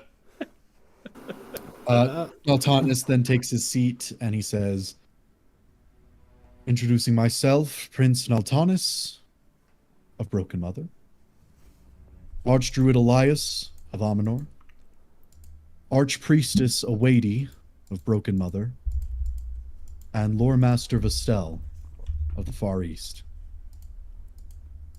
Now, we're here to discuss you, Prince Elric of the domain of the God King. Now, before we begin, we would like to hear you out, to hear why you have come, and if you have any argument as to why we shouldn't execute you in the name of your father. I understand. I want to start it off by thanking you for at least giving me the chance to make my case. And he'll give a bow to them. You feel something hit your head. Ouch. You look up and you see that the Archpriestess 𝐒𝐒𝐑𝐈𝐁𝐿 has thrown an acorn at you. I'll laugh a little. Right. To the point. I need to know where my unit is.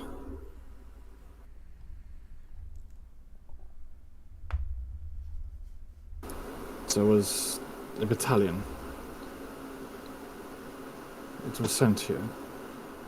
Haname. You see the Archpriestess lean forward and she says, "Is that all you have to say? Where this battalion is?"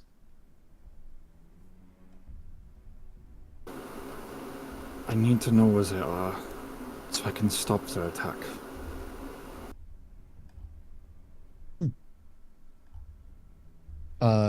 Naltanis leans forward a bit and says, "It burdens me to say that if I am understanding correctly, that this group that you speak of was slain recently." What? About 2 weeks ago, a battalion sent by the God King entered in from Kirk's Pass and began to make their way through the Autumn Wood. When they reached the borders of Irin's Glade, we launched a counterattack and destroyed the main force. It's to our understanding that there are some guerrilla fighters still out in the wood, but we've been slowly hunting them down. How many? Our best estimates is maybe 10.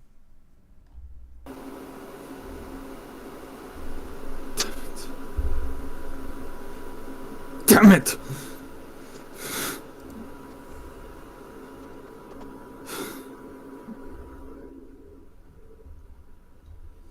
Why didn't that fucking idiot listen to me?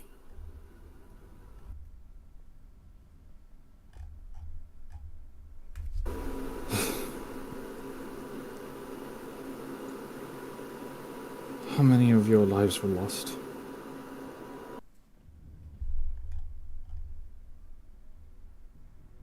None.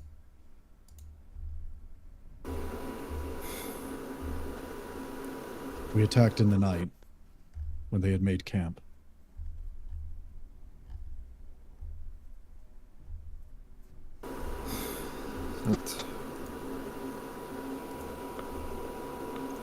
That is...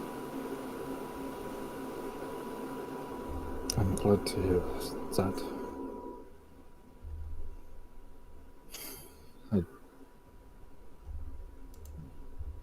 A moment, please. He's gonna kind of put his hand over his eyes, try to think for a moment, and after a bit, he runs it down his face and down to his chin. Says, "I came here to try and stop them. I don't know why, but my brother has ordered a full-scale attack against your people. Seemingly no reason this time." They all look between one another, very confused. I don't understand what you mean.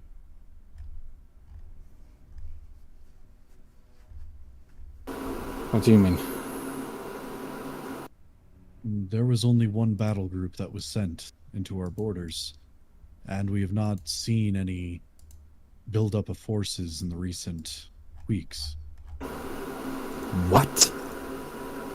That is a you must have missed it.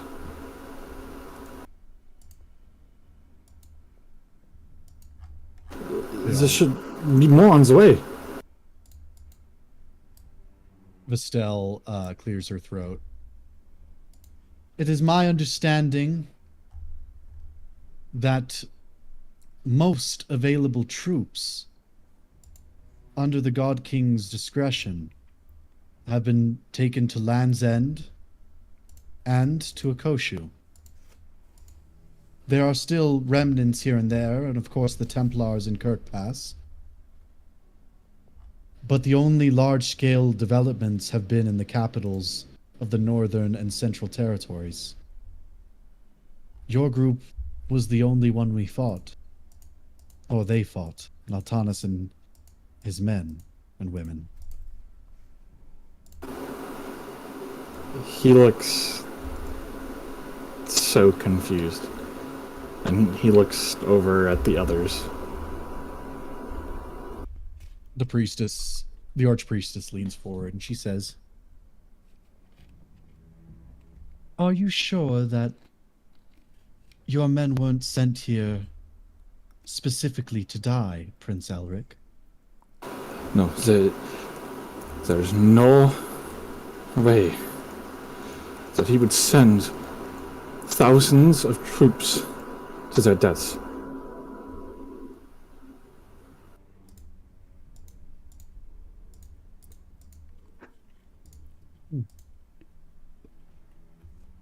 Naltanis then leans forward and he says, "Regardless, Prince Elric,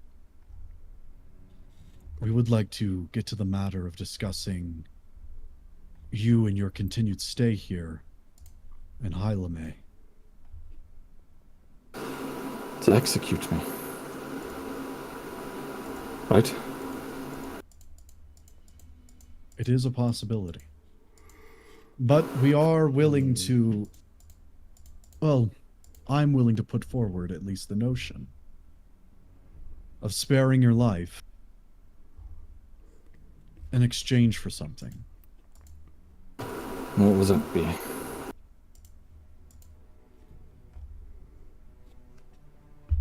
If you were willing to renounce your father and your claim, I would see no reason in you seeking asylum here in 𝐼𝐿𝐼 and possibly all the way on to Amador. I've made this promise once before. I've done so already.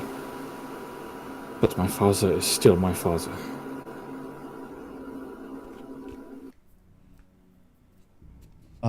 The archpriestess kind of leans forward and she says, "You have publicly denounced and rejected all claims to the domain." I've never wanted that claim.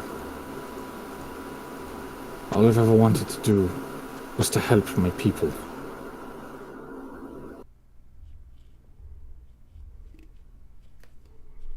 They all look between one another. And Elias would now speak, and she would say, "Prince Elric, I am obliged to agree with them. You may seek asylum with us here, and onward. All that I would ask is that you have no further contact with your brothers or your father, or any other representatives of the domain." No contact? Yes. To seek asylum, a refugee. It would help to fracture the leadership. A prince abandoning their cause might be enough to bring us some sympathy in the eyes of the people. That's what leaves the people completely without anyone to try and help them. I came... Oh yes, go ahead. I came here to stop this fighting. I fully intended to go back to the domain to try and convince my brothers. And my father too. But what you ask of me is to effectively damn my own people.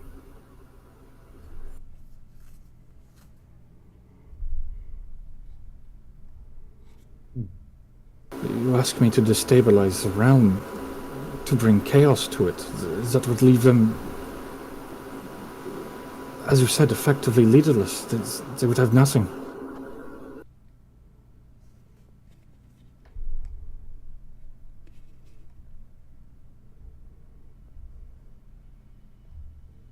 Vestel would now stand.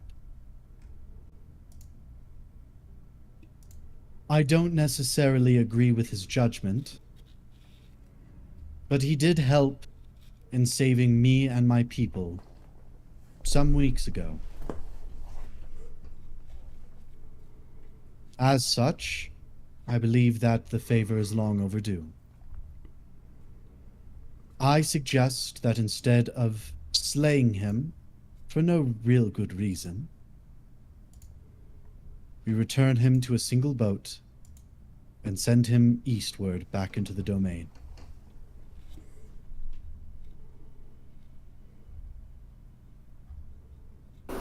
Back to the domain. Meltanis would say. And if you were ever seen here again, you would be considered an enemy.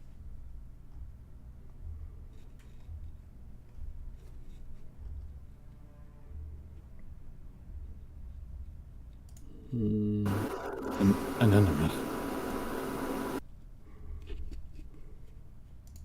All that we ask is that if you do return to your people, that you stay there. So, what? You want us to simply ignore one another? In effect, we are granting you your life. What good is a life if you've wasted it? I've spent my whole life fighting you and all your people. And now I have the chance to try and fix it. And you want to send me away?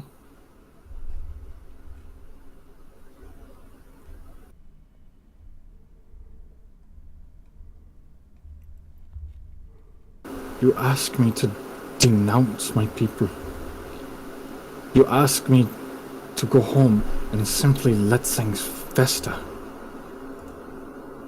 Do you even want peace? How long have our peoples fought each other?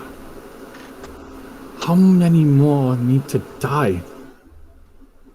Your kind live on for so many years. Our lives are like a blink of an eye. And yet that small time, we remember things so clearly. So we just go back to fighting once I'm gone. It would be as if nothing's changed. I'm not saying that it's going to be easy or that I can fix things in a single lifetime. But if somebody doesn't try to make that change, if they don't take that first step, how will there be any peace? If you want to execute me, I will gladly give you my life now. If that will help show you that I want nothing but peace between us.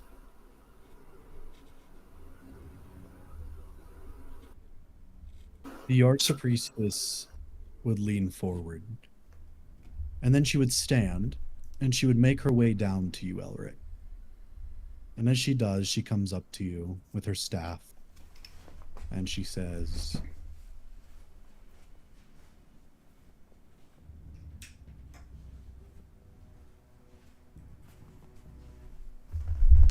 "Did you ever remember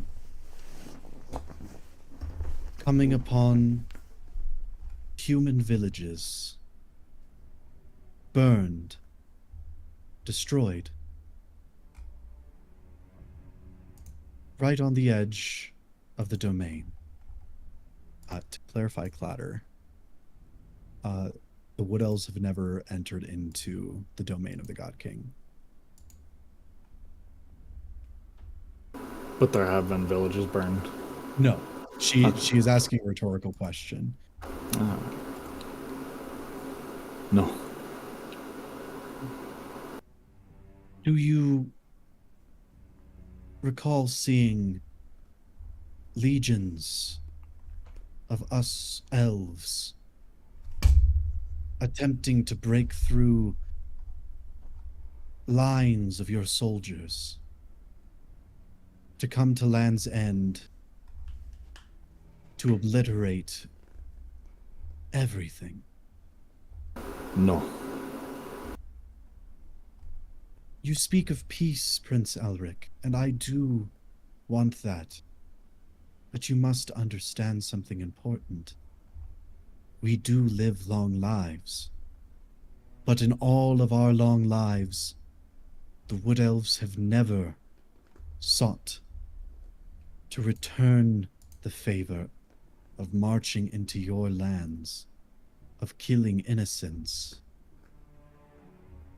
Every attack has been made upon us in our lands. We have offered you two choices, Prince.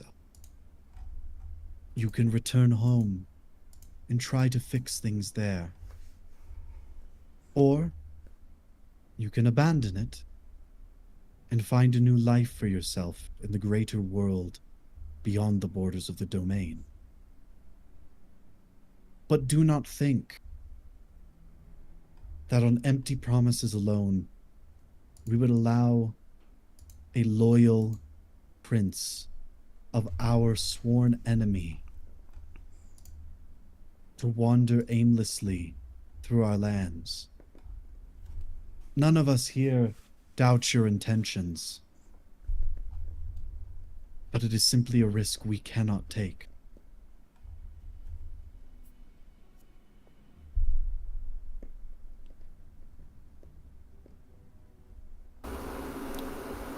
A risk.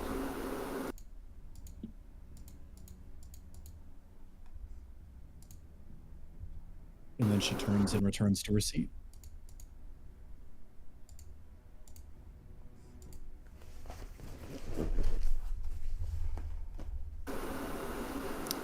A risk.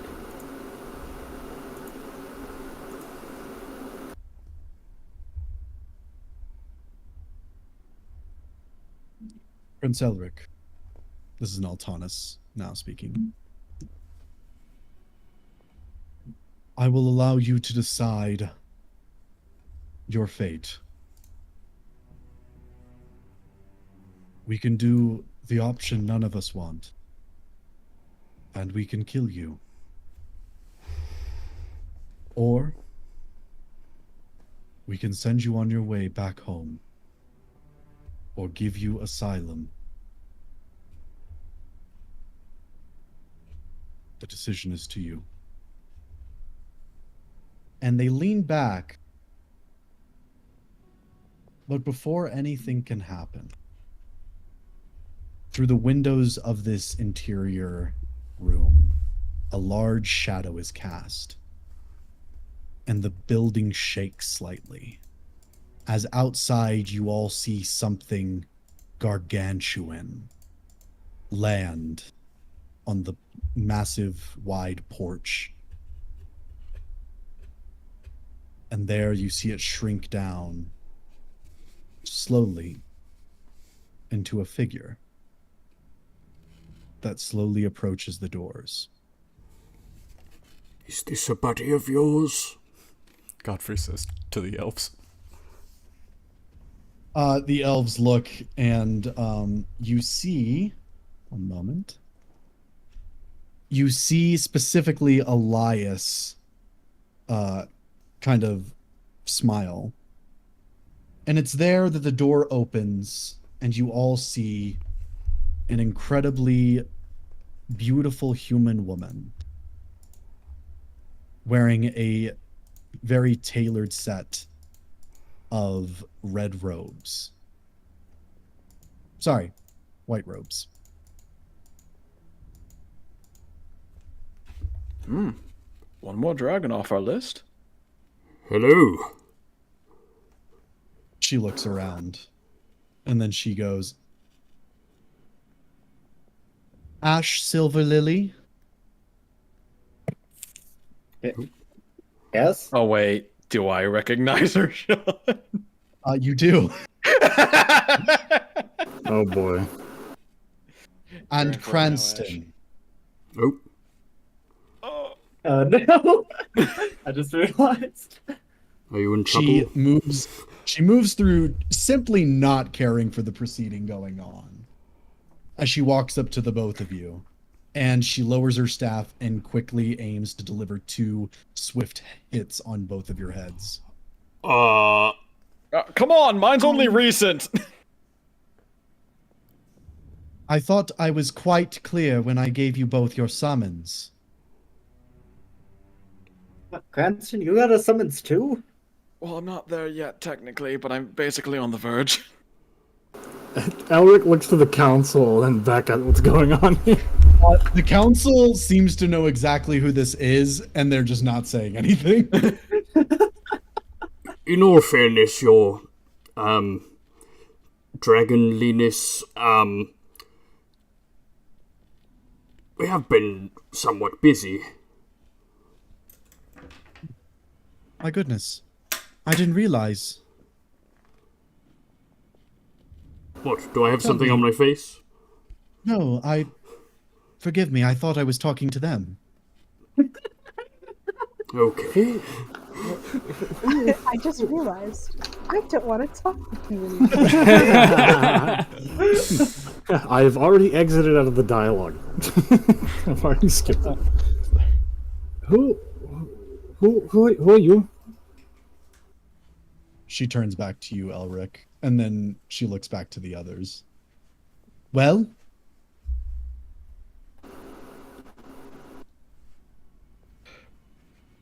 I thought we had more time to get over there.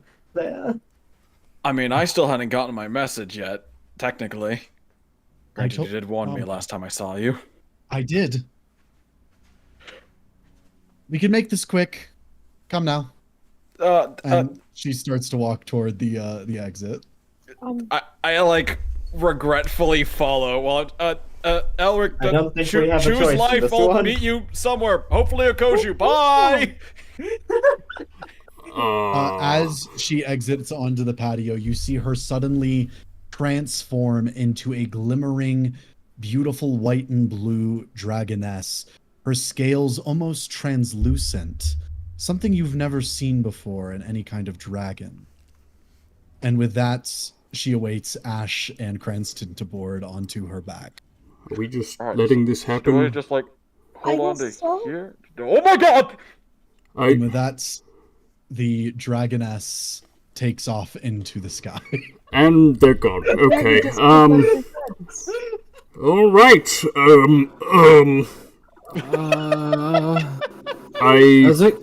You would see Elias kind of like sit back and kind of rub at her temples. She's trying to stifle a laugh, and all she can manage to say is, there's truly no patience for the Asters. For the Asters? Who was that? The Countess. She is the overseer for the Academy of Sorcery. Anna Aster.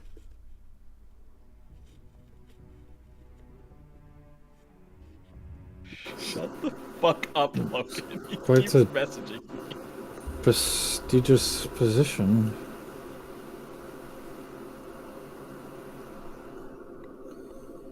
It's then that the room darkens in the absence of the Moonstone Dragon.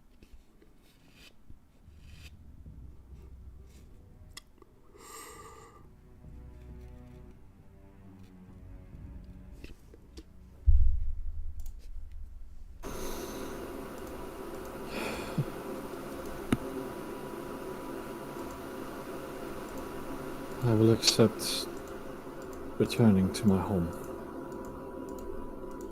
They nod softly. And with that, a few guardsmen come to either side of you and begin to lead you off. But you do go through the group before you do. Before he he doesn't take them though. He does look back up to them though. He does say, "But I will make this very clear.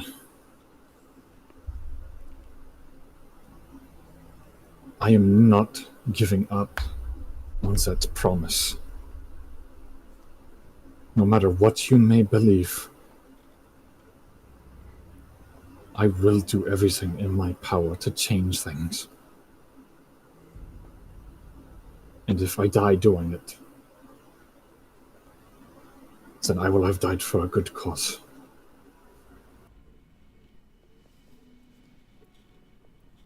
The Archpriestess kind of smiles at that and she says, "I wish you the best of luck, Prince Elric."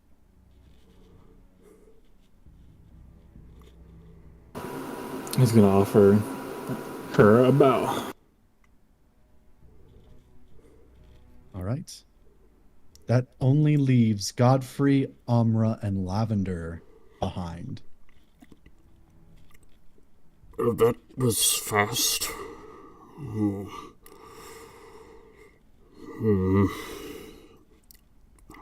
The Hylamay arc was like an hour and a half.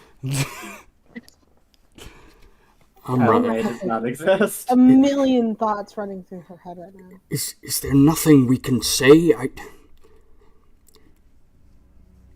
don't. Please. And with this uncertainty in the air, the party separating, that is where we will end tonight's session. And we will return on late July. And in that time, you guys will have the chance and opportunity to get some other stuff done and then meet back up with one another sometime later, having accomplished some objectives of yours on the side. I know one of my fucking objectives. I didn't get to have a cool goodbye with my friends before I left on the boat. I got fucking abducted with that. Objective survive. I didn't get to have my Frodo leaves to the Grey Havens. You're coming back. You told us that one of Amra's objectives isn't now convince them to let Elric stay. There's still a few more pages, Sam. There's still a few more pages, Cranston. Oh my god. God. There it is. There it is. Let's see the level. Holy crap. Also, Sean, I question. don't think I can cast level 4 spell. Yeah, but she needs you now. Yeah, I think she just got tired of waiting. She's just like, come on! Cast it! She's like, fuck it, we ball. Steals Cranston.